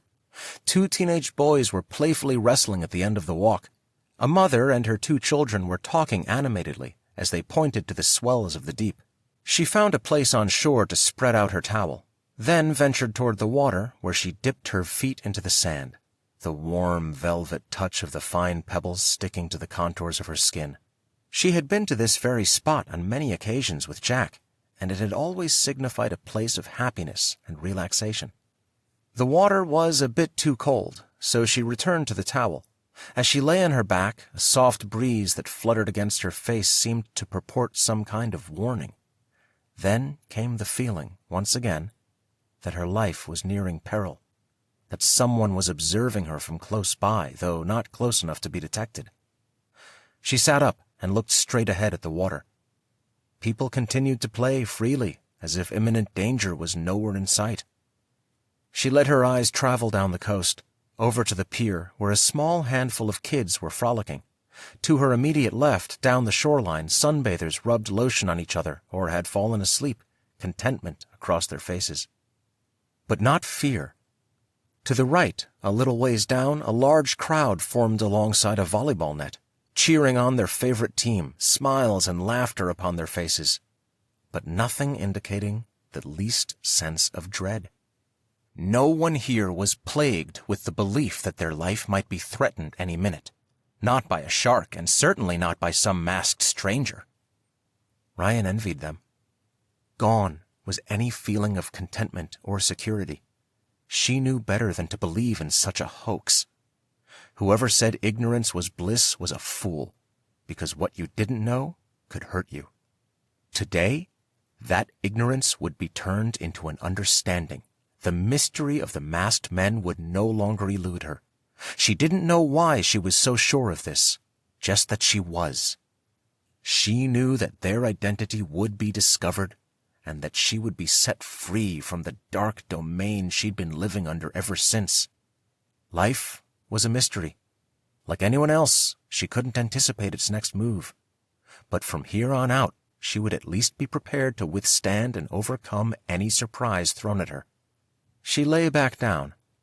As a small spray of ocean water kissed her face, she closed her eyes and took in a deep breath of the salty air. Her muscles were no longer taut, her mind no longer clouded. She was ready to face whatever waited for her in that water, and for whoever stood behind the shadows.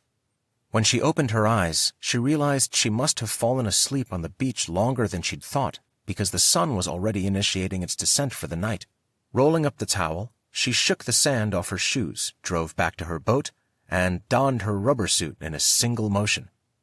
The sounds of the beach faded until all she could hear was the splashing of the waves against the dock.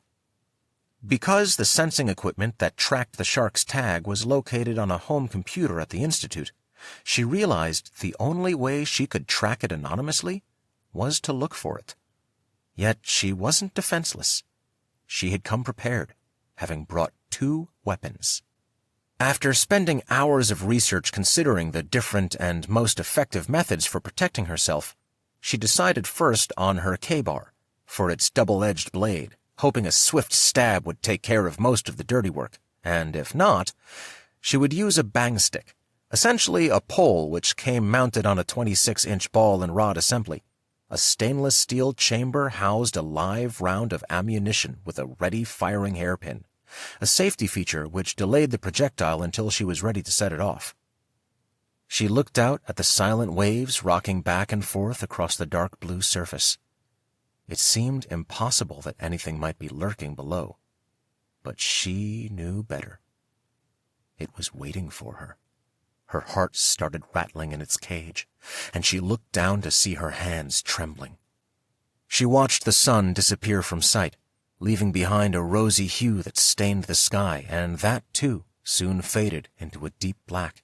After securing everything in the storage box near the aft of the boat, she inserted the key into the ignition. The motor droned loudly and vibrated to life.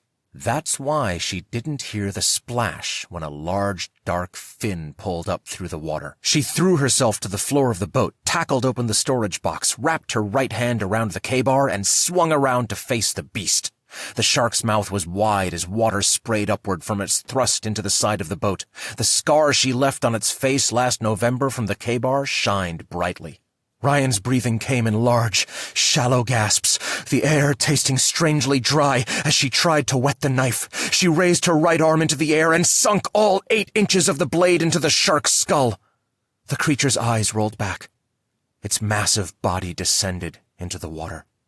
Ryan stumbled back to the driver's seat, keeping her eyes on the water. Several seconds passed. Minutes. And then a shiny fin poked through the water, just a few feet away from the boat. The knife gleamed from its head like a hellish nightmare. She stooped to the bottom of the boat and grabbed the bang stick. Unscrewing the cap off a bottle of nail polish, she went to work waterproofing the primer. If she used enough force, the projectile, the .357 Magnum caliber, would hit the fish. But she had to do it just right. The fin rose higher. Closer. She removed the firing pin, aiming the weapon at a linear angle. The shark closed in. Ryan gave a firm, quick thrust at its belly, inches below the water's cap. Boom! The sound of the projectile exiting reverberated in the air around her as it exploded underwater. The shark had no intention of giving up. Its massive body pushed upward through the swelling waves where it thrashed and jerked, trying to free itself of the bullet. Ryan dropped the bang stick to the floor. This wasn't going to work. She had only one last resort. She hoped to God it would work. It had to. It took her less than 30 seconds to lasso the rope, but it felt like minutes, too much time. The amateur-fashioned cord hung several feet down, fastened to the stainless steel ski tow-eye. The shark was still thrashing about only 2 feet away, its glossy fin tossing side to side, flicking spray, desperate to rid itself of the pain. Then it disappeared underwater. Ryan lowered the rope inches above the surface of the ocean. Several minutes passed, and Rian began to worry that the fish had vacated the area for the night. The waves subsided, as did the light of the sun. Only a soft glow from the resurrected moon sparkled across the face of the deep. Several minutes went by. She winched the rope back onto the boat. All was eerily still until the face from her nightmare stabbed through the water, its fangs gleaming as its mouth opened wide. Maybe 20 feet separated them, but the gap was closing fast. She clutched the rope so tightly that her hands burned. 10 feet away, she dipped the rope back over the ocean.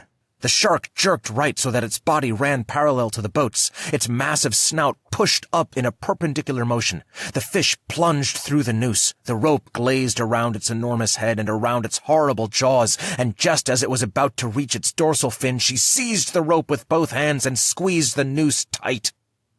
The minutes ticked by quickly. The fish stopped thrashing, its face buried in the water, its fins slack in the unforeseen trap, its body drifting uselessly. 5 minutes later, it was dead. Rian realized that her stomach had been twisted in knots, her shoulders taut, her hands curled stiffly, because as soon as the shark stopped breathing, her body sagged to the floor with enormous relief. She phoned the police department first from her cell phone, then Jack. Chief Scheider arrived with some of his deputies 10 minutes later. Jack arrived a few moments after that. The chief contacted Kuntz, and he followed immediately behind Jack. Jack hugged her tightly. 3 deputies tossed a large net into the water to start the process of lifting the shark onto the walkway. Jack's hug made her realize how long it had been since she'd felt that close to him. She let herself fall against his chest, hiding her face from the lifeless body that floated on the water behind her. "Baby, why didn't you tell me? You could have been killed." His eyes were moist. "I knew you would stop me. I had to do this." He just held her closer. Chief Scheider shook his head at Rian. "I can't believe it, Mrs. Field. I want to reprimand you for taking on such a dangerous expedition, for not telling a soul. But I think you're more deserving of a reward." They all laughed. "By tomorrow morning, I will have a check made out to you, and I will make sure that this makes the paper with your name on it. If, of course, you are okay with being personally identified as the hero who rid this town of a killer shark." Rian smiled as she looked out at the black water. "Thank you." By the next day, not only did the chief keep his promise to write her a check, her name appeared in the papers, too. Specially edited by Floyd, making her sound like a world-class hero. Jack beamed at her as he filled 2 cups with black coffee from the kitchen. Champ's ears perked up as he looked at the newspaper. Jack reached down to scratch behind the retriever's ears. "It's a good day, boy." He glanced over at Rian. "It's a very good day." She gazed at both of her boys, basking in the pleasure of being with them. By the end of the month, Weston promoted her to senior marine scientist. It wasn't always this way. Rian at the top of her game with a husband and a career she'd only once been able to fantasize about. She was even able to forget about the masked men for a while. She and Jack were back to normal, the distorted past gone and replaced with lucidity and a long overdue contentment. Chapter 14. Picking up some Chinese food on the way home from her first day in her new position, Rian felt safe in the car, like nothing and no one could hurt her. She placed the bags on the passenger seat, started the engine, and switched on the radio. A Led Zeppelin song was playing. She turned up the volume and started singing along. "The autumn moon lights my way, for now I smell the rain, and with it pain, and it's headed my way. Sometimes I grow so tired, but I know I've got one thing I gotta do." As if on cue, the sky rumbled as deep gray clouds sailed across its surface, gathering in thick clusters. The thunder was followed by a bolt of lightning that shattered the air and tore open the clouds. A torrent of water burst through them and came tumbling down onto the car's windshield. She switched on the wipers. They worked hard and fast as they swept back and forth across the windshield. Bloated drops of rain flung against the glass. She squinted to see the road as she hunched over the wheel. As Robert Plant continued to belt out his feelings over the airwaves, Rian was reminded of her dad, who had loved classic rock, in particular Led Zeppelin. She grew up learning the value of such music, surrounded by it almost every day. When her dad would ask her to help him in the garage, a classic song had to be playing. When they played cards or went fishing or whatever they did together, her dad insisted the music accompany them. For Rian, Led Zeppelin would always hold a special place in her heart. As she continued driving through the deluge, she found pleasure and renewal in a baptism as rain swept furiously and urgently across the blurred window pane. The song also reminded her of who her dad had once been, a lively man with good taste and an appreciation for life. Rian needed to boldly embrace those values if she were going to get through this. Because it wasn't over. The danger. She and Jack enjoyed a nice dinner before the fireplace, listening to the exploding night as thunder continued its rampant rumbling. But by the time they went to bed, her body was on edge, as it usually was. "I feel like I'm just waiting to die," she told Jack. "But you're alive. So live." He peeled back the sheets and pulled her next to him on the bed. She wanted to be able to do that, to just live. But how could she when she lived each day feeling like it would probably be her last? Jack soon fell asleep, but she lay there for another hour, her body stiff with anxiety. When she finally fell asleep, she dreamed about something horrible. Those same fierce jaws which had tried to feast upon her came rushing toward her, the large head swinging back and forth, its torso shuddering as it closed in on her. She shrieked under the water, her voice making a gagging, garbling sound as she dove deeper, aiming her body straight down toward the ocean bed, though it seemed unlikely that she could swim this far down, much less breathe without the proper swimming apparatus. She dared not peer behind her, for she knew she would only slow her pace. As she pushed herself away from the monster, she found herself moving into clearer waters. A soft, glowing blue light cast down a stark radiance as if emanating from a spotlight. At the bottom of the beam of light, curled innocently and unaware of any nearby danger, a tiny baby slept. She had to get to the baby before the shark did.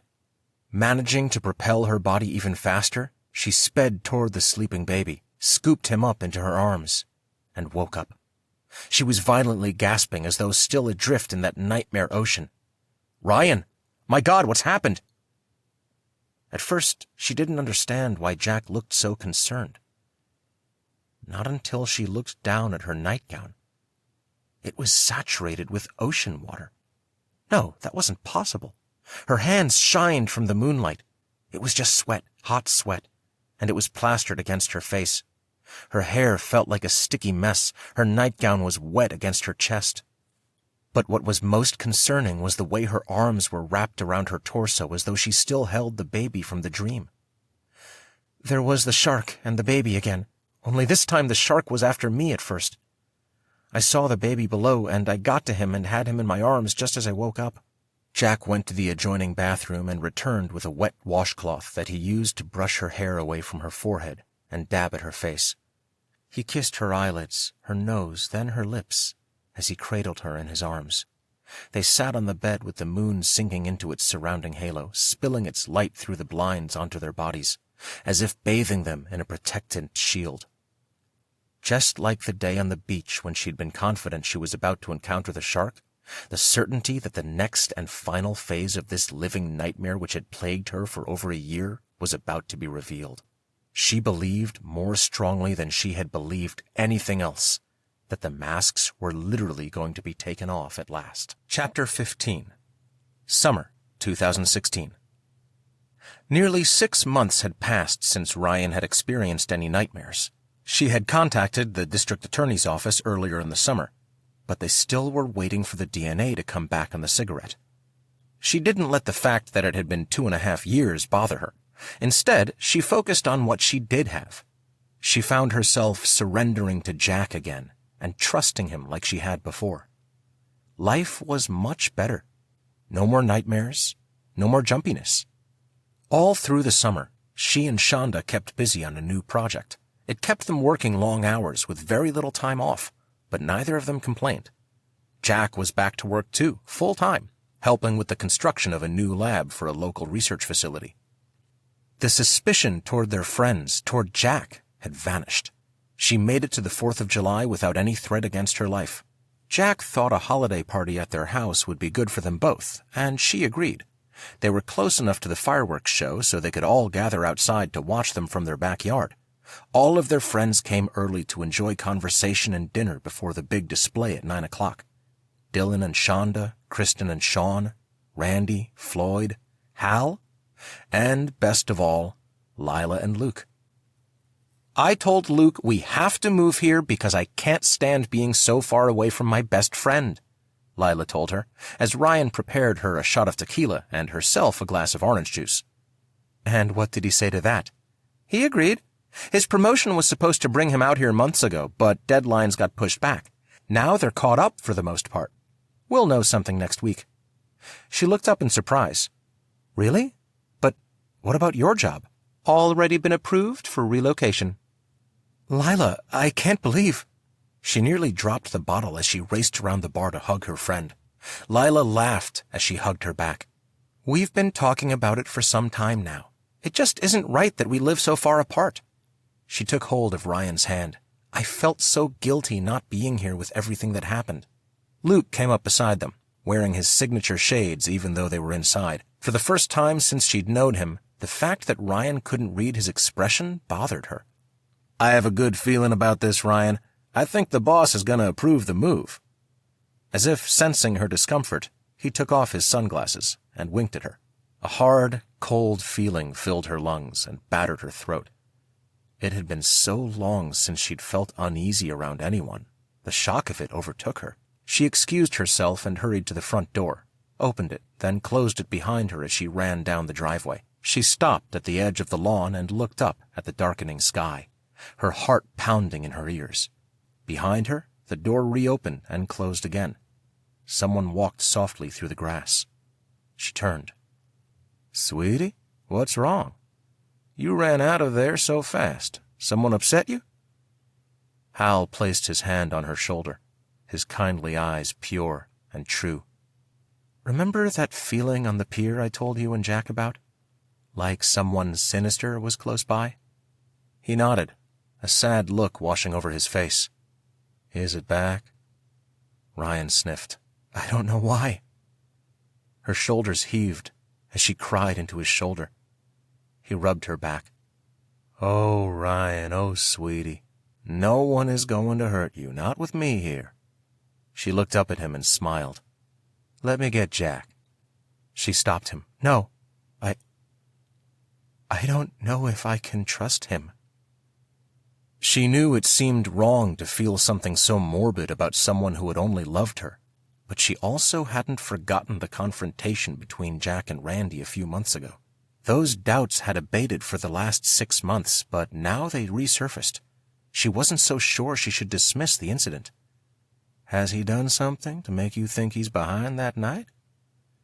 I don't know how to explain it. Someone in there wants to hurt me. I can feel it. Someone close to me. Come back inside. She nodded and followed him back to the living room. Randy and Floyd were off in the corner watching something on TV, though they seemed less engaged in the program than in the heated conversation they were having. Randy was doing most of the talking. From time to time, Floyd glanced around the room as if he didn't want to be a participant. Rian wondered what they could be talking about that had them both so on edge. Ready for an appetizer? Dylan interrupted her thoughts, balancing a tray of crackers and cheese. Sure, she said, absent-mindedly, not taking her eyes off the two men. Why don't you join us at the kitchen table? We're starting some blackjack. Was Dylan deliberately trying to divert her attention because he knew something about the conversation? Or was it an innocent move encouraging her to have some fun? She wasn't sure, and that frustrated her. A bit reluctantly, she followed him to the table where Shonda, Kristen, and Sean were also seated. They looked up at her and seemed pleased she was there. Before long, she found herself immersed in the game and forgot about her suspicion. "Crank up the stereo!" Kristen shouted to Jack, who gladly obliged the request. An 80s station pumped out music, and the house lit up on the inside with everyone's energy. Hal smiled at Rian from the next room. She returned it. Randy and Floyd dispersed from their corner and were striking up a conversation with Jack at the bar. It didn't sound like a sinister discussion, but Rian couldn't be sure. Instead, she decided to focus on the game, the music, her friends, and to purposely have fun to keep from losing herself to a cacophony of turmoil. Right at 9 o'clock, the first firework blew up in the sky. Everyone stopped the festivities and gathered to the backyard near the casita where they enjoyed a good view of the fireworks. The show turned out to be spectacular against the backdrop of the full silver moon, and soon Rian fell right back into her relaxed state. No wonder she felt tired so often. Her emotions flipping back and forth so frequently exhausted her. Kristen kept squealing at each blast of a rocket while Sean, usually quiet, cheered at the sparkling sights. "Doing better, sweetie?" Hal tapped Ryan's arm as he looked up at the sky. Rian smiled. "This is my favorite holiday. It reminds me of my parents' years together when they were happy before my dad got sick." Hal squeezed Ryan's hand. "Don't forget Jack." He nodded over to where Jack was standing apart from them all. He looked withdrawn. She knew he wished she were standing right next to him, but at the same time, he didn't want to push her past the point of comfort. Hal was right. She needed to go to him. If these two men were close by, right here, right now, then she better trust Jack. If he was involved, she would never trust him again. But if he wasn't, then her trust in him would reinforce their marital bond. It would also shield her from those who sought to further harm her. Jack turned aside as she moved up beside him and caught his hand in her own. "Having fun?" he asked. "Not without you." She kissed his cheek and snuggled up next to him. A light chill drifted through the air as together they looked up at the fiery sky. Afterward, Kristen and Sean decided to call it a night, but the others stayed behind, enjoying appetizers and drinks as Dylan flipped through the channels searching for a late movie. Jack had gone to the bathroom when Floyd shifted his attention from the comedy Dylan stopped on to her. As he made his way over to her in the kitchen, he looked concerned in spite of his smile. "Randy told me what happened between him and Jack at the Institute. That fight months ago. I didn't think it necessary to bring it up since it seemed to be over, but Randy says that lately Jack's been giving him the cold shoulder when no one's around, so maybe it's not really over. Nothing will ever be the same between them, I'm sure, but they can work it out eventually. Don't you think?" "I think you're right." He paused, as if hesitant to go on, but Randy told me something that happened the other day between them. He looked behind him, outside to where Randy and Hal were watching the leftover fireworks from local neighbors. He turned back to face her, a stone, serious expression melting the smile from his mouth. "He told me not to tell you this, but I feel like I have to."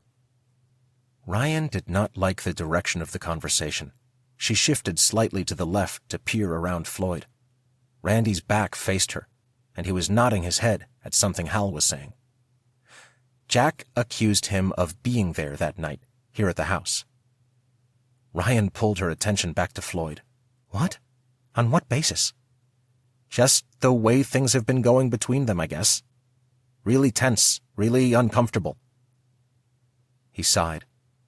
"The trust is gone. He didn't even want Randy here tonight, but I convinced him to let him come."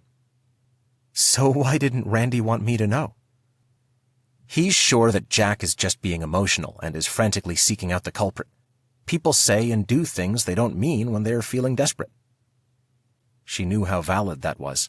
She'd mistreated Jack on more than a few occasions. Floyd glanced behind him once again.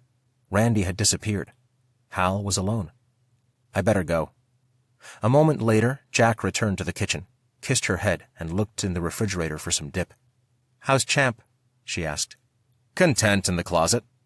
"Oh, poor thing. I wish their ears weren't so sensitive so they could enjoy the show, too." She watched as Jack happily dipped some potato chips into the French dip and wondered how true Floyd's words were and why Jack hadn't bothered telling her anything. It wasn't like him to keep secrets. She needed to know what was happening. What's going on between you and Randy? What do you mean? I mean, things haven't been exactly friendly between the two of you for a while now. Jack's neck stiffened as he swallowed the last piece of the chip and stared at her. I don't think he's being honest. About what? She asked. Something's off. I don't know what it is, but I think he's hiding something. I don't trust him. Not anymore. So why did you invite him? I didn't. Floyd talked me into it. So it was true. Ryan, I really don't want to talk about this. Let's just have a good time. He kissed her head again. Hal had told her that Jack loved her, and she wanted to believe it. He hadn't done anything to make her think she couldn't trust him. Except, why did he suspect Randy? And why had Randy acted funny about Jack, too? And more importantly, why was Jack unwilling to talk about it? She remembered that day in the lab, and other times when Randy had been a bit protective of her, and it felt like overbearing. Her husband, their good friend, both accusing each other. Jack went outside to join Hal. Having fun? Randy sidestepped Ryan as she started to leave the kitchen. She turned around to see him twirling a red, white, and blue glow stick. But she wasn't in a fun mood, and she was tired of Randy's strange behavior. What in the hell is going on between you and my husband? Ryan, I really don't think now's... Yes, it is. Now is the time, and I want to know what it is. What has you two going at each other, distrusting one another, accusing each other? The last remark made him shudder. I didn't want to say anything. Not here. He looked out at the window, up at the stars. I know you don't want to hear this, but I think he's involved. Don't you dare. Her voice was low, but her rage was building. Randy looked at her. He was there, Ryan. Seconds after they left. He wants you to think he's innocent, but I know he's not. Get out! Shonda turned down the TV. What's going on? Nothing. Randy put down his drink and left out the front door. Jack came back inside. He took her hand. She shrugged it off and went to the spare bedroom and slammed the door. A picture of Jack and her sat on the nightstand. In it, they were both laughing against a backdrop of a setting sun. The photo had been snapped by Lila years ago in Virginia Beach, long before the daunting moments, when there was total trust between her and Jack. She looked away from the memory and began to cry. It wasn't long before Jack came in. I love you. I don't know what this is about. I sent everyone home so we can talk about it. Can we do that? I don't know anymore. Okay. He took off his shirt and jeans and got into bed, his back facing her. I have to work late tomorrow, so don't expect me until around midnight or so. He took in a deep breath. I love you, he said again. She was disheartened by how quickly he gave up. But she knew that was the end of the conversation. He always sealed talks with those 3 words, even when he was disappointed in her. Ryan slid under the sheets and lay on her back. She stared at the ceiling, watching the shadows of light from the moon churning and jerking back and forth. The oscillation reminded her of those of the shark in its final moments. She closed her eyes. Her mind drifted to the beach and the positive things it had once meant to her. She wondered if that place of peace was gone forever. Seconds before she entered into the abstract realm of sleep, she made up her mind to spend the entire day out there to find out.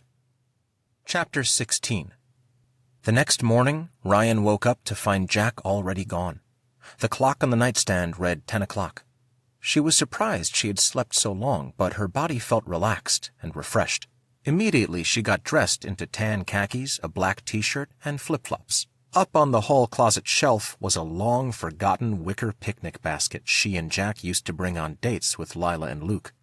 She pulled it down and went to the kitchen, where she began busily humming an older tune. She couldn't remember who sang it, but she thought it might be Clapton. I'm glad, I'm glad, I'm glad. And it was true. She really did feel glad. But it was more than that. She felt confident and in control of her life. From the refrigerator she withdrew a loaf of honey wheat bread, a package of beef bologna, and a jar of mayonnaise. She made 2 thick sandwiches. From the cupboard she retrieved 2 small bags of potato chips. She tucked the food inside a cooler, adding a 6-pack of bottled water, 2 cans of Pepsi, and 2 apples. Back in the hallway she stooped at the lower cabinets and pulled out a deck of cards. She'd grown up an only child and had learned to self-entertain with solitaire. She smiled as she continued repeating the chorus of the song. I'm glad, I'm glad, I'm glad. The house looked normal to her. Not like a house that had once been taken over by 2 monsters. Not like a house where she had been violated. Champ had been asleep on his bed near the fireplace, but now he got up and padded over to her. He sat at her feet, his head cocked, his golden ears perked. He softly whined. She smiled. It's okay, boy. I'm just going to the beach to clear my head a little. I'll be back tonight, and so will Jack. Now just enjoy this big house all to yourself, but don't do anything I wouldn't do. She winked at him and scratched behind his ears. He whined, this time a bit louder, as if to say he didn't buy the casualness in her voice. Rian sometimes pondered how much Champ understood the things they said. Once, she had spoken aloud about wanting a piece of pie. Jack had just finished baking a homemade apple pie, and it had been steaming on the countertop. A moment later, Champ was nudging the edge of the container with its nose. They figured he was just drawn to the delicious smell of the treat, until what happened next. What about my fork? I can't eat without a fork, Rian said. Champ had strolled over to the end of the counter and thrown up his paw on the silverware drawer. Now she plopped down next to the retriever and patted his golden coat. I'm sorry things have been so confusing lately, but we'll get back to normal. I promise. He dropped his head into her lap and moaned. She rubbed his head and sighed. I know. Newport Beach was packed. Apparently, a majority of the city employees had taken off another day to deal with 4th of July hangovers. Many of them were passed out on their stomachs, some leaning back in chairs with their heads lolled to the side, their eyes hidden beneath dark sunglasses. After making a second trip to the car for the cooler, Rian set up her things next to a lifeguard station, and it made her realize how predictable she could be. She always parked her stuff near a lifeguard. She supposed it made her feel safer somehow. The weather was severe, over 100 degrees, though it wasn't even yet quite noon. She was thankful she'd remembered to apply sunblock. She placed the picnic basket on the beach towel and opened up a big blue umbrella. It was something they'd purchased 3 summers ago, but they had never used it. She slipped her sunglasses on and lay down beneath the shade of the umbrella, letting the sun tickle the edges of her face. Soon, she dozed off, waking up hours later to discover it was just after 2. She had meant to eat lunch. Her stomach was gurgling. From the cooler, she took out one of the bologna sandwiches, a bag of chips, and one of the Pepsis. As she ate, she enjoyed the views around her. Several body surfers were at play near the shore. A shirtless young man was running down the beach, his workout for the day. An older couple strolled the edges of the water, oblivious to the rest of the world. She took in a deep breath and could feel the salty water fill her lungs. But so far, the peace of the past this place once represented still eluded her. As she finished the last bite of bologna and did her best not to let that fact trouble her, she fumbled through her beach bag and drew out a King novel, The Shining. She read it once before in her college years before Jack. She was looking forward to reading it again. She sighed as she opened up to Chapter 1 and soon found herself escaping into the beginnings of a dangerous world, but one that was safe because nobody in the story could harm her. She even found herself saying a silent prayer of thanks to God. By late afternoon, she had played 10 games of solitaire, eaten the rest of the food she packed, and downed another bottled water. She was sitting close to the incoming tides, relishing the rolling surf as it painted the sand a metallic gleam. Sand-filled waves furled toward her feet, the diamond-coated water scattering into a body of white jagged veins. Above her, the half-moon waited for night. An unexpected wave pulled in. It was the high tide now, and it came rushing into the shore, pounding the earth with a vicious slap and smearing the sandcastles down into a murky mess. Further up on the sand, the sidewalk lamps offered her just enough light to see. She took out the King novel again and read through several more chapters, but time passed by too quickly. When she next looked at her watch, she saw it was just after midnight. She couldn't believe how late it was. Apparently, she had gotten pretty caught up in the story. She jumped to her feet. The lifeguards had gone home hours ago. The entire area was deserted. In the ebony velvet heavens, the moon was sinking into its surrounding halo. Rian felt strangely isolated. A cold draft of salt water picked up and prickled the skin of her arms. She quickly dug into her bag and pulled on her t-shirt and jeans. She wondered how Jack was doing, if he was more hurt by her rejection than she was. It pained her to doubt him.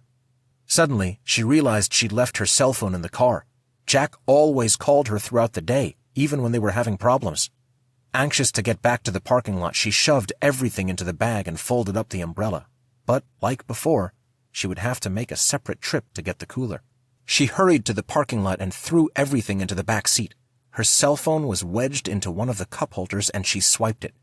7 missed calls, all from Jack. She felt guilty. It wasn't like her to go the entire day without letting him know where she was.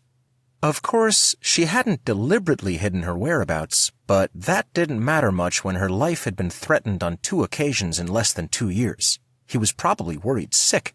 He had left only 2 messages, the first occurring just after 1 o'clock. I hope you're not still asleep because it is such a beautiful day, a perfect day to go to the beach. Ryan's heart skipped a few beats when she heard that, for his words came across ominously, as if he expected her to be here today. But in the second message, Jack was upset. It was left shortly after 6 o'clock. Well, it's me again, and you still haven't called. I know you're mad, but you don't need to ignore me. It isn't helping anything. Call me. Bye. No, I love you. Just bye. Her heart sank like the moon in its sky. She bent over the steering wheel, taking deep breaths. After a moment, she deleted the messages and returned the phone to the cup holder. She shoved the keys underneath the driver's seat. Why hadn't he called her again? It wasn't like him to be so cold. Didn't he care that it was midnight and she still wasn't home? Didn't it concern him when she hadn't called him back? She trudged back down the beach to get the cooler. She was just turning around to head back to the car when someone stepped into her path. The shadowy figure shrank back into the darkness, away from the street lamps. Jack, I'm sorry, I should have called. He stepped forward. But it wasn't Jack. She started to smile. After all, he was her friend. Chapter 17. He trains my hands for battle, so that my arms can bend a bow of bronze. You have also given me the shield of your salvation, and your help makes me great.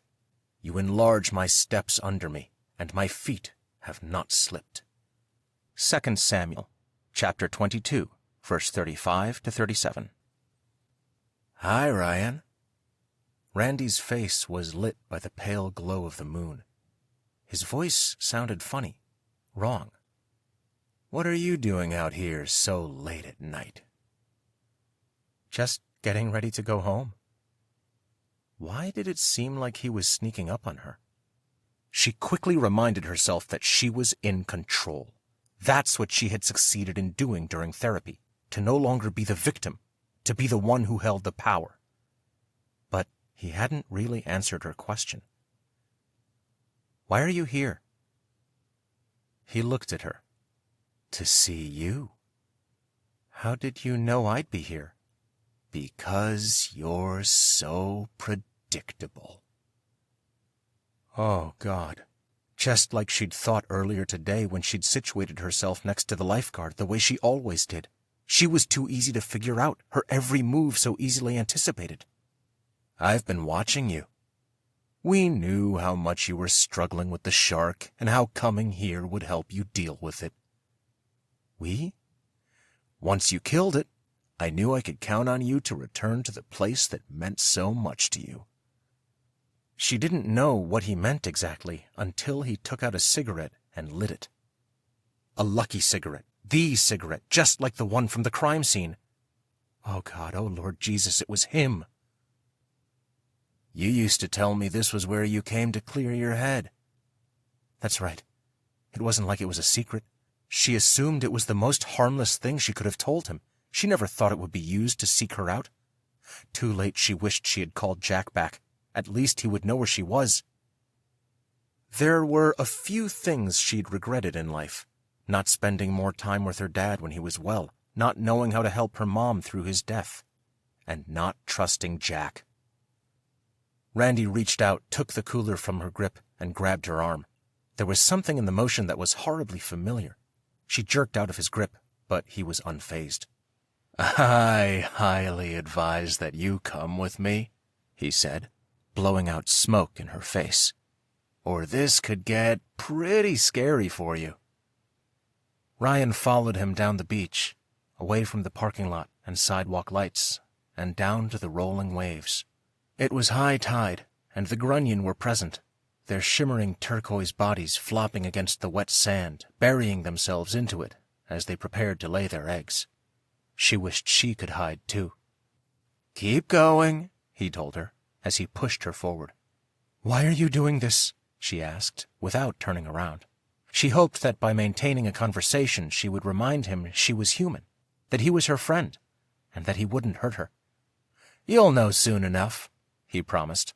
She didn't like what she heard in his voice. Finality. Malice. She knew he was here to finish what he started over 2 years ago. He was planning to kill her. She didn't want to die. This was the only life she knew, even though it had been rough the past few years, and she cherished it. She wasn't ready to leave it. Not yet. Where was Jack? He'd said that he would be off around midnight. Wouldn't he come looking for her? She started to shiver as the spray from the ocean tickled against her legs. "You got her?" Another male voice shouted from a few feet away, though it was much closer than she thought when a second later Floyd came into view, dressed in a tank top and shorts, the other half of We. "Right here. Take care of Jack?" "Yep." Her heart dropped to her stomach. "Where's Jack? What did you do to him?" she demanded. "In due time, Rian. In due time," Floyd said coolly. Randy set down the cooler and pinned her arms behind her back. "Now you're going to know what real pain is." "What are you doing?" "Looks like we have to spell it out for her." Floyd tapped his finger against her forehead. "Don't you remember?" Then she knew, as her eyes caught sight of his arm in the area just above his elbow, a bright circular birthmark, like a drop of blood. She had somehow forgotten about it, but now she remembered. He had rolled up his sleeve and scratched at it when they first brought her into the house. "No, not you two." She looked at Floyd, then at Randy. Neither of them budged, but they both stared at her with tight grins, though Randy's dark eyes glared at her so hard that if it were possible, they would have drilled a hole through her skull. Floyd noticed her staring at his arm. "The one mistake I made. I had to be pretty careful after you saw that. I couldn't just go around wearing short sleeves. I tell you, that got pretty hard to do, especially in the summer months." His mouth changed into a twisted smile. "You know, I was there during the earthquake. That was amazing, really, that an earthquake hit just moments before I threw the anchor into the house. You got shaken up in more ways than one, didn't you?" He smiled, and it reminded her of the sneer of the Grinch from the Seuss cartoon. "It was my idea to do it. Something symbolic, to reconnect your mind to the shark attack and drive the fear back into you." Randy glanced at Floyd. "She still doesn't get why." "I guess it's time we explain." He smirked as he turned back to her, but it was a menacing smirk that chilled her heart. "When I found the test in your purse, I finally knew why you had been keeping secrets from me." "What test? What are you talking about?" She was tired of his riddles. He gritted his teeth. "You never met Jenna, but she looked a lot like you. She had the same mole in the same place as you do, and that same damned strawberry blonde hair. When I moved out here and met you and found out how we both had gone to the same school and all, I thought we shared something special. You were so nice to me, like she was. But it was just an act. You thought you were better than me, just like she did because you had a PhD. You betrayed me just like Jenna did." He grinded his teeth together and practically snarled those last words. And then he unbuttoned the top 2 buttons of his shirt. Shining under the moon's pale light across his dark-toned chest were 2 words scrawled in black tattooed ink. Rian Field. She shuddered and looked away. How could she have not known how sick he was? When she opened her eyes again, he buttoned his shirt back up, and something dark crossed his face. In the light of the moon, she could see the blood rushing to his cheeks. He wasn't smiling anymore. Inside his eyes appeared something inhuman. He had created a delusion in his head, twisting reality to support the faulty narrative that Rian was Jenna. Fortunately for us, we went for drinks after work, remember? Dylan, Shonda, you, me, Floyd. Of course you remember. You'll always remember that night. Floyd cut in. "I have my own personal lab.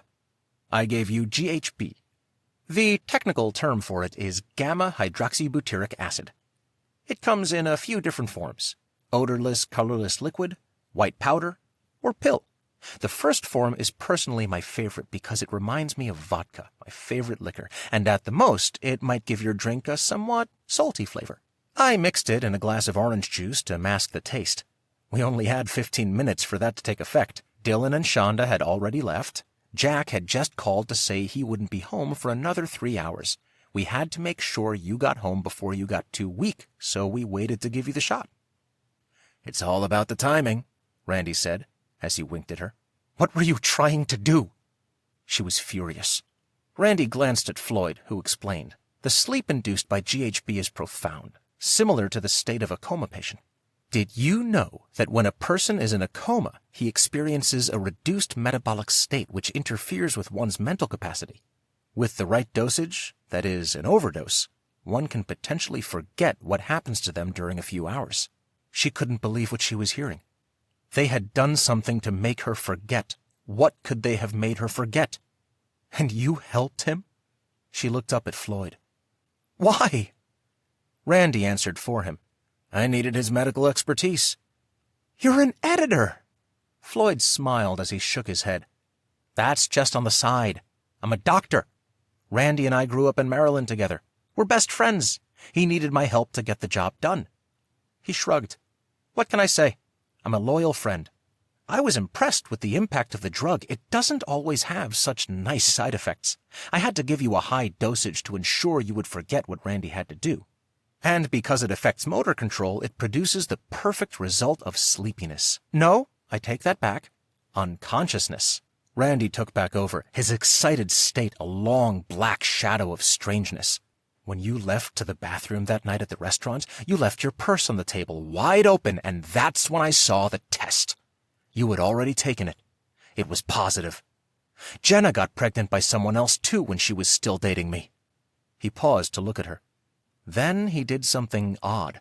He squeezed his hands together so tightly that his knuckles turned white. "When we got you to the house, I had a hard time holding back, but as soon as I could, right after the drug took effect, just after you fell asleep, standing there against the wall, I socked you in the stomach and watched you sag to the ground. Jack would be getting there soon, so we had to get you into your bed fast so it would look like you had fallen asleep." He paused to take a breath. He was nowhere near done. His voice changed into one of cold-blooded rage. "I couldn't bear you giving life to a child, not without me. That baby should have been mine!" He screamed so hard that spit flew from his mouth. Rian wobbled, and Floyd balanced her. The dream about the baby and the blood. Now the missing piece could complete the puzzle. She bled for 12 days straight. Dark purple blood. The doctor said she'd lost the baby. She and Jack thought it had just happened naturally, but no. Someone had killed their baby. Oh, the pain of losing a child you never got to meet. Rian almost fell backwards, but Floyd caught her. They had known all along. She was indignant. These vultures knew something so precious had lived inside of her, and they had taken it from her. "Oh, God, please help me," she prayed silently. They were both out of their minds. Please help me figure out a way to escape. The three of them stood near the ocean, the waves slapping the cold sand under the moonlight. Outside the shock of knowing what had happened to the baby, it was horrifying to realize that Randy had knocked her down and that she had never felt it happening. After a time, she found her voice. I didn't know who you were. What did it matter if I was passed out? The cops would have matched my DNA that much sooner if murder was involved, and I couldn't have anyone knowing about that, Randy said. Fortunately, I've dealt with a lot of miscarriages, so I knew that the bleeding would continue a few more days and that you would never link it to us being there, at least not directly, Floyd told her. Tears started burning in the cavity of her heart. Why now? Why, after all this time, do you decide to tell me now? Randy cut in. At first, I tried to make it look like Jack was guilty, to turn you against him, and it worked. All I had to do was act like he was hiding something, and you fell for it. But, as the months went by, I became more haunted by how you betrayed me. I had to let you know what you had done. See, the GHB not only knocked you out, it created a temporary amnesia during that time. Only we could remind you of it. Consider it our gift to you. Here he paused, and a strange smile crinkled his lips. Since we'd already seen proof of what it could do in you that glorifying night, we grew optimistic. What do you mean? She said, her head spinning in confusion and horror and sorrow. Last November, he said, matter-of-factly. The shark attack on you wasn't an accident. He watched her as that information sunk in. It was carefully planned. Once again, with Floyd's knowledge and willingness to comply, we were able to orchestrate this grand event. You see, I knew how much sharks meant to you, how terrified you still were of them, yet so desperate to overcome that fear. It was the perfect time to reinforce that fear. Floyd said, we numbed you, so to speak, with my own specially formulated GHB back at the Institute. Remember, it was Randy's birthday, and Shonda baked him a cake and made his favorite strawberry lemonade? It's so easy to slip the drug into someone's drink. Too easy. It was probably the best birthday gift I'd ever gotten. Being there to watch you scream. Randy slowly turned his head to watch her. He explained how they had spent months navigating the waters, following a great white, watching for patterns. Randy had to disable the Institute's receiver, but once they outfitted their own private transmitter to track the shark, they were able to time its whereabouts perfectly and ensure that it would be there. He was more than happy to explain how they used fish uncommon to those waters as bait to lure it. It worked, sometimes, Floyd added. But usually the shark showed no interest. Not until we tried the dolphins. See, Randy here paid attention to what Shonda's team was doing at the Institute. Once we saw its success, we utilized them that night. They were these dolphin-shaped cardboard cutouts we used as decoys, attempting to lure you to your death on the pier. Randy shoved his face close to hers, his cold hands pressed atop her shoulders. The shark was a bit angry, you see, what with all the teasing we did to it as you lay helplessly in the Sundancer. It didn't much appreciate us dangling phony fish in its face. By the time you became conscious again, it was seeking vengeance. Floyd took over, sharing the twisted nature of their scheme with a casualness that made Ryan's heart flip-flop. While you were passed out, we lassoed the sucker and flipped it upside down. We had to be quick, because it was starting to go into a catatonic state. I made a small incision and inserted the tag. We were able to track it from the comfort of my home. Randy interrupted, anxious to finish his sick story. We did regret attacking an innocent life, but it was important to eliminate any suspicion that it was personal. Hurting Jimmy Woods was a necessary red herring. It couldn't appear too obvious that someone was out to get only you. And indeed, just like we predicted, it produced the desired effect. You wanted justice. That was perfect. Your individual pursuit of the fish led you right into our trap. You see, you believed it was over. The nightmares, the stalking, and you started to trust again. You were so determined to find the shark, so vulnerable," he said, shaking his head at her as though she were a child to be reprimanded, "that turning you against Jack was a simple task. It was satisfying in more ways than one. It broke your trust in your husband and made you a crazy wreck while strengthening your trust in me." All she could feel was an intense level of bitterness. What they said explained her strange connection to the shark, why it had reminded her of that night. The two attacks were linked, as she'd suspected, intricately and intimately intertwined. She wasn't frightened or paralyzed by the revelation, not anymore, but she was angry at the stealth by which they pulled it off. Floyd added with a disturbing tone of satisfaction, "You know what's truly inspiring, though? The fact that we were all together that day with Kuntz and the photographer, another one of your shining moments, and then here comes the shark without any planning, without our influence or manipulation, a beautiful symphonic dedication to our work." Randy swallowed hard and glowered at her. "You got what you deserved, Rian. And now comes the finale." Randy reached behind his back and pulled out a knife. A K-bar. Her K-bar. She wasn't afraid of him. Not this time. "How did you get that?"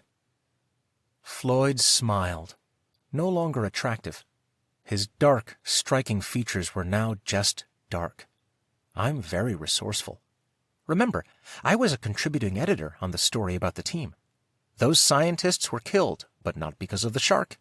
They never even tracked the shark. I tampered with their equipment beforehand to ensure that wouldn't happen. I had to make up that story that they'd been attacked by the shark so that no one ever went looking for them. But what really happened was far more interesting. The team was feeling pretty confident that day, and we all went celebrating on the boat. Thankfully, no one else would ever discover that I had been there too. It was a last-minute invite on their behalf. You know what else is so incredible about it? How easy it is to slip a drug in someone's drink. Within 20 minutes, they were all passed out. 5 minutes after that, I had them all secretly submerged in the water.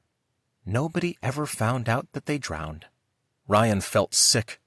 She started to back away, but Randy grabbed her, wrapping his arms around her throat. The same hold he'd used on her 2.5 years ago. Floyd wasn't done. "Kuntz trusted me to do the write-up on your final meeting with the shark as well. I simply went inside the storage area where they were temporarily holding the shark, as Kuntz instructed me to do, so that I could gather more information. No one noticed the missing knife until the next day. You know, the one you used to try to kill the shark. By then, a number of people had come and gone, so pinning the missing knife on me would be difficult." Randy cut in. "We had to make sure that you faced your demons. You had to be the one there with the shark. It would bring closure for you. I wanted your final moment with the shark to be one you would never forget. For whatever it's worth, I did try to help you remember. It was the day after it happened. We were at your house, you were making cookies, and I tried to get you to think it could be someone you knew." She couldn't believe how happy he looked as he said this, acting as though he had done her a favor. But Randy wasn't in a cheerful mood, nor did he pretend to be. "I hated you for making us wait so long. If you'd just listened from the start, paid attention to what we were trying to tell you, I could have had closure much sooner." Randy pointed the tip of the weapon at her. It gleamed like an opaque arm of death. To Floyd he said, "Meet me back at the car." Floyd jogged off toward the north part of the parking lot, which was flanked by palm trees in the opposite direction from where she'd parked. She was glad she left the keys in the car, one less thing they could take from her. Randy stepped toward her. The spray from the ocean sent a shiver through her, and she hugged herself, her hands tucked inside her shirt. He pushed her around so that she faced the ocean. "Move." Underneath her shirt, she felt the cold touch of the necklace against her fingers. She tugged on it and yanked it down until the cool stones rubbed against her palm. She and Randy were in the water now. The temperature was frigid, and her teeth were clacking together. She fiddled with the chain until she had it crumpled up into a ball. "Turn around," he commanded. The knife reflected off the cold darkness of his eyes. "It's time to say goodbye to this world." He brought the weapon up and tilted it so the blade pressed hard into her shoulder. She jerked back. "Hey!" In one fast motion, she let the chain dangle from her hand, swung it upward, and slashed at his face. He cried out. The diamonds had cut into his eyes, and blood was running down his face. She made a run for the parking lot, but was grabbed from behind. "Not so fast!" Randy violently spun her around, and she nearly fell to her knees. "I've been patiently waiting for this moment. You are not going to take it from me!" "No!" She tore away from his grip and attempted to run, but he was too fast. He pushed her down into the sand. It felt rough and cold against her cheek. He pressed his foot onto her back. She moaned in pain. "Are you done running? 'Cause I've already caught you, and there's nowhere for you to go. Now, if you'll stop playing this game, I'll let you up." She nodded, and he yanked her up so that she was face to face with him. She could feel his hot breath on her chin. It smelled of peppermint. His cheeks were wet with blood. The pendant had sliced some of the skin underneath his eyes. He looked down at the water and back to her, then back at the water, as if deciding on a course of plan. What was he plotting now? To drown her? She shivered and looked down the beach, hoping someone might be out for a late-night stroll. "It's just you and me, Rian," he said, as if sensing her thoughts. "I've got a new idea about what I'm going to do with you. It's better than my original plan. But I need to get Floyd." He let go of her for a second, and that's when she took action. She dashed to her car, pumping her arms as fast as she could. Within seconds, she was behind the wheel. The engine started right up.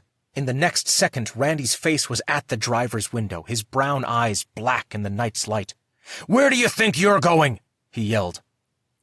Before she could react, he reached in through the open window, turned off the car, and pulled the keys out of the ignition. "Get out." Reluctantly, she opened the door and stood on the pavement beside him. She had to think fast. Perhaps there was a hint of sanity left somewhere inside of him. Maybe if she got through to him somehow, he would realize that his motives weren't reality. If she could just get him to see that, then maybe her life could be spared. It was her last hope. "I'm not Jenna, Randy. I did nothing to you. I'm Rian, your friend, your trusted friend." His eyes were wild, and he raised the knife into the air, waving it around. "You betrayed me! You were supposed to be mine!" Rian knew there was no reasoning with him anymore. He was gone, completely gone. He shoved her toward the beach, the knife flat against her throat. "You're going to pay for what you did." His voice was deadly. The point of the blade pinched her skin as they came near the water. Another voice shouted, "Back away!" Randy spun them around and gasped. "Jack! How the hell did you get out? Floyd had you tied up!" "Put the knife down." Jack was holding a pistol, their Colt 1911 .45. They had used it only once, 3 years ago for target practice. Now he was aiming it right at Randy's chest. Randy said, "Put the gun down, then I'll think about putting the knife down." Jack didn't waver. He held the gun steady. The rolling surf whooshed behind them. A small circle of moonlight, partially hidden behind the gray film of clouds, intercepted the darkness. "Put it down," Jack repeated. "Sure, Jack." Instead, Randy pushed the blade deeper into her neck. In the next moment, everything happened in a blur of commotion. Jack lunged forward. Bang! The gun went off right at Randy's head. He dropped the knife and fell on his back. Jack slid the gun into his pants pocket and hurried over to Ryan's side. He took off his jacket and pressed it down onto her neck, where a small gash was leaking blood. He darted back over to where Randy lay on his back and checked his pulse. "He's dead." Returning to Rian, he gently helped her up. "We need to get to the car, quickly." "The keys. Randy took them," Rian said. He searched Randy's pockets and pulled out the keys. Holding one another's hand, they started across the sand. "Freeze!" Floyd was back, and with a gun, some kind of rifle. He looked like a madman. He aimed the gun at Rian. Click! Jack jumped before the fire, and the bullet slammed into his chest. He fell into the sand next to Randy. "No!" Rian cried out. She wanted to go to Jack, but she couldn't turn her back on Floyd. From the corner of her eye, she detected the knife partly buried in the sand, mere inches from her feet, opposite Floyd, who was hovering over her. He looked taller than ever. Floyd said, "Randy, it's time." He glanced over at his friend. "Randy?" He lowered the gun and walked over to his body where he stooped beside him. Floyd made a strange guttural sound. "Randy?" Rian knelt beside Jack. A small amount of blood oozed from his chest. No, she didn't want to live this life without him. He had to be all right. She leaned in close to his ear and whispered his name. He didn't respond. But she heard something else. His shallow breathing. He was alive. But this wasn't over yet. They were still in danger. Inside Jack's jacket, she found his cell phone and called the police.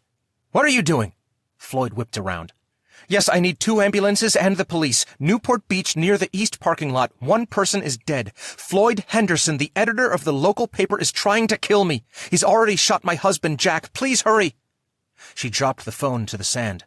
She needed both hands now. Floyd took a step toward her, swinging the rifle. The knife was right next to her. She scooped it up, lunged toward Floyd, surprising him, wrestled the rifle away from him, dropped the knife, and pointed the gun at his chest. He froze. 5 minutes later, 3 units pulled into the parking lot, their sirens wailing. Floyd held up his hands in surrender.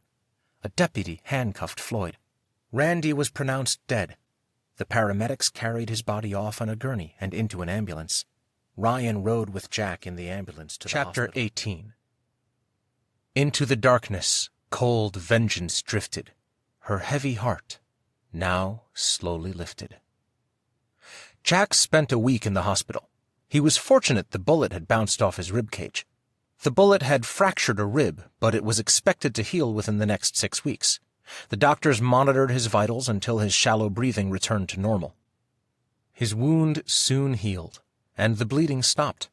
He left the hospital wearing a stabilizing elastic binder to help the healing of his ribs by keeping his chest from expanding. They were extremely grateful he had survived. Grateful to God. The Newport Beach event made headlines. The story of the shark attack on the scientists was reversed once the video was discovered in Floyd's house, showing what had really transpired. Rian Field would be receiving a special medal from Mayor Kuntz himself in recognition for her bravery and her search for the truth. When Jack returned home, Hal brought over a chocolate strawberry cake with the words "Jack and Rian, heroes," decorated across the top. He hugged them both close to him and shed tears of happiness at their survival. Champ was not forgotten. Hal also brought with him a special chew toy for the retriever. Sean, Kristen, Dylan, and Shonda spent the first night with them as well. At first, the mood was solemn, but Dylan soon found a way to make everyone laugh. Best of all, Lila and Luke found a house just down the street from them, which meant many nights of games, movies, and fun. But these moments were bittersweet. The discovery of what happened to their baby hit them in an agonizing way. They cried and held each other, mourning the murder of their child. The pain did subside as the weeks went by, at least to a certain degree. With their friends close by, the pain of what happened was that much more bearable. The curtain of terror and doubt had fallen. Life was slowly becoming wonderful and livable again. After 6 months went by, she and Jack agreed it was time to take a much-needed vacation. They'd had enough of the ocean for a while, so they decided to go away to Las Vegas.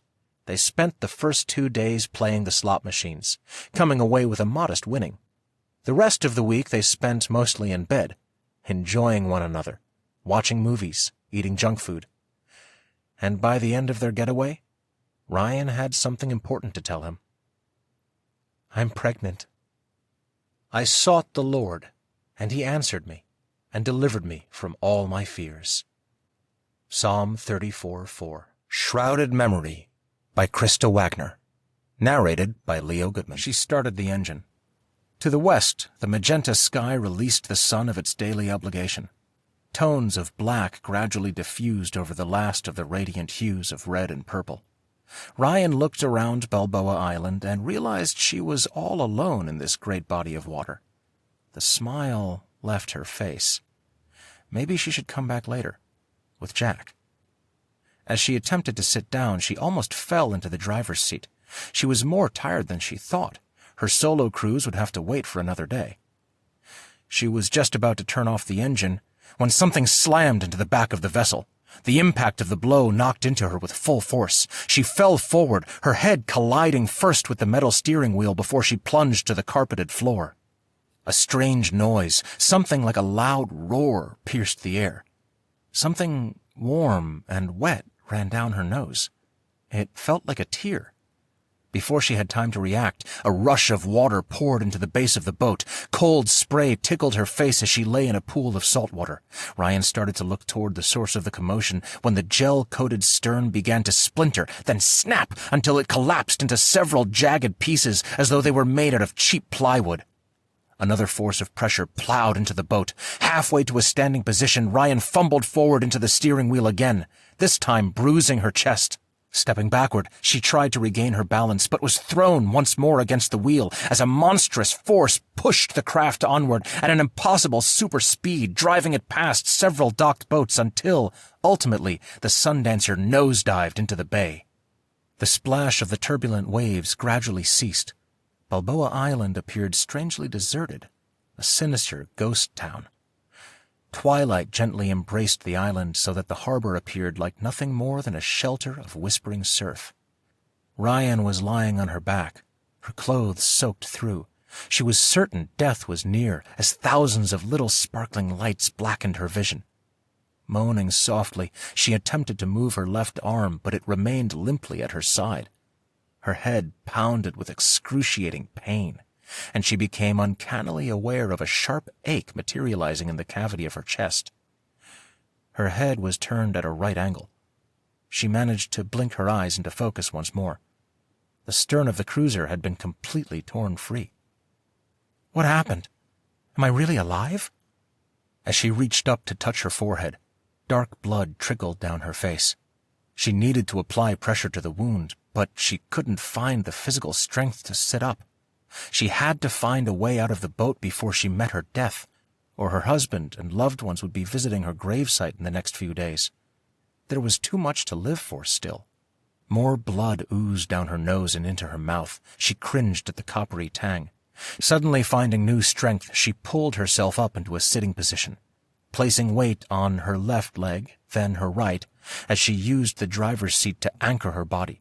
Slowly, she stood again, her back to the steering wheel and her eyes fixed on the damaged end of the boat. The once peaceful water now jerked in frantic waves around her, rocking the vessel. Confused and slightly disoriented, she managed to start the engine. She was just reaching the bay when the surface of the water rose high into the air and something big lunged toward her. The ostensibly invisible force shoved her backward, right into the ignition. Sharp pain pinched her upper back as she swallowed a mouthful of salt water. She tried coughing, but could only gag. Scrambling across the floor, she managed to open the compartment where she kept their K-bar, an EK Model 4. Grasping it with both hands, she pushed herself up, her shoulder bracing the wall. The unknown force became visible. Large, horned teeth came for her. Rian slashed the side of its face. Too late, she realized her left foot was dangling just over the edge of the boat. The sea monster, an enormous great white, settled its huge mouth around her shoe and yanked on it. The shoe peeled off. She jerked her foot back inside before it could sink its teeth into her flesh. Rian found her voice and screamed. Her scream was not a howl of pain, but one of terror. Deep inside the water, its gigantic body sank farther away from the light of day and from the warmer temperature of the island, 4,000 feet downward inside the massive ocean. The bottom of the sea was dark and fiercely cold. The crystal water massaged the shark's body as it restlessly swam. For a short while, the shark stayed at the bottom of the ocean. But only for a short while.